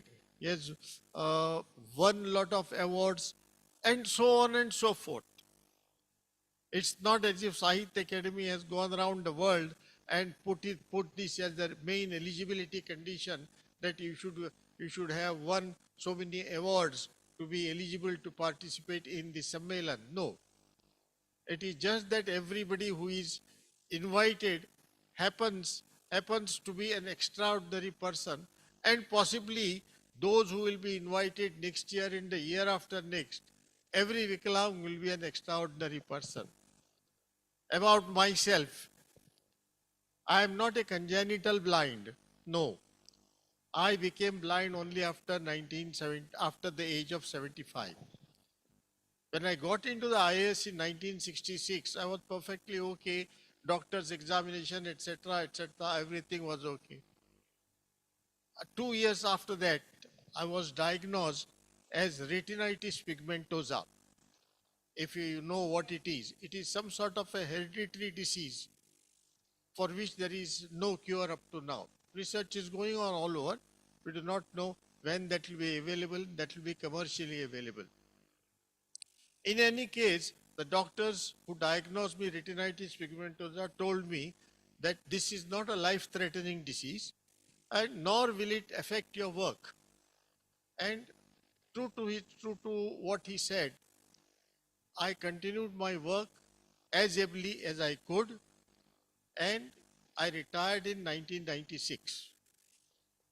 But my service life was so rich with experience, with adventures, with challenges, with frustrations, and many times with humorous episodes which would not have come my way if I were not in the IAS.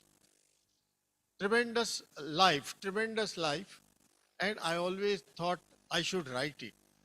I should write it because I have always wanted to be a writer.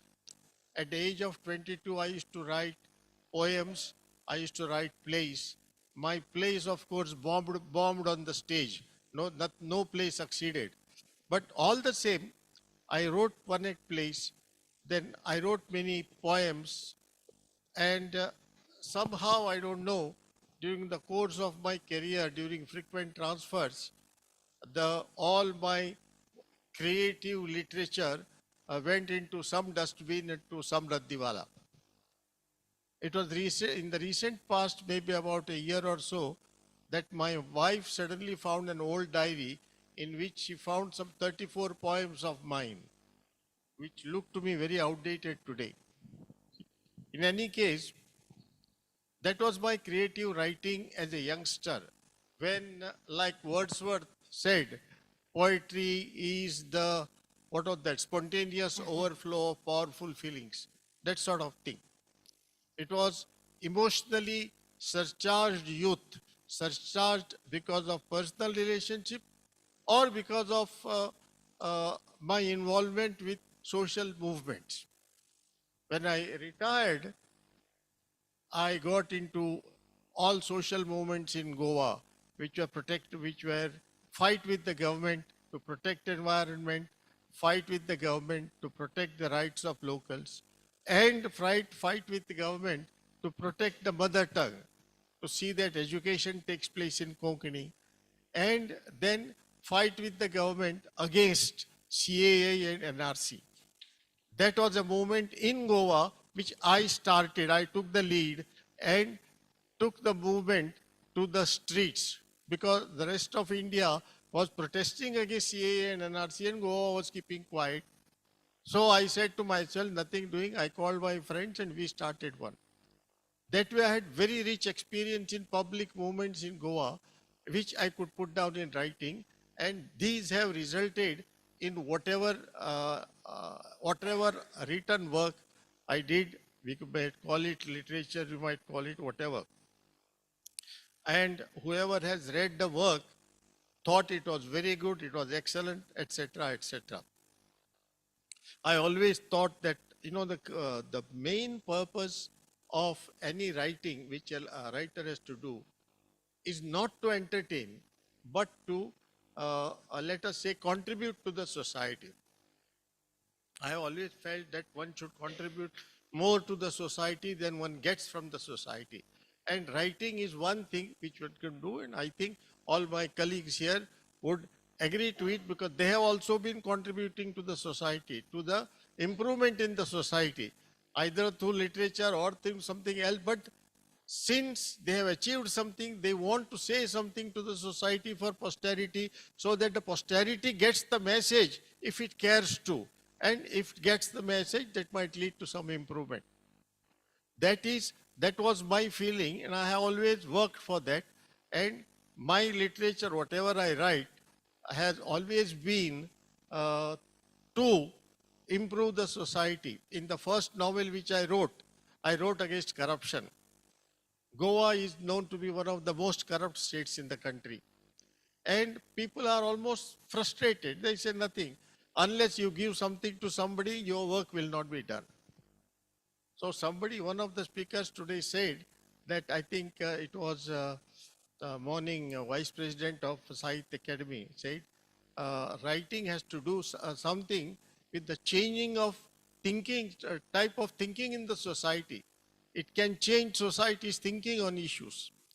So that thinking was there. I remembered when listening to her that she said, a writer's job should be to change the society's thinking. I also thought so when I wrote my first novel, and I wrote it in the foreword, Prastavana, that yes, we have to change this mentality of the society, taking for granted that government is there and government has to be corrupt. And if welfare state has to succeed, it cannot succeed any longer unless there is corruption. Corruption has to go hand in hand with welfare state. This has to change. And my karmanne vadikaraste ma phaleshu kadachana, that I have said karmanne kal aaj phalya. What is happening to Sri Krishna's message today and tomorrow, leave aside yesterday. And I have said it can be interpreted in another way. All officers, that is the story of a honest, sincere, straightforward IAS officer, Karmandi, who has to surmount tremendous difficulty in trying to give the society a very fair and good administration and achieve a welfare state through that administration. That is the story of that. The second novel is about women in Goa who have been promised equal rights with the male offsprings of the society. This is under a Portuguese law, which is slowly now available all over India. It's called the Uniform Civil Code. But it is on the paper, it's on the law books, it is never operative on ground. And nobody goes to court to get the rights. So the second novel is on that. That also has a message for the society. Hopefully, more novels will come. I'm already 85. And as Ruskin Bond said, I think the older I become, the more novels I write, till I think it is time for me to stop. And people say, well done, Arvind Bhatikar. Okay? Thank you. Thank you. We thank, all of us thank Sahitya Academy for this great gift to us to meet, though all of us cannot meet everybody else because of the shortage of time. I thank them for organizing this and wish them all the best in years to come in endeavoring to improve the lot of the differently abled or differently enabled or the commonly able people like us. Thank you.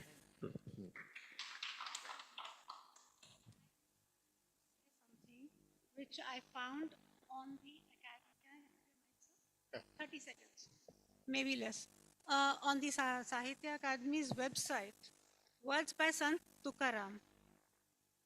Words are the only jewels I possess. Words are the only clothes I wear. Words are the only food that sustains my life. Words are the only wealth I distribute among people. I think that's Good. Thank you. Thank you so much. Well, through silent storms, you find your way. In hearts of courage, you always sway. Your journey painted in shades of gray, yet your resilience colors the day. आप सभी ने अपनी साहित्यिक यात्रा के अनुभव हमारे साथ साझा किए। आपका बहुत बहुत धन्यवाद करते हैं। और आप सभी जो मंच पर उपस्थित हैं, जो दर्शक दीर्घा में हैं, आपके पास अनेक उपलब्धियां हैं। आपने जीवन के संघर्षों का अदम्य साहस, धैर्य और आत्मविश्वास के साथ सामना किया है। इसके लिए आप सभी को सलाम। बहुत ही सुंदर ये सत्र रहा और बहुत ही अच्छा लगा आपकी यात्रा, आपके अनुभवों के बारे में जानकर। Thank you so much. With that, we'll take a tea break for 10-15 minutes and begin our concluding session of the day. हमारे साथ हमारे जो पैनलिस्ट हैं वो आपके बीच ही उपस्थित हैं। The topic is going to be कहानी पाठ। इनफैक्ट कहानी पाठ, स्टोरी, शॉर्ट स्टोरी रीडिंग हम इस सत्र में करेंगे। बहुत बहुत धन्यवाद।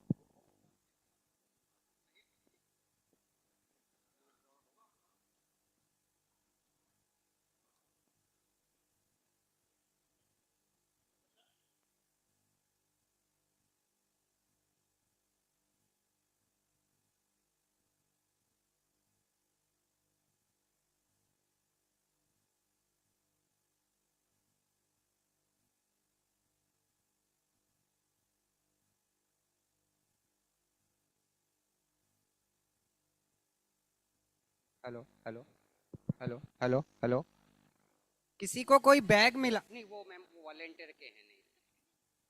अरे वो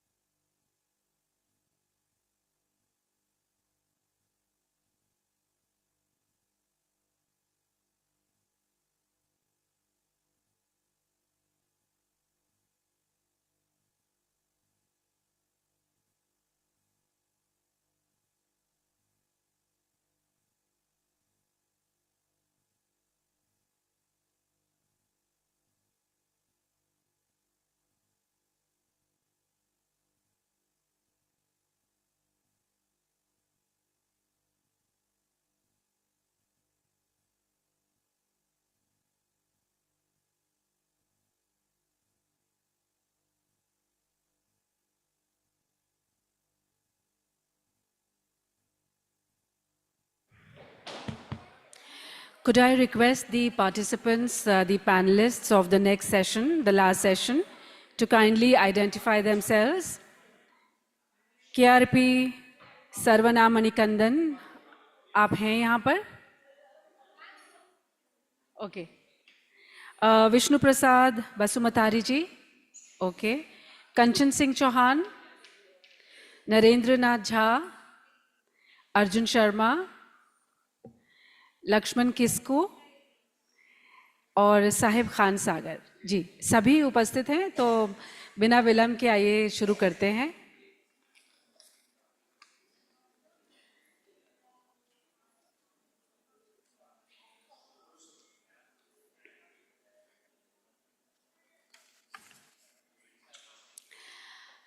हमारे इस 6 दिवसीय साहित्योत्सव का आज छठा और अंतिम दिन है और ये हमारा अंतिम सत्र है. यहाँ पर शॉर्ट स्टोरी रीडिंग इस सत्र में की जाएगी और मैं आपका परिचय करवाना चाहती हूँ. हमारे जो कार्यक्रम की अध्यक्षता कर रहे हैं, सबसे पहले उनसे श्री KRP सर्वनाम Manikandan is a postgraduate Tamil teacher in Government HS School for Visually Impaired in Punamalli in Chennai. His writings represent the life of visually impaired persons. He regularly writes in the online Tamil magazine, which is exclusively run by visually impaired. आपने 7 कहानियाँ और सैकड़ों निबंध लिखे हैं. Amazon Kindle में आपकी 2 ई-पुस्तकें भी प्रकाशित हैं. आपका मंच पर स्वागत करते हैं.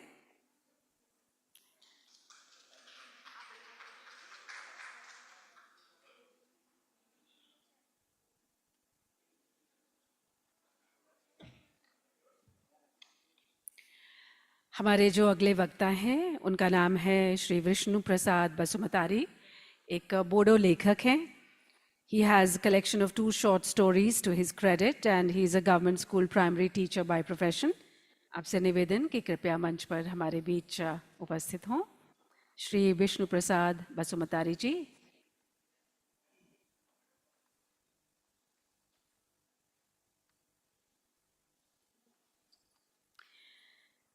इतनी देर में परिचय देते हैं हमारे अगले वक्ता का.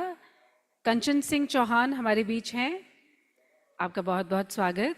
लखनऊ की रहने वाली हिंदी की चर्चित लेखिका हैं. आप 1 दशक से अधिक से लिख रही हैं और एक हिंदी कहानी संग्रह तुम्हारी लागी प्रकाशित है.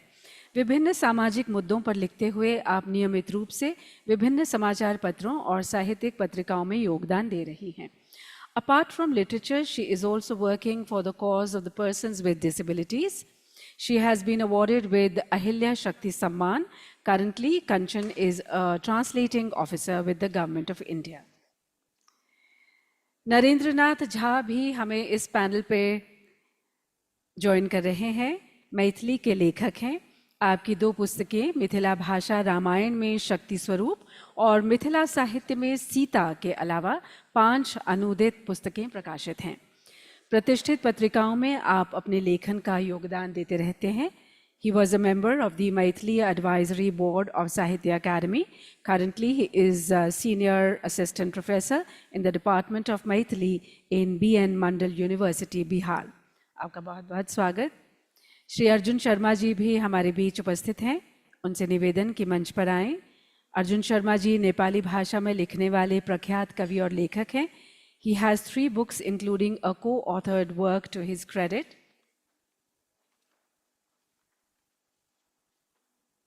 आपका बहुत बहुत स्वागत.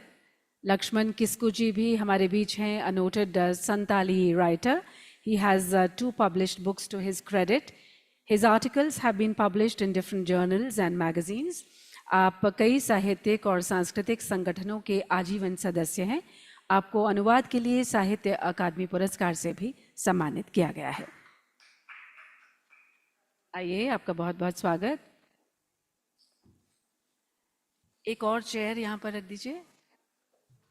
साहिब खान सागर जी हमारे बीच उपस्थित हैं. कई हिंदी और उर्दू समाचार पत्रों, पुस्तकों और पत्रिकाओं में कहानियाँ और गज़लें लिख रहे हैं. आपने कई मुशायरों और साहित्यिक कार्यक्रमों में सहभागिता की है. आप 2014 से फिल्म राइटर्स एसोसिएशन मुंबई के सदस्य हैं और अदबी दरिया नाम से एक यूट्यूब चैनल भी चला रहे हैं। आइए साहब जी।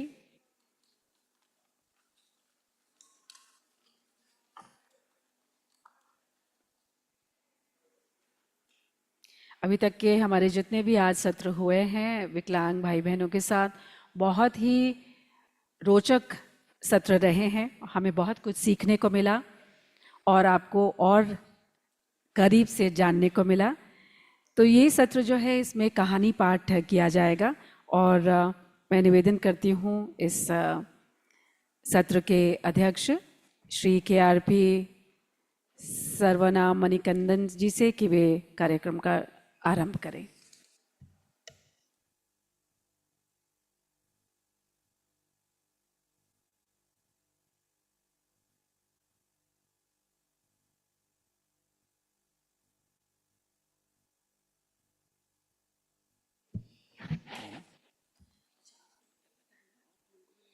हाँ मुझे मालूम है அனைவருக்கும் वणकम सबको नमस्कार। मेरा हिंदी है कि इतना लिटरेचर हिंदी नहीं है, लेकिन मैं हिंदी जानता हूँ because I was in Delhi for 9 months and I was in Mumbai in 18 months. So I can speak in spoken Hindi. So हम यहाँ शॉर्ट स्टोरीज पढ़ने के लिए आए हैं, लेकिन ये शॉर्ट स्टोरीज होता है कि शॉर्ट स्टोरी मतलब ये है कि वो शॉर्ट नहीं है, लेकिन टाइम इतना शॉर्ट रखा है, इसलिए हमको इसको बुलाने पड़ता है कि शॉर्ट एंड स्टोरीज। ओके, मैं ज़्यादा नहीं बोलूँगा, फिर भी मैं मेरा एक शॉर्ट स्टोरी को तमिल में लिखा, मेरा फर्स्ट शॉर्ट स्टोरी, उसको इंग्लिश में ट्रांसलेशन किया है। फिर भी मैं बाइलिंगुअल से इसको बताऊंगा, बट इन 2 or 3 पार्ट्स, बीच में थोड़ा सस्पेंस रखे आफ्टर द ब्रेक, इस तरीके से। So first of all I would like to invite my writer. First of all, first writer is from Bodo language, Vishnu Prasad Basumatary इनका नाम है। लेकिन ये क्या बात होता है कि मैं विजुअली इम्पेयर्ड हूँ, I am totally blind, so you have to introduce yourself by mentioning your disability. किस तरीके से आप विकलांग है इसको आप मेंशन करना चाहिए, और इसमें भी बता दीजिए कि आपको जो ऑनलाइन में हम ढूंढते तो कैसे ढूंढ सकते हैं, आपके इंफॉर्मेशन वगैरह कुछ हमें चाहिए तो, because I have searched through online this all about this all 6 members. I got only one person, that name is Kancham Singh Chauhan. तुम्हारे लंगी के बारे में मैंने जाना था और किसी के भी बारे में मुझे जान नहीं सका। सो ठीक है, first of all I introduce my short story very shortly, then the next and final part will be in the final my final auditory. Okay, मेरा शॉर्ट स्टोरी का नेम है कि Deva Kribai, it's mean the grace of the lord almighty. एक Christian का संस्थान है, इसमें एक ब्लाइंड स्कूल है। उस ब्लाइंड स्कूल के 8वीं कक्षा में पढ़ने के बाद, मेरी इंग्लिश हिंदी थोड़ा स्पोकन हिंदी है, टूटी फूटी हिंदी है, सो क्षमा कीजिए इस लेकिन आपको समझ में आ रहा है ना? ठीक है। सो एक लड़की है, हर नेम इज कृपा, एंड लड़का है, his name is Sundaram. Both are 25 years old. Both are orphan. They are brought up from this institution, the blind school, which is run by Christian congregation. So I start from the story between them, their love story. So I introduced Kripa in English bilingually. Kripa is a child of God. She was brought up by the school from childhood. She had never experienced her mother love. She had spent her childhood only amidst the harsh and dry words of the nurses. She passed her 20s clinging to the gospel words of Jesus, ignorant of anything that life had denied her love, warmth, and care. And also, I am introducing my hero Sundaram. Sundaram was then 25. Sundaram's condition was worse than that of Kripa. He lost everything one after other, like loving parents, prosperous wealth, and close relationships. At the age of 7, Sundaram stood completely orphaned. Blindness became an adage. He nevertheless appeared happy. There was a shock of crowd around him because because as there was no dearth of entertainment wherever he was. So both introductions has been come to an end. So now the बाकी story को मैं बाद में बताऊंगा. अभी दोनों की love शुरुआत हो चुकी है. अभी हम बुलाते हैं कि बोडो की राइटर शॉर्ट स्टोरी की उसका नाम विष्णु प्रसाद समट्री. आइए आपका कहानी को बताइए, लेकिन 10 मिनट में. धन्यवाद.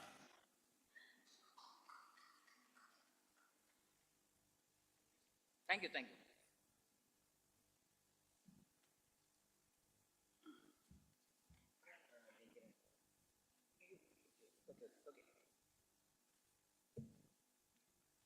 Good evening to all. My name is Vishnu Prasad Basumatari from Assam. Bodo language is the second largest spoken language in Assam. As you know it very well, I think. Assam is the first largest language spoken in Assam, and Bodo is the second. Okay. This is my book, and I just want to read out one paragraph from my book, then I will start the translation. Okay.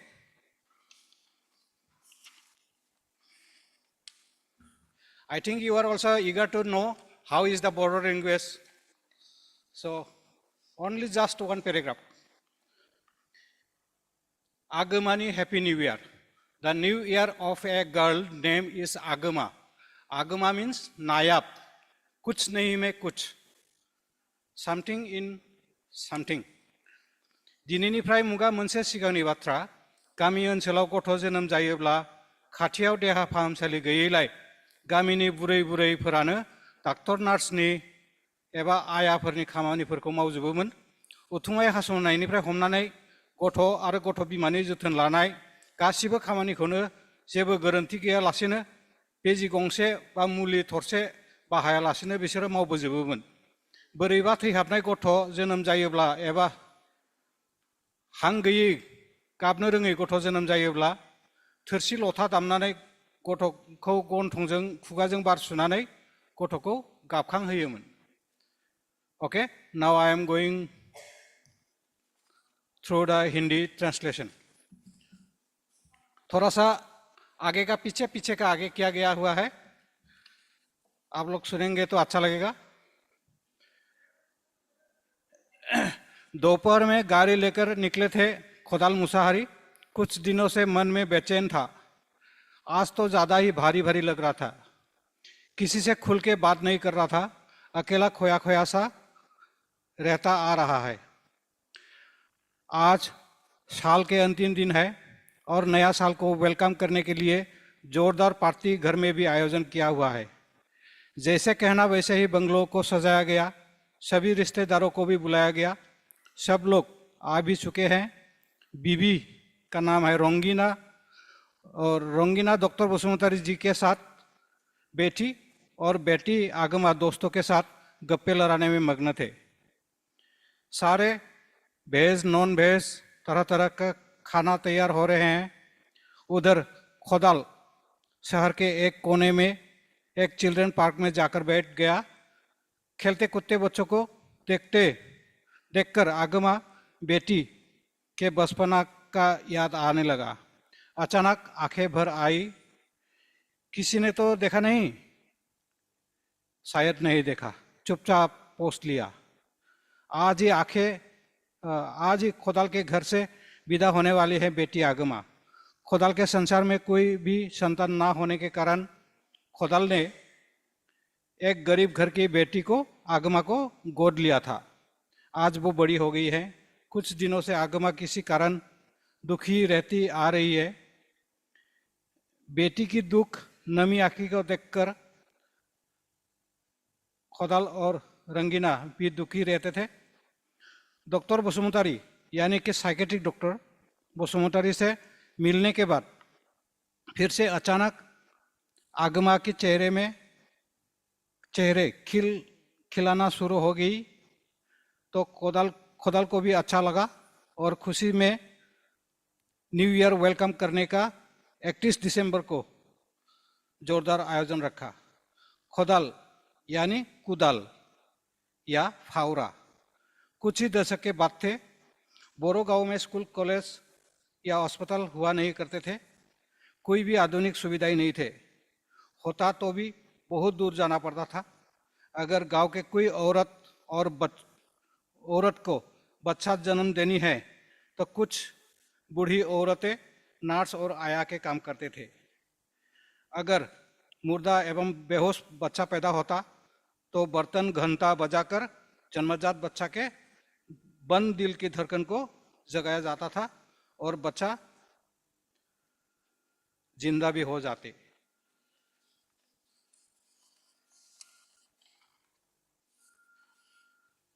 इसी प्रकार हमारा खोदाल भी एक जन्मजात बेहोश लड़का था। एक बूढ़ी औरत ने कुदाल या फावरा बजा के दिल की धड़कन को जगाया गया था, इसलिए उसे बचपन से ही कुदाल करके बुलाते बुलाते खोदाल नाम पड़ गया। खोदाल बचपन से ही निडर और गुस्सेवाल था। गुस्सा आने पर किसी से भी हाथ पैर चला लेता था। उसका यह स्वभाव युवा काल तक नहीं बदला, लेकिन इसी स्वभाव के कारण ही शहर के नेतागण और कुछ व्यापारी लोग आकर्षित थे और उसे लात मार तोड़ फोड़ काम में लगाते थे। इसी तरह से खोदाल ने कुछ पैसा भी कमा लिया। थोड़ा थोड़ा से ही सही आज उसके पास बहुत सारा पैसा हुआ। पूरे 100 करोड़ के मालिक भी बन गया। एक दिन कॉलेज के रंगीना नाम की एक लड़की को भी उठा लाया और शादी भी की। लेकिन 12 साल तक एक भी बच्चा ना मिलने पर एक गरीब घर की बच्ची को गोद लिया। देखने में थोड़ी सी चावला थी लेकिन सुंदरी थी। नाम है आगमा, मतलब नायाब, कुछ नहीं में कुछ। आगमा को गोद लेने के बाद घर में तो रौनक आई।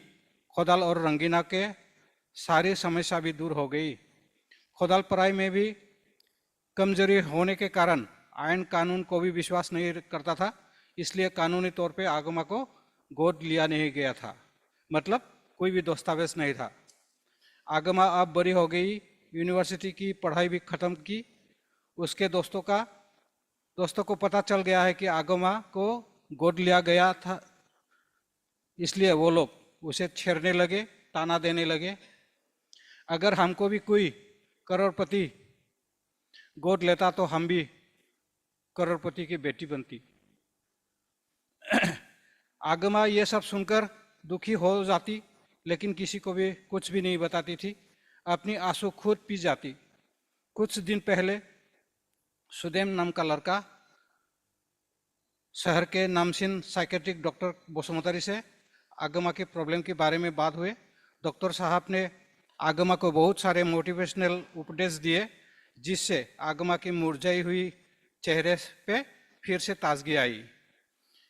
इससे पहले आगमा खोई खोई से अपने बंद कमरे में ही रहती थी। इसे देखकर खोदाल और रंगीना को भी दुखी हो जाते थे।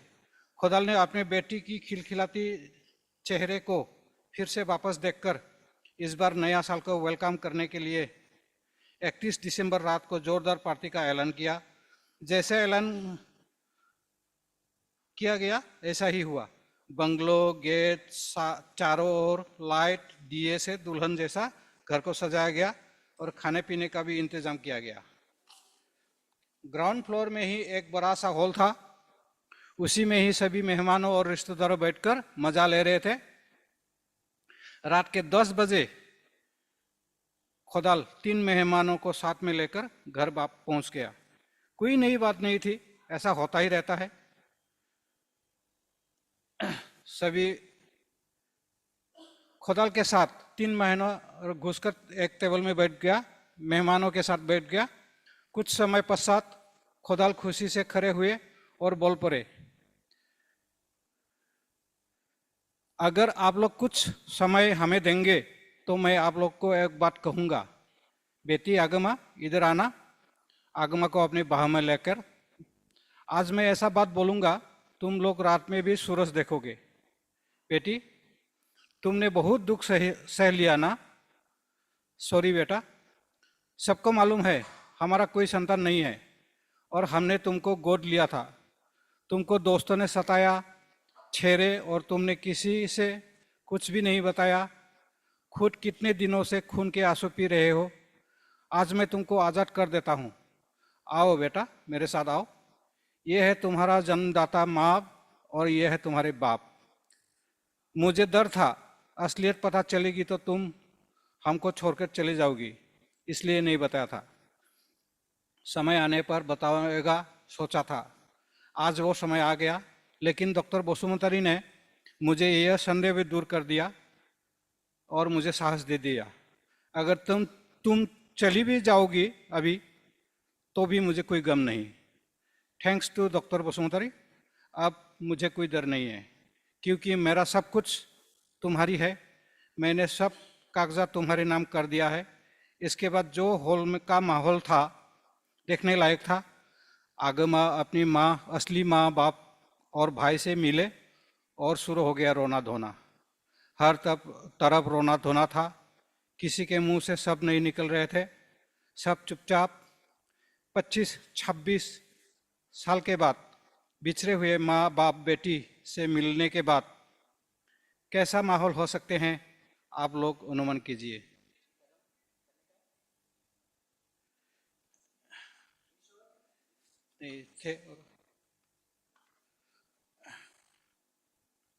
सभी लोग मेहमानों खा पीकर मजे में रह रहे थे। सब लोग खामोश थे। आवाज बोले तो सिर्फ नाक पोंछने का और चम्मच की गराहट का आवाज़ें थे। आगमा को लगी कि इससे अच्छा माहौल कभी मिलने वाली नहीं है। इसे एक सुनहरी मौका समझकर गंवाना उचित नहीं समझी। अपने बाप से थोड़े हटकर बोली, आपने जो बोला सबने सुना, अब सुनाना मेरी बारी है। कौन कहता है आप लोग मेरे माँ बाप नहीं है? अगर आप लोग मेरे माँ बाप नहीं हैं तो मुझे कुछ भी नहीं चाहिए। आप प्रॉमिस कीजिए कि आप ही मेरे असली माँ बाप है। खुदाल ने बोला, हाँ बाबा, हाँ मैं प्रॉमिस करता हूँ, हम लोग ही तुम्हारे अच्छी माँ बाप है। और सुनो, बेटी फिर से बोल पड़ी, मैंने जो सही रोई तो रोई, लेकिन आप लोग भी मेरे लिए बहुत कष्ट झेले हैं। तीनों एक साथ अजी थोड़ी ये देखिए सर, 1 पैराग्राफ है, ये खत्म हो गया। हाँ।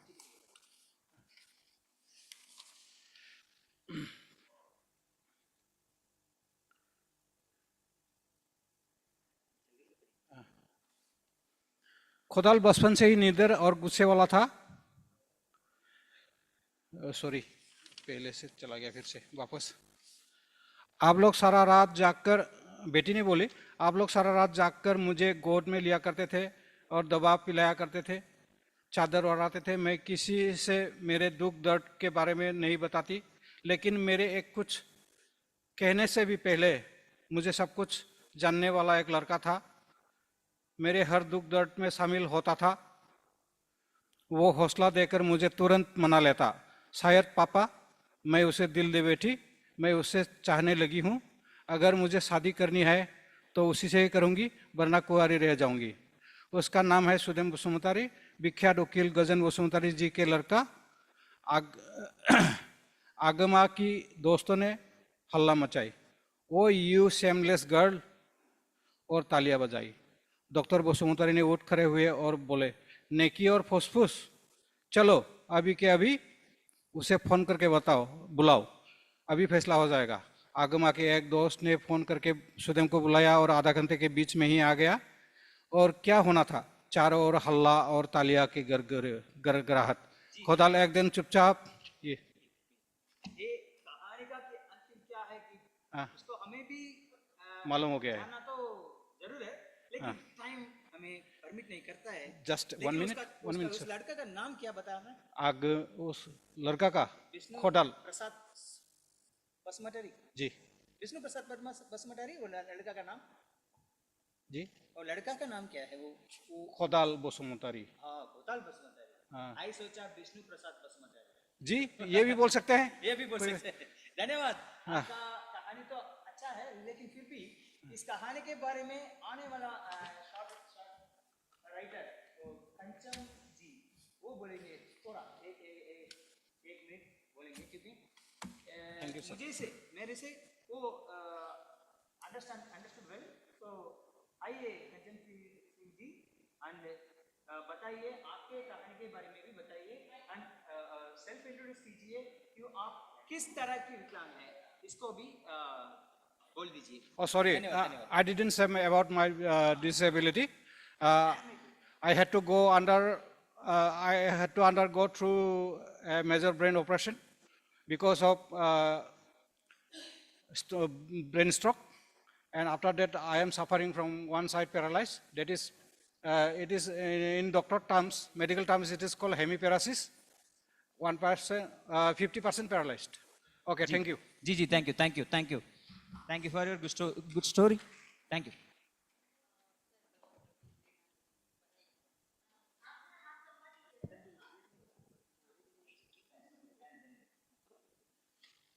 सॉरी, आप लोग को देर करना पड़ा। हेलो, आवाज आ रही? मैं कंचन सिंह चौहान लखनऊ से आई हुई हूँ।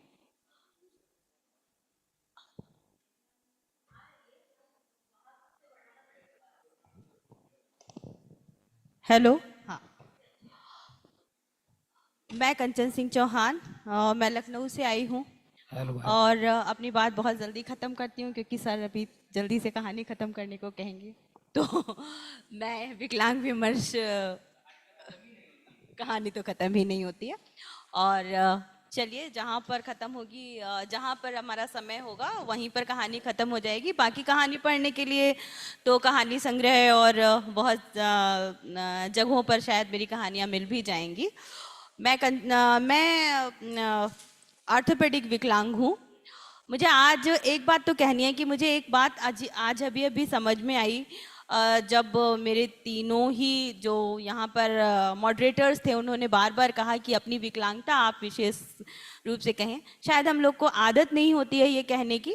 और जैसे कि सर कह रहे थे, हमारे लखनऊ के ही शायर महोदय, कि क्या हम एक्सेप्ट नहीं करना चाहते? नहीं, हमने इतना एक्सेप्ट कर लिया कि हमें याद ही नहीं रहता कि हम बताएं कि हम कौन से विकलांग हैं। लेकिन आज मुझे इसकी ज़रूरत समझ में आई, क्योंकि मेरे साथ ही यहाँ दृष्टि बाधित जो जिनके साथ चैलेंज है वो लोग भी हैं, और उन्हें ये बात पता होना ज़रूरी है कि हमारे बगल में जो व्यक्ति है वो हमारे जैसा है, लेकिन किस तरह से है। तो मैं व्हीलचेयर डिपेंडेंट एक लड़की हूँ, जिसको 1 साल की एक साल कुछ दिन की उम्र में पोलियो हो गया था।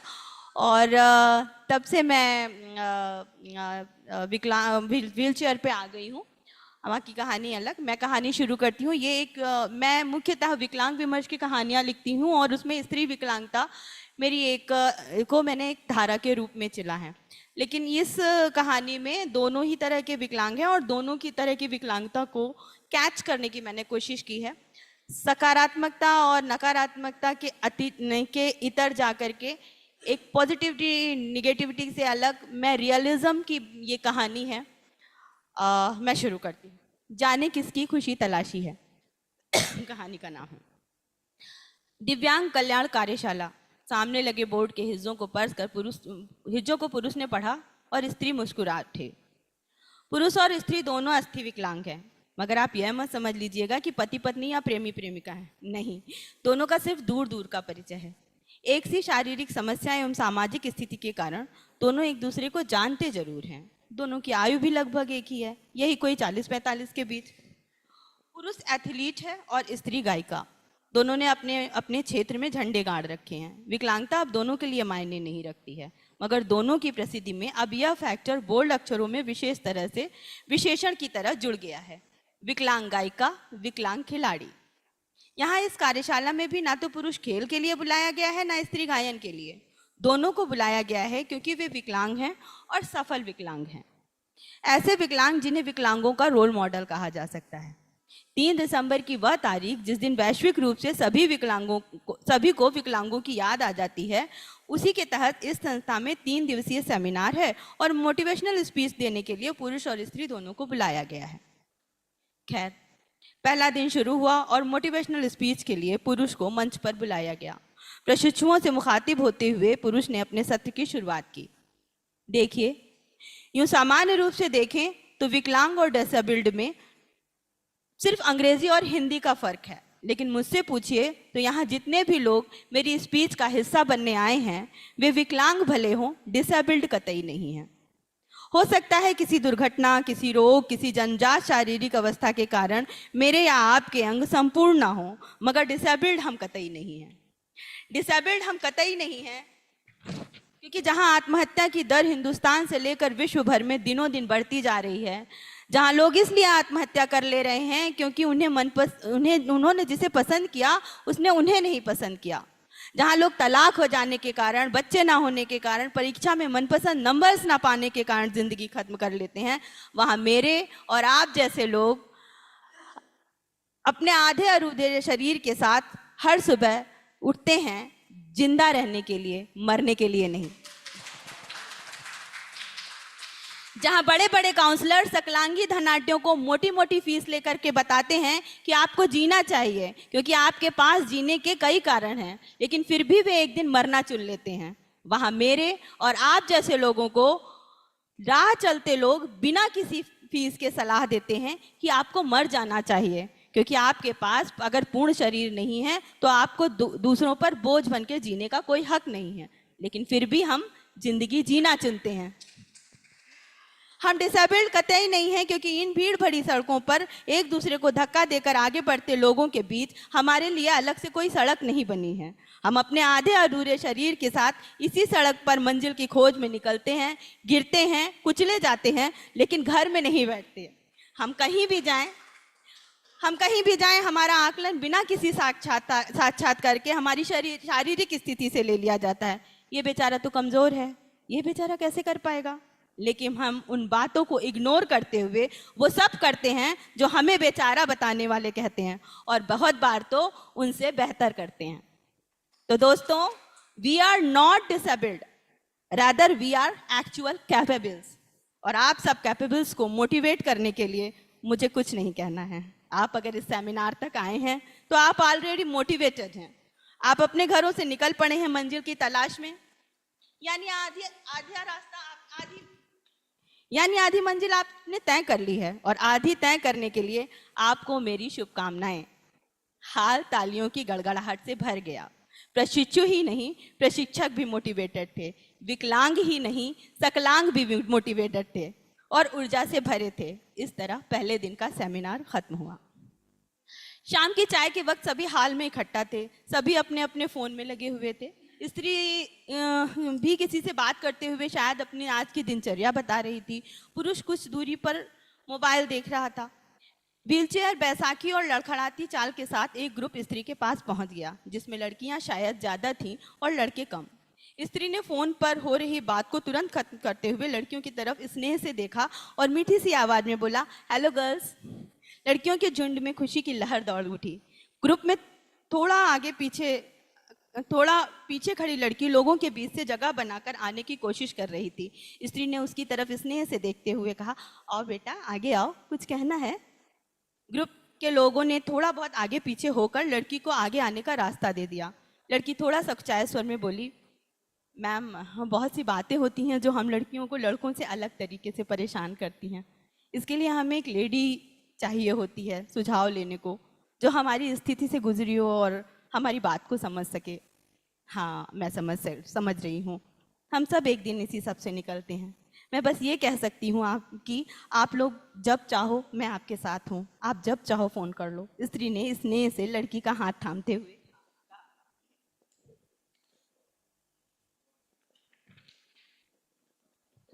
लड़की का संकोच थोड़ा खुला, वह झुझक भरी स्वतंत्रता के साथ बोली, मैम एक लड़की के लिए तो शादी करना वैसे भी बहुत कठिन निर्णय होता है। ऐसे में आपको क्या लगता है, हम जैसे लोगों को शादी करनी चाहिए? स्त्री मुस्कुरा दी। क्यों? जब हम जैसे लोगों को पर्वत पर चढ़ जाना चाहिए, खेल में शीर्ष पर पहुंच जाना चाहिए, गीतकार में रवींद्र जैन बन जाना चाहिए, विज्ञान में हॉकिंस बन जाना चाहिए, तो शादी क्यों नहीं करनी चाहिए? हम जैसे लोगों को वो सब करना चाहिए जो एक सामान्य व्यक्ति को करना चाहिए। मैम लेकिन आपने तो नहीं की ना? सामने बैसाखी के पर खड़ी एक लड़की ने पूछा। अरे मैंने नहीं शादी की, ये मेरा व्यक्तिगत चयन समझ लो, या कह लो कि कोई सूटेबल व्यक्ति नहीं मिला, कहकर स्त्री फिर से मुस्कुराई और ऑटोग्राफ देने लगी। डिनर के बाद स्त्री होटल में अपने ओपन एरिया में बैठी किसी से मोबाइल पर बात कर रही थी। तभी उसने पुरुष को बैसाखी पर अपनी तरफ आते हुए देखा। मोबाइल की बात तुरंत खत्म कर स्त्री ने पुरुष को वेलकम स्माइल दी। मुझे पता चला कि आप मौसम का लुत्फ ले रही हैं, तो मैं भी आ गया। पुरुष ने बैसाखी रखने की जगह ढूंढ बैठने की कोशिश करते हुए कहा। बहुत अच्छा किया, अभी नींद भी नहीं आ रही थी और अब आप आ गए हैं तो वक्त अच्छी तरह बीत जाएगा। अब तो ये वक्त ही बताएगा कि आपका वक्त अच्छा बीतेगा या खराब। पुरुष ठहाका मारकर हंस पड़ा। स्त्री मुस्कुरा दी। अरे नहीं, वक्त क्या बताएगा, मैं बता रही हूँ ना।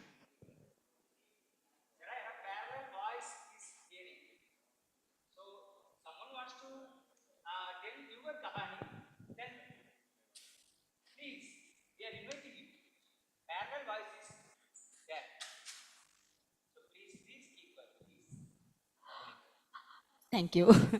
स्त्री मुस्कुरा दी। अरे नहीं, वक्त क्या बताएगा, मैं बता रही हूँ ना।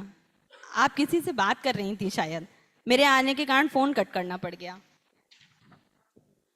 ऐसी कोई जरूरी बात नहीं थी, माँ थी, उसके सामने तो मैं अपने को कभी सक्षम प्रूव ही नहीं कर पाई। कहीं भी अकेले निकलो उसे चिंता ही बनी रहती है। शाम को चाय के वक्त भी आप किसी से बात कर रही थी और तभी आपको बीच में फोन कट करने पड़ गया उन ट्रेनीज के आ जाने के कारण, है ना? माइन्यूट नजर रख रहे हैं आप। स्त्री झेप वाली हंसी हंसते हुए बोली। नहीं, नजर रख नहीं रहा, नजर आ जा रहा है। पुरुष ने हाजिर जवाबी का परिचय दिया। थोड़ी देर में पुरुष ने हल्की स्मित के साथ कहा, क्या वाकई कोई सूटेबल व्यक्ति नहीं मिला आपको? अरे शादी तो आपने भी नहीं की, प्रश्न मुझसे ही क्यों पूछ रहे हैं? स्त्री ने प्रश्न के बदले मुस्कुराते हुए प्रश्न किया। मैंने यह जवाब भी तो नहीं दिया कि मुझे कोई सूटेबल व्यक्ति नहीं मिला। अब क्या फर्क पड़ता है इस बात से कि मुझे कोई सूटेबल व्यक्ति नहीं मिला या मैं किसी के लिए सूटेबल नहीं थी? आपसे कहा किसी ने कि आप सूटेबल नहीं हैं? नहीं, मैंने इंतज़ार भी नहीं किया ये सुनने का, मैं पहले ही क्विट कर गई। अच्छा, क्विट करने के बाद कभी पूछा उससे कि कैसा लगा उसे? पूछना नहीं पड़ा, वह अक्सर बताता रहा कि मैंने 2 जिंदगियों के साथ गलत किया है। आपको नहीं लगता कि आपको ऐसा नहीं करना चाहिए था? कहानी जहाँ मेरा वक्त जहाँ खत्म होगा कहानी खत्म कर दीजिएगा, क्योंकि आपको मालूम है कहानी। ओके। नहीं, कभी नहीं। कभी नहीं। उस जिंदगी को चुनकर रोज रोज शिकायतों में जीने से बेहतर है ये कभी कभार की शिकायतें। लड़की कुछ देर तक ठीक सामने शून्य को घूरती खामोश बनी रही और फिर उसी शून्य में देखते हुए बोली, मैं देखती थी कि उसकी माँ उसे प्यार से खाना लगा कर देती है, उसे कपड़े सही करके रखती है, उसका कमरा सही करती है, उसकी हर बेतरतीबी को तरतीब देती है और वो बेपरवाह सा बहुत खुश रहता है खुद को तरतीबियत में पाकर। उसे घर का बना खाना अच्छा लगता है, माँ के हाथ का खाना। मैं उसे इतनी तरतीब से कहाँ रख पाती? मुझे तो खुद ही हर पल चाहिए था कोई जो मेरी बेतरतीबी संभाल सकता। वो मेरे घर आता तो मेरी चीज़ें संभालता तड़पता रह जाता। मैं उसके लिए खाना बनाने की कोशिश करती तो उतना निश्चिंत नहीं दिखता था वो जितना अपनी माँ के खाना बनाने पर। उसे चिंता ही लगी रहती थी कि कहीं मैं अपने ऊपर तेल ना गिरा लूँ, कहीं मैं थक ना जाऊँ। आप बताइए क्या ये समान जीवन होता? नहीं, मुझे तो लगता है ये बड़ा आदर्श जीवन होता, बड़ा बनावटी जीवन। भावुकता में मुरव्वत को मोहब्बत नाम दिया जा रहा था। इतने आदर्श में रहमतें भले पनपे, प्रेम नहीं पनप पाता। प्रेम का दम घुट जाता है इतनी रहमतों से। और सबसे बड़ी बात, मुझे यह भी शक होने लगा कि शादी का मूल जो शारीरिक सुख है, पता नहीं मैं उसे दे पाती या नहीं दे पाती। शरीर मेरा ही तो अधूरा था, उसके शरीर की मांगे तो अधूरी ना होती। He was my man, but I didn't find myself perfect for being her lady. आपको ऐसा नहीं करना चाहिए था। स्त्री का निर्बाध एक आलाप सुनकर ठक सा हुआ बैठा पुरुष बोला, आप शायद मेरी बात इसलिए नहीं समझ पा रहे हैं क्योंकि आपके पास स्त्री का दिल नहीं है। स्त्री ने शांत स्वर में उत्तर दिया। पुरुष कुछ नहीं बोला। आभार। नहीं, अभी तो कहानी लंबी थी, लेकिन सर चाह रहे हैं तो कहानी खत्म कर देते हैं।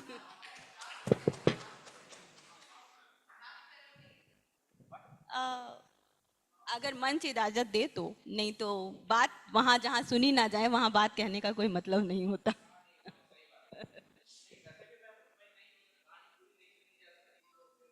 जी।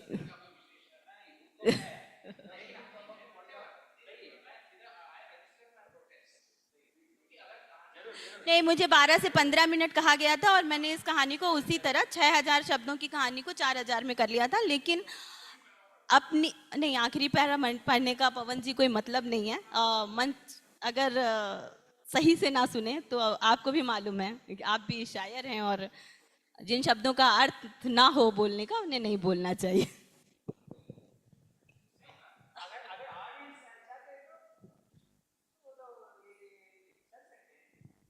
Thank you, thank you. ना हमें लगता है कि हम समय इसमें ना बिता कर के मैं अपनी कहानी पूरी कर देती हूँ। स्त्री ने व्हीलचेयर के पहिए घुमाते हुए कहा, चलिए अब अपने अपने रूम में चलें। आपका ओजस्वी भाषण तो हो गया आज, कल मुझे बोलना है। ऐसा ना हो कि आपके 1000 वाट के बल्ब के आगे मेरी 100 वाट बल्ब जैसी स्पीच फुस हो जाए। स्त्री ने माहौल को हल्का करने की गरज से मजाक किया। थोड़ी देर में बैसाखियां सीढ़ी उतरती नजर आईं और व्हीलचेयर रूम का दरवाजा बंद करती। सेमिनार का दूसरा हिस्सा शुरू हुआ। आज की मोटिवेशनल स्पीच स्त्री को देनी थी। स्त्री ने माइक पकड़ा और बोलना शुरू किया। दोस्तों, मैं अपनी बात शुरू करने से पहले यह कहना चाहती हूँ कि उम्मीद है मेरे युवा दोस्त इस बात का बिल्कुल बुरा नहीं मानेंगे कि मैं उनसे ज़्यादा मुखातिब इन यंग लेडीज से हूँ। इतना कहना था कि सारी लड़कियां हो के संवेद स्वर से चीयर कर उठी। स्त्री ने बात आगे बढ़ाई, तो मेरे पास जो बातें हैं उनमें बहुत पुरानी बात जो मेरे जहन में है, वो कई विकलांगताओं से जीवन भर संघर्ष करके भी आशावाद और सकारात्मकता के दीप से नेत्रहीनता जैसे अंधेरे को रोशन करती हमारी पुरखिन हेलन केलर की बात कि यदि आप स्त्री होकर विकलांग हैं तो आप दोहरी विकलांगता झेल रहे हैं। स्त्री होना अपने आप में पहली विकलांगता है। इस सच को स्वीकारते हुए भी मेरी युवा साथियों, आप उदास ना हो कि आप दोहरी कमजोरियां झेल रही हैं, क्योंकि कमजोरियां की अपनी ताकत होती है। देखा है ना, कमजोर सी चींटी बिना किसी भय कैसे जगह जगह घूमती रहती है, सड़कों पर, पहाड़ों पर, दरख्तों पर। जरा सा डर नहीं उसे इस भीड़ में। जहां आदमी को कुचलता आगे बढ़ता जा रहा है, वहां उस सूक्ष्म जीव का क्या होगा? लेकिन करे तो क्या? विकल्प क्या है? और कई बार विकल्पहीनता बहुत साहसी बना देती है। अभी मैंने अपनी दोस्त सुरभि से यही बात कही है, और सुरभि ये तुम्हारे लिए है कि लड़कियों देखना, ये कमजोरियां तुम्हें दोहरा मजबूत बनाएंगी, क्योंकि सारी मजबूतियों की जन्मस्थली कोई कमजोर सी भीगी जमीन होती है। हाल दोबारा तालियों से गूंज उठा। जो लड़कियां खड़ी होने की स्थिति में खड़ी हो गईं, बाकी अपनी व्हीलचेयर पर उत्साहित होकर ताली बजा रही थीं। लड़कों के चेहरे पर भी खुशी थी। ऑरेटर, आयोजक, अतिथि सबके चेहरे पर प्रशंसा की मुस्कान थी और हाथ तालियों में व्यस्त थे। स्त्री और पुरुष दोनों के सत्र खत्म हो चुके थे, लेकिन सेमिनार अभी खत्म नहीं हुआ था। मैनेजमेंट समिति के उस व्यक्ति ने विनम्रता के साथ कहा, मैडम हमने आप लोगों के लिए पहले से वो जगह मार्क कर रखी हैं जो काफ़ी हद तक एक्सेसिबल हैं। मैं आप जैसी हस्ती का अगर गाइड बन सकूं तो मेरे लिए प्राउड की बात होगी। स्त्री को बहुत अच्छा लगा कि उस व्यक्ति को मालूम था कि किस तरह एक विशेषता सक्षम व्यक्ति को बिना नीचा दिखाए सहायता का प्रस्ताव दिया जा सकता है। पुरानी इमारतों को देखते समझते नॉस्टैल्जिक होते प्रशंसा करते हुए वे उस शहर में घूमते रहे। उनकी गाड़ी उस शहर को की एक पुरानी नदी के किनारे पहुंची। शाम को स्त्री पुरुष दोनों ने खुश होकर देखा कि नदी की सीढ़ियों तक व्हीलचेयर और कार आराम से जा सकते हैं। स्त्री पैर नदी में डालकर बैठ गई। पुरुष भी पैसाखियों को किनारे रख उसी सीढ़ी पर बैठ गया और दोनों आनंदित मन से स्वर्णवर्णी सूर्य को रक्तवर्णी होते देखने लगे। दोनों खामोशी से उस दृश्य का आनंद खुद में उतारते रहे। तभी पुरुष बोला, इस सीढ़ी पर हुए एक हादसे ने मेरी जिंदगी बदल दी थी। कभी कैसे? स्त्री ने पूछा। खेल जगत में फेम के पहले मैं एक प्राइवेट कंपनी में काम करता था। मेरी एक गर्लफ्रेंड थी। हम दोनों बिना किसी शिकायत और झगड़े के डूब कर चाहते थे एक दूसरे को। एक रोज हम फर्स्ट फ्लोर के मैं कहानी बंद करती हूँ क्योंकि मंच की एक मर्यादा होती है और समय ज़्यादा हो रहा है। Thank you so much.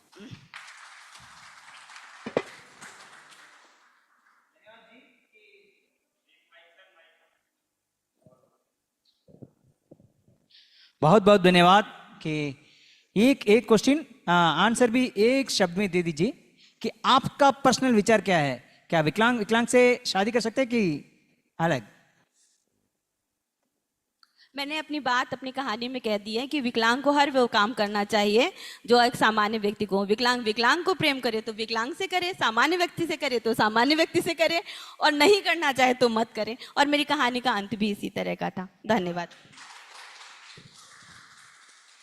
Okay, then we are moving to the next writer. His name is Narendranath Jha. I think मैं सही बोला हूँ कि वो मैथिली लैंग्वेज से संबंधित है। वो उसका कहानी मैथिली पर पढ़ के फिर हिंदी अनुवाद करके हमको बोलेंगे। धन्यवाद। सबसे पहले साहित्य अकादमी को आभार प्रकट करता हूँ। सभागार में उपस्थित प्रबुद्ध दिव्यांग साहित्यकार से भी मैं इस मंच पे एक अपना प्राइवेट बात रखना उचित समझता हूँ। वो ये है जो मेरा शादी तय हो गया था और मेरी पत्नी होने वाली पत्नी विकलांग नहीं थी, तो हमने एक दूती को भेजकर उनसे मंतव्य मांगने के लिए हमने उनको ये बात बोले जो उनसे जाके आप रिमार्क्स लीजिए जो वो क्या कहती है, जो आगे चल के कोई विभीषिका न हो जाए, इसके लिए आप उनसे रिमार्क्स हमको दीजिए। तो वो हंसते हुए उनके पास में गई और जो पत्नी अभी सभागार में भी हैं उनसे उनको याद को ताज़ा करने के लिए मैं ये बात अभी रख रहा हूँ। और उनसे जब पूछा गया जो आप तो विकलांग नहीं हैं, आपके पति जो होने जा रहे हैं वो विकलांग हैं, क्या आप शादी करना चाहते हैं? वही हमको भेजे हैं। तो वो उन्होंने बहुत सटीक उत्तर दी और उन्हीं की वो जो हमको बताई तब हम तभी समझ गए जो हमारा जीवन खुशहाल होने वाला है। और वो बताई जो विकलांग कोई बुरी बात नहीं है, प्रकृति का वो जो है सो तोहफा है। जो अंतर्जामी किसी को विकलांग बनाते हैं उसमें दूसरे में उनको कई गुना उसमें भर देते हैं गुण। जो दिखने में विकलांग लगते हैं वो विकलांग नहीं हैं, जो देखने में विकलांग नहीं लगते हैं वो कई गुना उस विकलांग से ज़्यादा विकलांग हैं, क्योंकि वो मानसिक विकलांग होते हैं। और हम उनसे शादी करेंगे, उनको बता दीजिएगा। और हमने हम शादी किए, तो उनको भी धन्यवाद। अभी बैठी हुई हैं सामने। मैं मैथिली भाषा भाषी हूँ और मैं 2006 में पीएचडी और 2013 में डीलिट प्राप्त किया हूँ। मैं senior assistant professor university department of Maithili, BNMU, Madhepura, Bihar. मैं मैथिली भाषा के कथा को हिंदी में अनुवाद करके आपको सुनाने जा रहा हूँ। मेरा अनुवाद का साहित्य अकेडमी से दर्जनों पुस्तक प्रकाशित है, जो मैम बोल चुकी हैं, और अभी 2024 में प्रेमचंद का गोदान प्रकाशित होकर आया है। उससे पहले अर्थ सॉन्ग्स हरे कृष्ण देव सरे का भारतीय बाल कहानियाँ, जो 4 वॉल्यूम में है, फिर चुंदा सिंधी कहानियों, फिर प्रेमचंद कथा रचनावली, ये सब ट्रांसलेशन साहित्य अकेडमी द्वारा प्रकाशित है। अब मैं मैथिली से हिंदी में ट्रांसलेट करके, जिसका टाइटल है दृढ़ प्रतिज्ञा, वो सुनाने जा रहा हूँ, जरा जो जल्दी जाएगी, जो दहेज प्रथा पर आधारित है। सुना जाए। सुशीला को आज खुशी का ठिकाना नहीं था। वह बहुत सवेरे उठ गई थी, जब चिड़िया भी अभी तंद्रावस्था में ही रही होगी। जल्दीबाजी में नित्य क्रिया से निवृत्त होकर विवाह के विषय में चिंतन करते हुए मन ही मन सुख दुख के बीच में गुदगुदी जैसा अनुभव कर रही थी, क्योंकि आज जीवन का स्वर्णिम क्षण आने वाला है, अर्थात आज जो उसका विवाह होने वाला है। इसलिए भविष्य के चिंता में गंभीर रूप से डूबी हुई थी। सुशीला जीवन का 20वां बसंत देख चुकी है, लेकिन इस उमंग वाले समय का कभी क्षण भर भी दुरुपयोग नहीं की थी। मध्यम परिवार में मध्यम प्रतिभा की छात्रा रहते हुए भी अपने कठिन परिश्रम के बल पर मैट्रिक से एमए तक प्रथम स्थान प्राप्त करने में सफल हुई थी। शिक्षक बनने की अभिलाषा में आजकल सरकारी कॉलेज से बीएड भी कर रही है। पिता हाई स्कूल के हेडमास्टर थे, जो अपने को दिक्कत में रखते हुए अपनी पुत्री को पढ़ाने में किसी भी प्रकार की कमी नहीं की थी। पुत्री के योग्यता अनुसार वर की बारीकी से तलाश संभव नहीं हो सका, लेकिन इस भौतिकवादी युगानुकूल एक वर को ढूंढ लिया गया। वर का बाप सरकारी सेवक तथा वर इंजीनियर है, लेकिन प्राइवेट कंपनी के इंजीनियर। प्राइवेट इंजीनियर भी यदि ठीक पेशा में हो तो कम नहीं होता है। उनको तो इस दिखावटी दुनिया में वेतन और फैसिलिटी सरकारी नौकरी वाले से भी ज़्यादा होती है। वर के इस आकर्षक बनावटीपन भरी बातों में पढ़कर हेडमास्टर साहब फंस गए। इधर सुशीला मैथिल लड़ना होने के कारण इस विवाह वाले प्रकरण में कैसे कुछ बोलती। पिता अपने सामर्थ्य के अनुसार खर्च करने में कोई किफ़ायती नहीं कर रहे थे। सुशीला के कन्यादान तथा वर बाराती और विदाई में लगभग 3 लाख रुपये खर्च किए जा रहे थे, वो भी कर्ज लेकर। मनन चिंतन में निमग्न सुशीला का ध्यान भंग की थी उनकी समवयस्का भाभी ने। वह सुशीला को एक दिन बताई कि अब आप यह लिबास उतारकर परंपरागत साड़ी पहनने का अभ्यास कीजिए, जिससे कि बाद में साड़ी पहनने में सहज महसूस हो। देखिए जी, अब आप लड़की से नारी बनने जा रही हैं। नारी की विशिष्ट मर्यादाएं होती है, उसको अच्छी तरह से निभाने वाली नारी ही सर्वत्र पूजित होती हैं। अचानक यह बात सुनकर सुशीला चौंक उठी। चौंकने का कारण यह था कि वह अपने भावी पति के विषय में बहुत सुंदर सुंदर सपने सब संजोई हुई थी। विवाह के बाद वर के साथ अपनी योजना बनाने में वह निमग्न रहती थी। सुशीला अपनी भाभी के आदेश की ठीक ठीक वैसा ही पालन की, जैसा कि सर्कस में रिंग मास्टर के आदेश का पालन सभी जीव जंतु करते हैं। फिर वह बाराती और विवाह के विधि विधान जुटाने में सब लोग जुट गए। खुशी का पल बीतने में समय नहीं लगता। दिन ढलने लगा, शाम होने लगी और देखते ही देखते बिजली चमकने वाली जैसी गति से रात आ पहुंची। बड़ी आडंबर, तरक भरक एवं गाजा बाजा लेकर दूल्हा बाराती के साथ हेडमास्टर साहब के दरवाजा पर आ धमके। दूल्हा के आने के बाद आंगन से महिलागण दूल्हा देखने के लिए दरवाजा पर इधर उधर करने लगी, जिसके लिए 3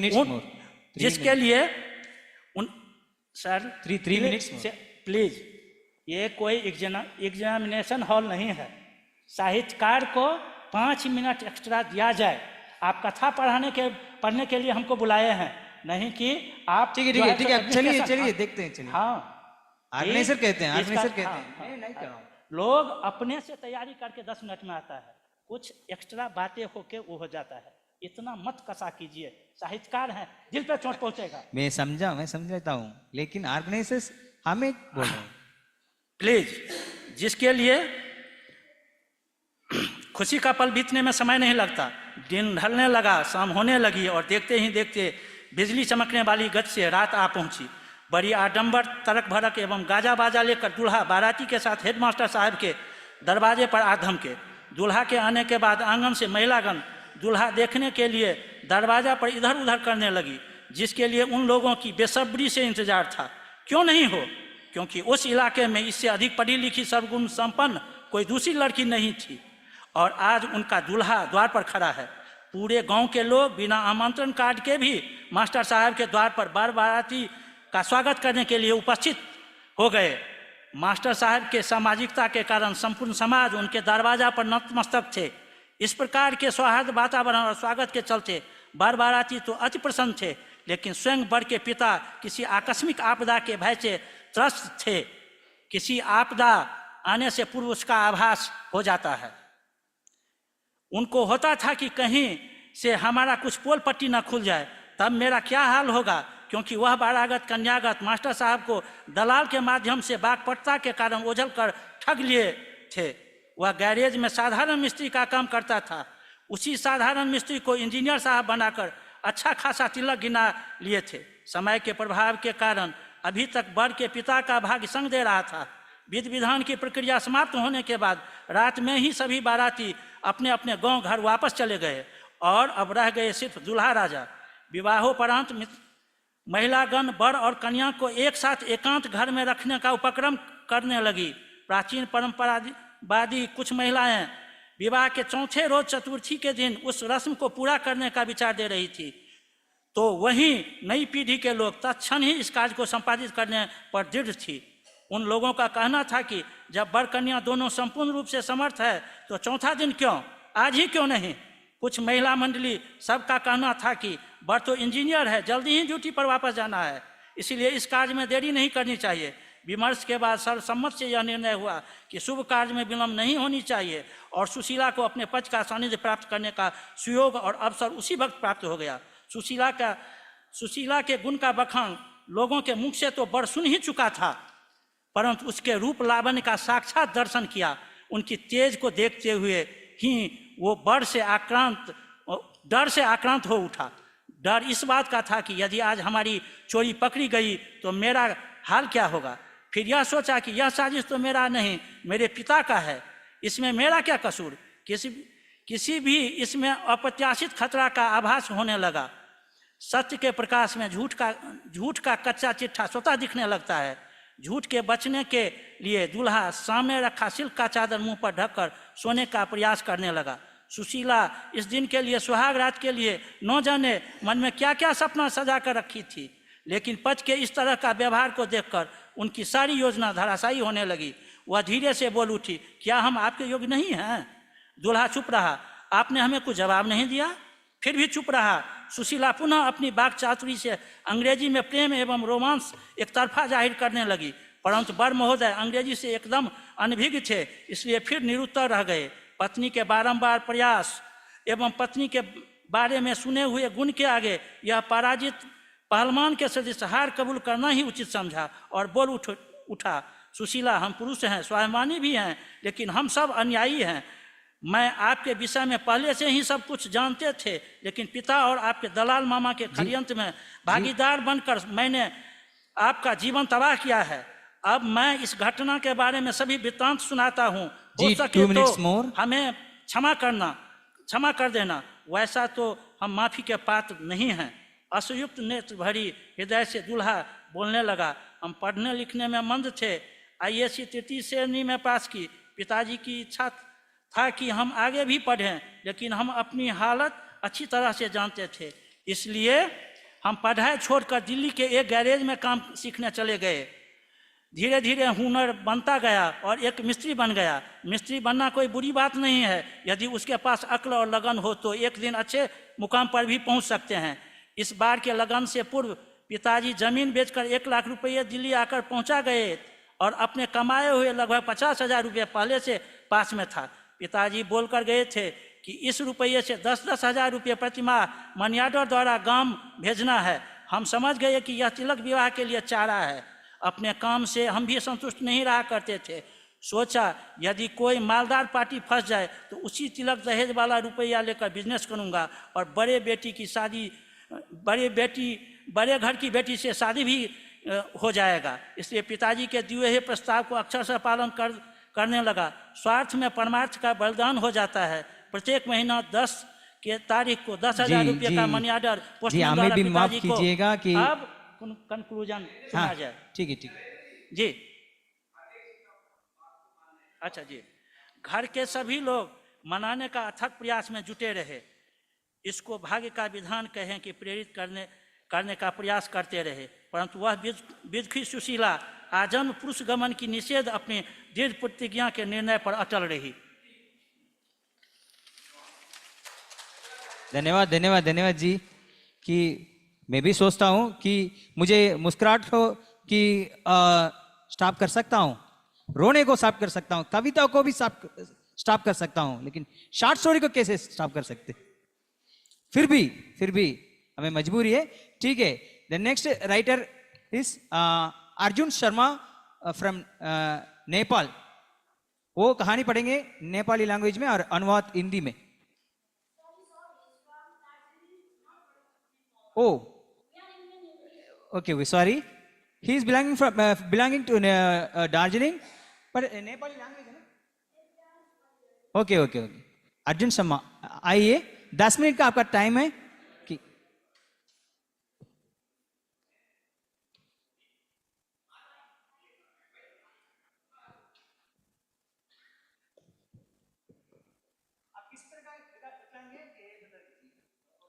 नमस्कार, मैं अर्जुन शर्मा वेस्ट बंगाल दार्जिलिंग से हूँ। तो मैं आज से 1 साल पहले एक सड़क दुर्घटना में फंसकर 90% डिजेबल हो गया और मेरा पैराप्लेजिया है। मैं ज़्यादा टाइम नहीं लूँगा, तो मैं सरासर मेरा अपना स्टोरी आगे बढ़ाऊँगा। तो मैं साहित्य प्रेमियों, लेखकों, साहित्य जिज्ञासुओं एवं उपस्थित सभी सदस्यों को नमस्कार। राष्ट्रीय साहित्य संस्था भारत सरकार संस्कृत मंत्रालय द्वारा आयोजित साहित्य महोत्सव 2024 के अंतर्गत अखिल भारतीय लेखक सम्मेलन में भाग लेने का अवसर देने के लिए मैं साहित्य अकादमी का सदैव आभारी रहूँगा। मैं अपनी कहानी का पहला अनुच्छेद अपनी मातृभाषा नेपाली में और बाकी कहानी हमारे देश भारत की राष्ट्रीय भाषा हिंदी में सुनाऊंगा। उपस्थित महानुभाव, मैं आज जिस कहानी का वाचन करने जा रहा हूँ उसे कृपया आप ही सब लोग अपने स्वयं को कहानी सोचकर सुनिए, तो शायद ये कहानी में और मिठास आ जाएगी। और ये सच भी है कि ये सब हम सब की ही कहानी है। तो अब मेरा कहानी वाचन करने जा रहा हूँ। तो एक पैराग्राफ मेरे मातृभाषा नेपाली में करूँगा, उसके बाद हिंदी में करूँगा। मेरा लघु कथा का शीर्षक है अंतिम आभास। अंतिम आभास। यस्तै रातको 10 बजेको हुनपर्छ, मैले अन्तिम श्वास फेरेँ, कसैले थाहा पाएनन् मेरो परान पखेर उडेको। पखेटा फ्याट फ्याट पड्काउँदै बास्यो कौडे भाले। पृथ्वीमा भुकभुके उज्यालो झरिसकेको थियो। गाउँको परिवेश ढिक्की जाँतो, घाँसपात मेलोपात चाँडै उठ्छन् गाउँले मानिसहरू। अब मैं विलम्ब न करके मेरा कथा का हिंदी रूपांतर वाचन करने जा रहा हूं। मेरा लघु कथा का शीर्षक है अंतिम आभास। यही कोई रात के 10 बजे होंगे, मैंने अंतिम श्वास ली। मेरे प्राण पखेरु उड़ने को किसी को भनक तक न लग पाई। मुर्गे अपने पंख फरफराते हुए बांग देने लगे। पूरब की लालिमा धरती पर छाने लगी थी। गांव का परिवेश, ग्रामीण दिनचर्या, खेत खलियान, जंतु जानवर सवेरे सवेरे जागता है गांव और गांव वाले। मेरे साथ एक ही कमरे में मेरे निकट ही जमीन पर बिस्तार बिछाकर सोया हुआ श्यामलाल भी जम्हाई लेते हुए बिस्तार से उठ गया, मुर्गे की बांग के साथ ही। अपनी गर्दन घुमाते हुए उसने दो चार कड़क कड़क की आवाज निकाली। उन्नीदी आंखों को हाथ से मलते हुए मेरी ओर आंखें डालकर आवाज लगाई, ए बड़े भाई, रोज सवेरे 3 बजे जाकर इंटरनेट फेसबुक पर मस्त रहने वाले, 5 बजते ही मुझे जगाने वाले भाई, आज तो मैं भी घोड़े बेच कर सोया, आपने भी तो जगाया नहीं। ए बड़े भाई, घबराई हुई आवाज के साथ उसने पास आकर मुझे झकझोरा, फिर आतंकित बनकर चिल्लाने लगा, बड़े भाई, ये क्या हुआ? बड़े भाई तो अब नहीं रहे। मेरे शरीर को टटोलते हुए दरवाजा की तरफ मुड़कर तेज आवाज लगाई, ताऊ जी, बड़े भाई तो बोल ही नहीं रहे।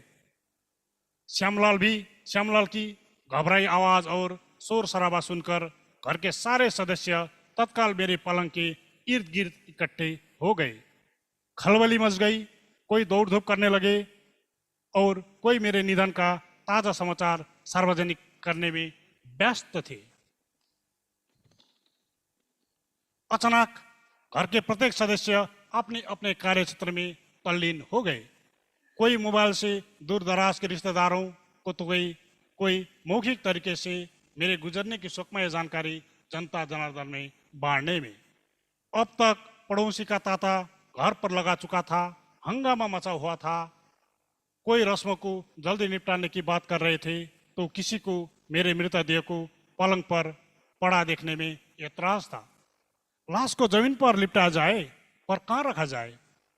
उस तरफ ऊपर वाले बड़े कमरे में रस्म रिवाज निभाने में और शोक जताने आने वाले से मुलाकात करने में भी आसानी होगी। घर के एक बुजुर्ग सदस्य की सलाह थी, नहीं वह नहीं रखना चाहिए, घर गंदा हो जाएगा, वो नाराज हो जाएगी, बोले घर के एक और प्रभावशाली सदस्य। तब ये ठीक है, ये रखते हैं। तब अब जल्दी से ले जाना पड़ेगा पार्थिव शरीर को शमशान घाट। बारिश का मौसम है, कहीं पानी न बरसने लगे। परिवार के एक अन्य सदस्य ने कहा, कोई कह रहा है अब ये मृत शरीर मिट्टी ही तो है, घर में रखकर इसका क्या करना है, अब देर करना उचित ना होगा, पंडित जी जल्दी आ जाते तो अच्छा होता। बस ऐसे चर्चाएं चल रही थी मेरे आसपास लोगों के बीच। घर के शोरगुल के बीच मेरी अंतिम यात्रा की तैयारियां जोर शोर से हो रही थी। कोई कह रहा है कितने अच्छे थे भैया, कोई कह रहा है मरकर अपने दुख से मुक्ति पा गया, अच्छा बुरा ऐसा था वैसा था, मेरा विश्लेषण किया जा रहा था।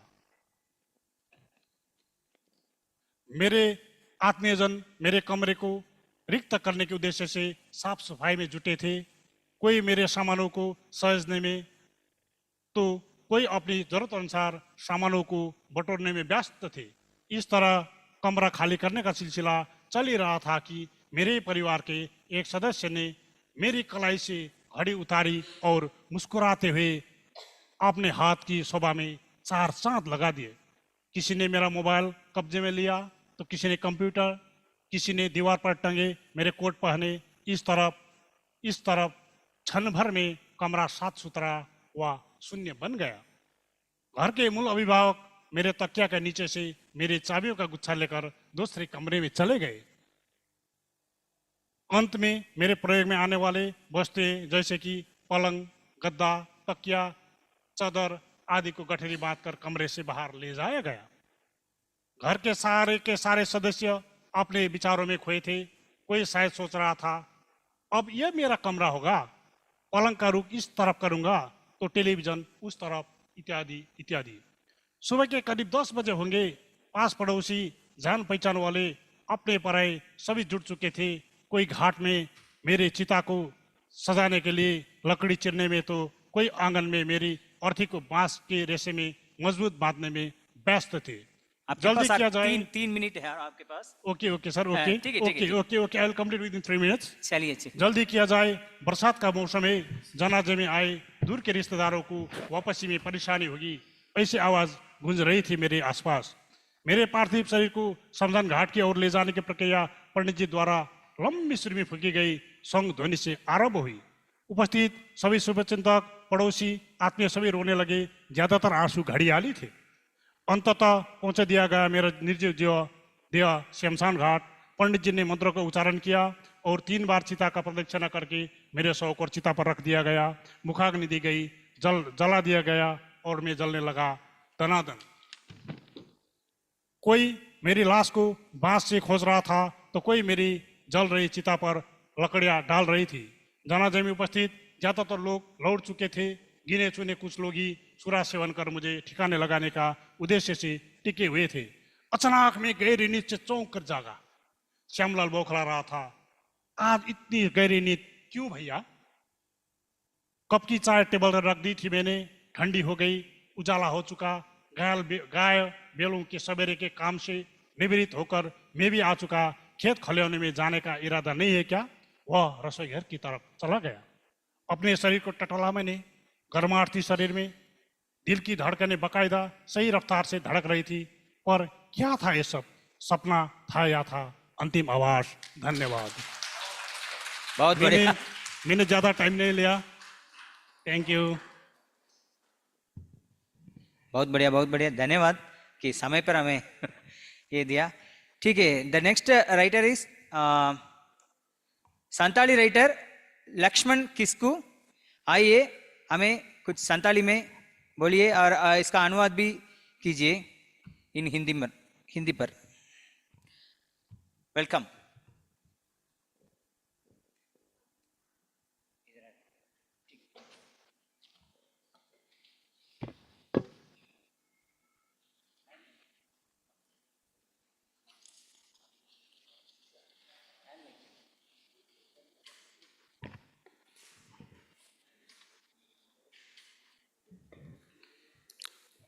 Respected to chairperson of this session and all writers and many thanks to my friends. I am belongs to Santal from Odisha and district Mayurbhanj. Now I read a short story in Santali language and then I translate into English. Babaha sompotire boyha bhag. Bunga tala kan dhano maji aturinij maji muhulpani aturinij nyutuman mare kisang tahe kana. Aturinij mare maji kan saute pid pargana hoit tahe kana. Onate atu tola jaha tina ko bonga leka ko manawaya ina dharapasi pid jakat hor adi ko kusiaya. Ona ilakare jahana etketone huilen khan aj ge ko khojaria jaha hilo e bonga talaina ina hilo khon ona ilaka hor adi duk re muhim re ko padawena. Ona saute ajak kami ko adi ustai ko uihar kea.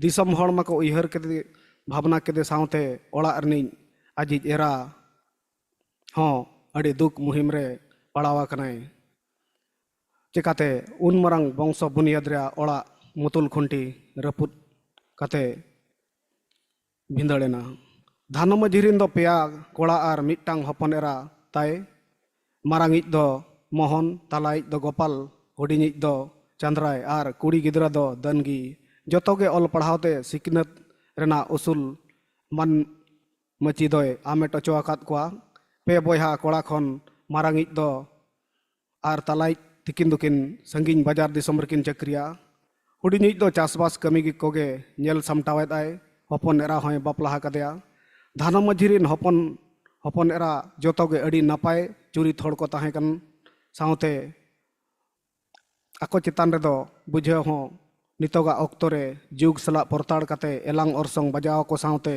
ᱡᱮᱡᱷᱟᱨ ᱩᱭᱦᱟᱹᱨ ᱞᱮᱠᱟᱛᱮᱠᱚ ᱵᱟᱧᱪᱟᱣ ᱠᱟᱱᱟ᱾ ᱢᱮᱱᱫᱚ ᱩᱱᱠᱩ ᱦᱚᱯᱚᱱ ᱠᱚᱫᱚ ᱡᱚᱛᱚ ᱟᱠᱚᱨᱤᱱ ᱮᱨᱟᱦᱟᱜ ᱠᱟᱛᱷᱟᱛᱮ ᱪᱟᱞᱟᱜ ᱦᱚᱲ ᱠᱟᱱᱟ ᱠᱚ᱾ ᱫᱷᱟᱱᱚ ᱢᱟᱹᱡᱷᱤ ᱵᱚᱸᱜᱟᱭᱮᱱ ᱛᱟᱭᱚᱢ ᱟᱡᱟᱜ ᱵᱷᱟᱸᱰᱟᱱ ᱱᱮᱰᱟ ᱴᱷᱟᱹᱣᱠᱟᱹ ᱟᱠᱟᱫ ᱠᱷᱟᱹᱛᱤᱨ ᱢᱳᱦᱚᱱ ᱟᱨ गोपाल तकिन हो छुट्टी अगू कते किन हेज अकना इना तायम ako joto ko uihara ka aj baba bhandan baske tayom ako baba sompati joto ko hatinya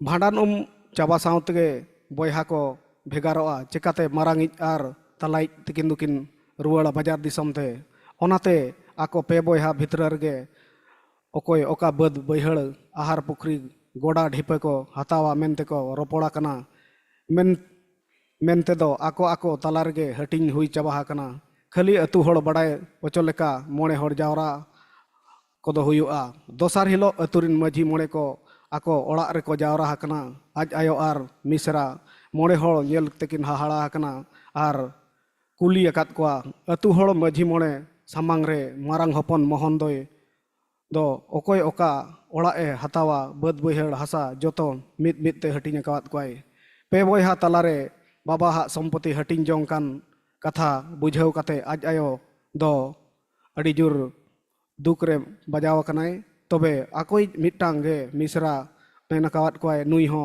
baba ha sompoti khon bhag do emai pemente ikhan okoy ho bako rebena kana muchat re aj ayo ho okoy hopon aj talare doho ho bako rebena kana ar ona saute muchat akana aja duk renang berndu hoite joto hor ko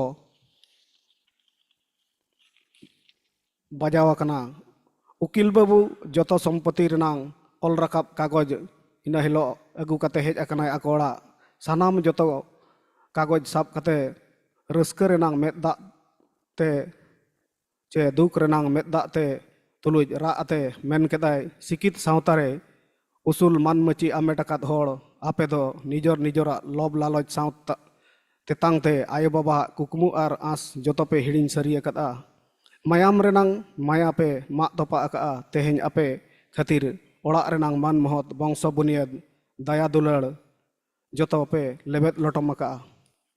Now I am read out in English translation within 2 minutes.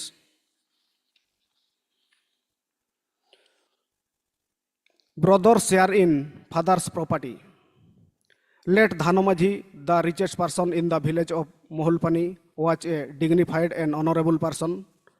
People and neighbors were respect him as a deity due to intellectual mind and good character. In critical situation, he solved and compromised easily of the people and helped to everyone. Therefore, people remember him till today for his good qualities. After some days, sorrowful environment created due to his death. His wife Singo Maji also very sadful for her husband's death. He has 3 sons and single daughter. Mohan is eldest one, middle one is Gopal, small one is Chandrai, and Dangi is her single daughter. They are all highly educated. Eldest and middle sons doing government job at their state capital, and small one is a farmer. Although they are highly educated, still their wives are selfish, so they are dominated their husbands, for which their lifestyle became changed according to modern society. 2 elder brothers came to celebrate the funeral ceremony of their father, and her daughter Dangi also came there. The wife of Mohan is very angry and clever. The Mohan's wife Dumni instructed to him separate all the properties of father after funeral ceremony. Then they decided to separate the all property like pond, home, fields, etc. of the father among the 3 brothers, and they did not include their widow mother and sister Dangi. During the discussion among their sons, and widow mother came there, and she became astonished to listen for their decision. The widow mother said, "Today I feel very happy about your decision to separate your father's property among yourself, even without asking me. So I request you to give the share to your sister Dangi also." Weeply, she asked to her sons, very easily share the all property which was earned by your father difficulty. Although keep you up to 10 months and 10 days in my belly, still without ask me, finished you everything. Now where I will stay asked to everybody, still nobody where agree to keep her with their sons. And then Mohan's wife Domni replied to stay with her daughter Dangi. Then Dangi also agreed to keep her to widow mother with her. Then she asked to her sister-in-law Dumni, what will reply the public if widow mother will stay with me, and also asked to her, are you tolerate the public जी एक minute more. criticize? At that time, advocate Naran Babu, the childhood friends of Dhano Majhi came there with will paper of all properties and thanks all to get the father like deity.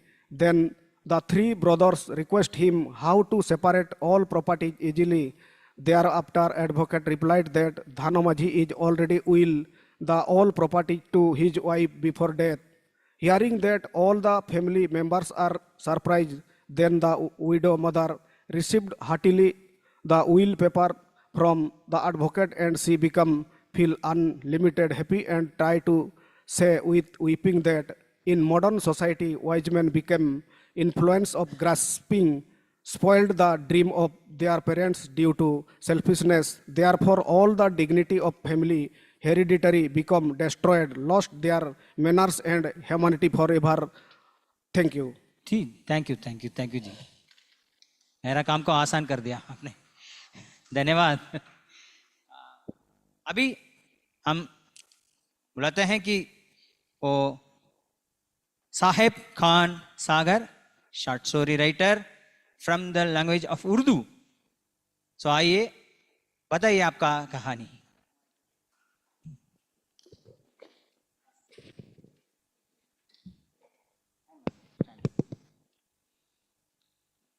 आदाब दोस्तों, मुझे साहेब खान सागर कहते हैं और मैं from Bihar से हूं। और मैं सबसे पहले मैं साहित्य अकेडमी का शुक्रिया अदा करता हूं कि उन्होंने हम जैसे माजूर लोगों के लिए इतना बेहतरीन प्रोग्राम का ऑर्गेनाइज किया।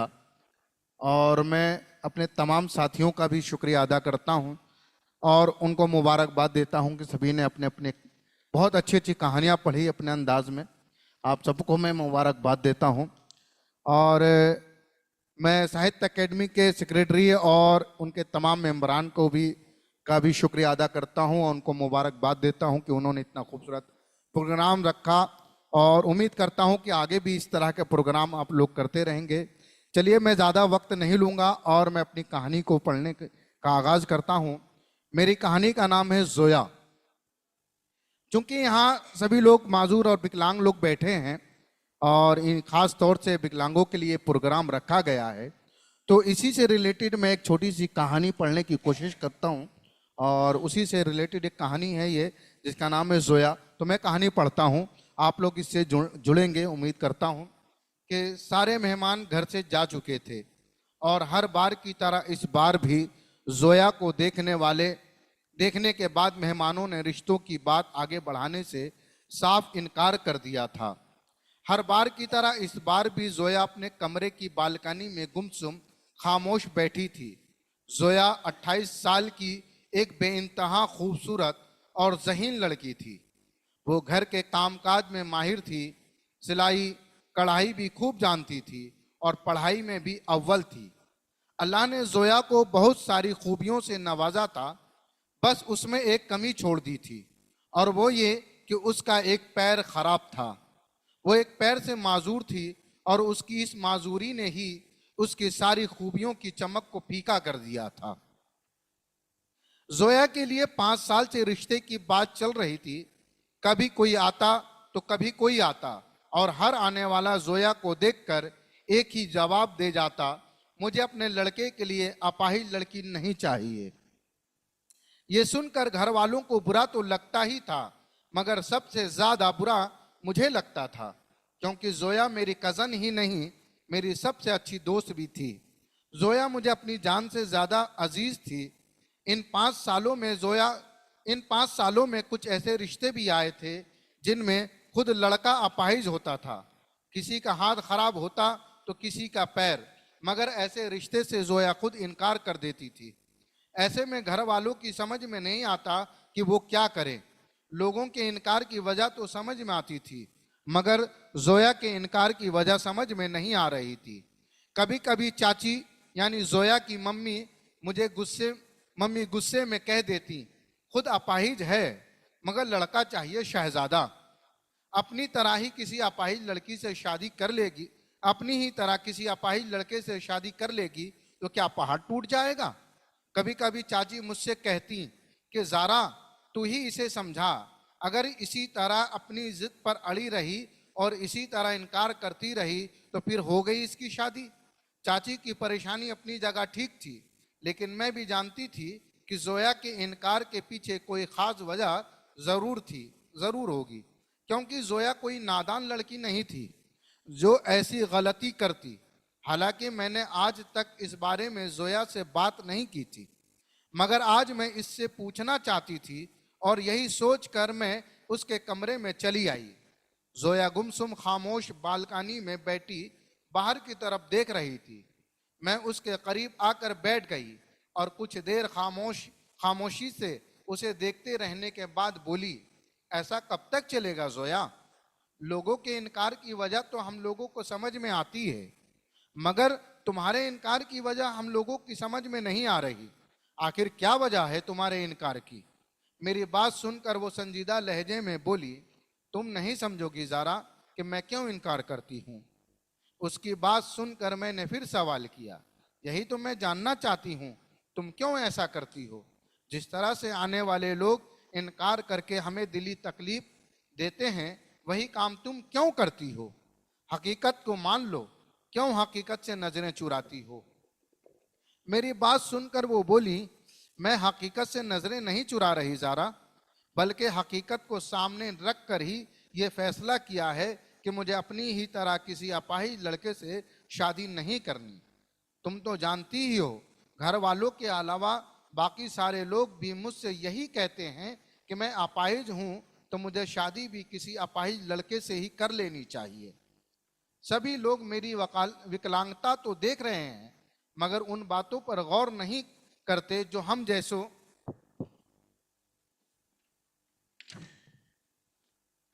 के लिए ज्यादा जरूरी है। कहते हुए उसने मेरी तरफ देखा तो मैं फिर पूछ बैठी, वही तो हम लोग जानना चाहते हैं कि ऐसी कौन सी बात है जिसे तुम तो समझ रही हो मगर हम लोग नहीं समझ पा रहे हैं। जरा खुलकर बताओ। मेरी बात सुनकर वो बोली, गौर करोगी तो तुम्हें पता चलेगा कि मियाँ बीवी एक गाड़ी के 2 पहिए की तरह होते हैं, और अगर गाड़ी के दोनों पहिए खराब हों तो गाड़ी कैसे चलेगी? लोग बातें तो बहुत करते हैं ज़ारा, पर ज़रूरी बातों पर गौर नहीं करते। ज़रा तुम ही सोचो, हम जैसों को उम्र भर एक सहारे की ज़रूरत होती है, और अगर सहारा देने वाला ही बेसहारा हो तो बताओ कैसे काम चलेगा? तुम ही सोचो, अगर मुझे नहाने के लिए पानी की ज़रूरत होती है तो तुम लाकर देती हो, कपड़े धोने बैठती हूँ तो उसे छत पर फैलाने के लिए किसी एक आदमी की ज़रूरत पड़ती है, खाना बनाने बैठती हूँ तो सारा सामान आगे लाकर कोई रखता है, तब जाकर खाना बनाती हूँ। मैं बाजार से घर का कोई सामान नहीं ला सकती, मुझे हर कदम पर किसी एक शख्स की ज़रूरत पड़ती रहती है। अभी तो तुम लोग मदद कर देती हो, मगर जब मैं कल ससुराल चली जाऊंगी और खुदा ना ख्वास्ता मुझे अपने शौहर के साथ सास ससुर से अलग रहना पड़े और ऐसे में मेरा शौहर भी मेरी तरह माजूर हो, तो बताओ हम जिंदगी कैसे गुजार पाएंगे? ठीक इसी तरह एक माजूर लड़के को भी तमाम उम्र कदम कदम पर ऐसे सहारे की जरूरत होगी, तो उसकी मदद कौन करेगा? 2 minutes more है। में किसी एक को सही होना चाहिए ना, तभी तो वो एक दूसरे की मदद कर पाएंगे। ज़ारा, ये एक हकीकी जिंदगी है, कोई फिल्म या कहानी नहीं जो घंटों में खत्म हो जाएगी। मेरा इरादा किसी को चोट पहुंचाने का नहीं है, ना ही मुझे उन लोगों से कोई शिकायत है जो मुझे देखने के बाद इनकार कर जाते हैं। मैं तो खुदा का शुक्र अदा करती हूँ कि पहले ही उनकी सोच, उनके जहन का पता लग जाता है। उसने आगे कहा, ज़ारा, हमें ऐसे शख्स की ज़रूरत नहीं जो तरस खाकर हमसे शादी कर ले, लेकिन बाद में पूरी उम्र अफसोस करता रहे, पछताता रहे। बल्कि हमें ऐसे शख्स की ज़रूरत है जो पूरी ईमानदारी से हर कदम पर हमारा साथ निभाए, हमें दूसरों से कमतर ना समझे, हमसे हमदर्दी नहीं मोहब्बत जताए, जिसकी संगत में हमें ज़िंदगी दुश्वार नहीं आसान लगे। उसकी पूरी बात सुनकर मैं हैरत से आंखें फाड़े उसे देखने लगी थी।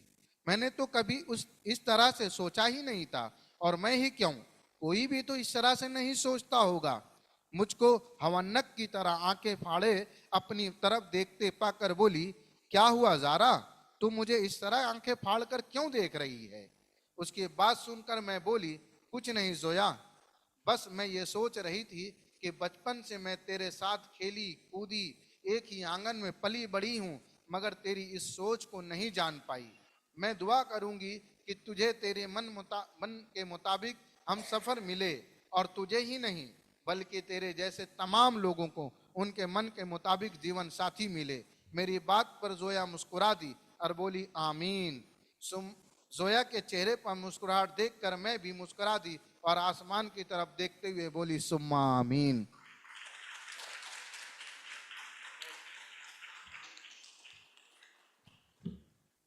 धन्यवाद, धन्यवाद जी। आप सारे लोग खत्म किया अपना स्टोरी। सो मैं तो अभी मेरे कहानी को 5 मिनट पर पढ़ देता हूँ कि ये लव स्टोरी है। Sundaram and Kripa both are totally blind, both are uneducated but working in the weaving section of the institution, Christian institution. Okay, ये एक ब्लाइंड है जो लव में पड़ा है। वो एक अपनी लव को, अपने की हीरोइन को कैसे सोचता है। कृपा, so reserved, so stubborn, so reserved, so stubborn, but fair complexioned and beautiful would make people arrogant. Sundaram drew canvas of Kripa within himself. Even though he was ignorant of colors, he had gained the knowledge through people's words that beauty means fair complexion. Okay, then they have they fell in love each other. Then Kripa chose a Good Friday to open up her heart. On that day, a gloomy situation, a turning point in this story, I am going to read you. When they met, Sundaram wanted to feel her by touch. Though they had walked hand in hand around the hospital yard so many times earlier, the present desire arose inside him, since these particular hands and fingers had just become rightfully his own. But how to ask? Kaise पूछे? While he hesitated, another question also arose within him, whether the same desire would have sprouted within her as well. Then while they were talking, Kripa, suddenly a voice broken. Both of them were shocked as they recognized it to be a Esther, the warden of the hostel. What is this? What are you doing here without going to church? What, Sundaram? Not going to veneration? How long has this been going on? Esther rebuked with commanding authority. Both of them got dismayed and stood without answering. Locking them inside, Esther ran to tell the matter to Pastor Peter, who was temporarily taking care of the responsibility of the congregation. Kripa wept in desperation. as she couldn't bear to imagine what was going to happen. Next, she bursted into tears. Sundaram was thoroughly perplexed. Just one thing appeared clear to him, that something terrible was about to happen. However, he was trying to pacify Kripa. Along with Esther, voices of 5 or 6 young men could be heard at the doorstep. Sundaram could recognize some voices familiar to him. They were the sons of employees working in various departments of the congregation. They must have been said by the pastor, who was already very angry with Sundaram. George opened the door and rushed towards Sundaram. He was the son of the sacrist, working as a policeman outside the town. They dragged Sundaram with them. Kripa wailed in agony. Just then, the first bell for way of cross could be heard ringing. Kripa felt as if it was announcing an impending danger instead of proclaiming mercy. Esther dragged Kripa away.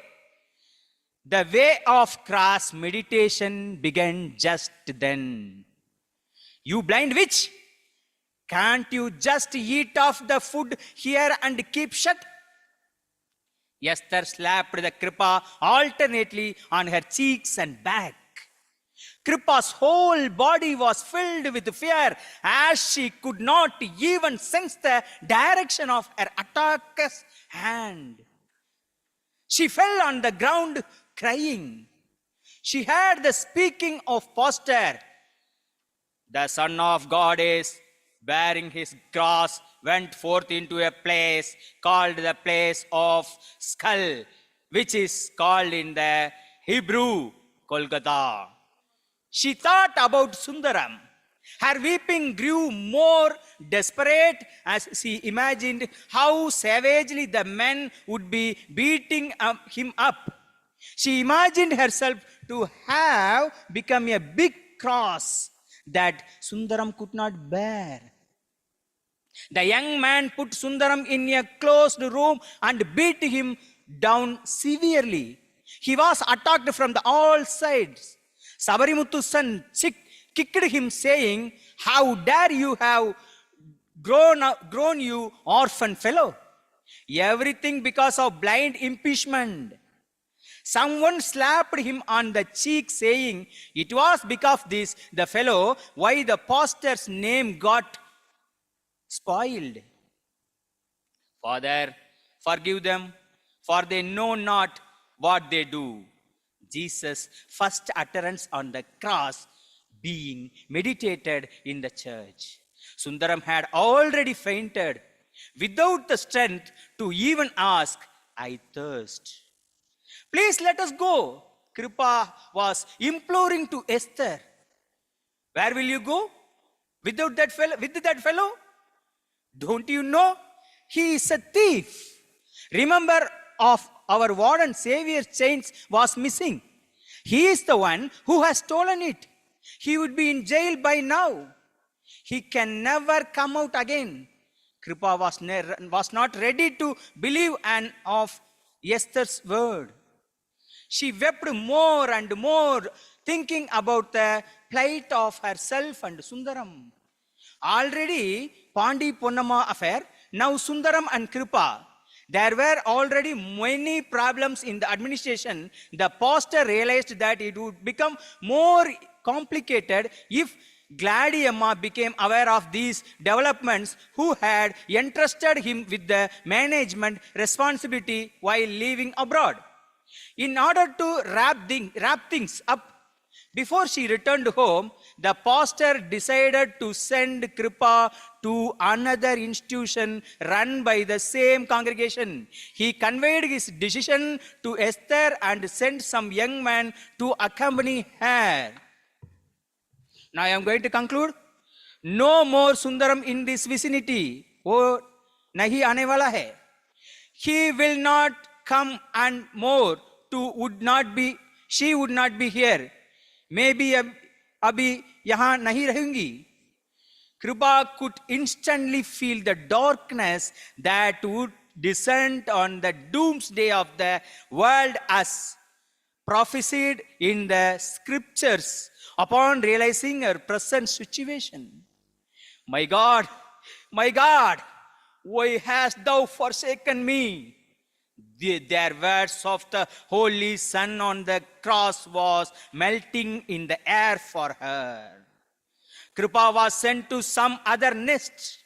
Now she went only after having grown aware of everything that life denied her, like wish, desire, love, marriage, and family. The 2-hour way of cross adoration came to an end. Pastor was informed, it is finished. In a few years, Sundaram got married and had children. His life went on and as usual. Although he is blind, he was a male. But that was definitely impossible for Kripa. More than a woman, she was a destitute and a blind. In another congregation, she would be participating in other church service. Afterwards, she would from never got a chance to miss the way of cross adoration. Her lips were created to utter the verses of the Lord the Almighty, and her chest was made to carry God's cross. She would surely survive by convincing herself it's all the grace of Lord the Almighty. Deva Kripai. धन्यवाद.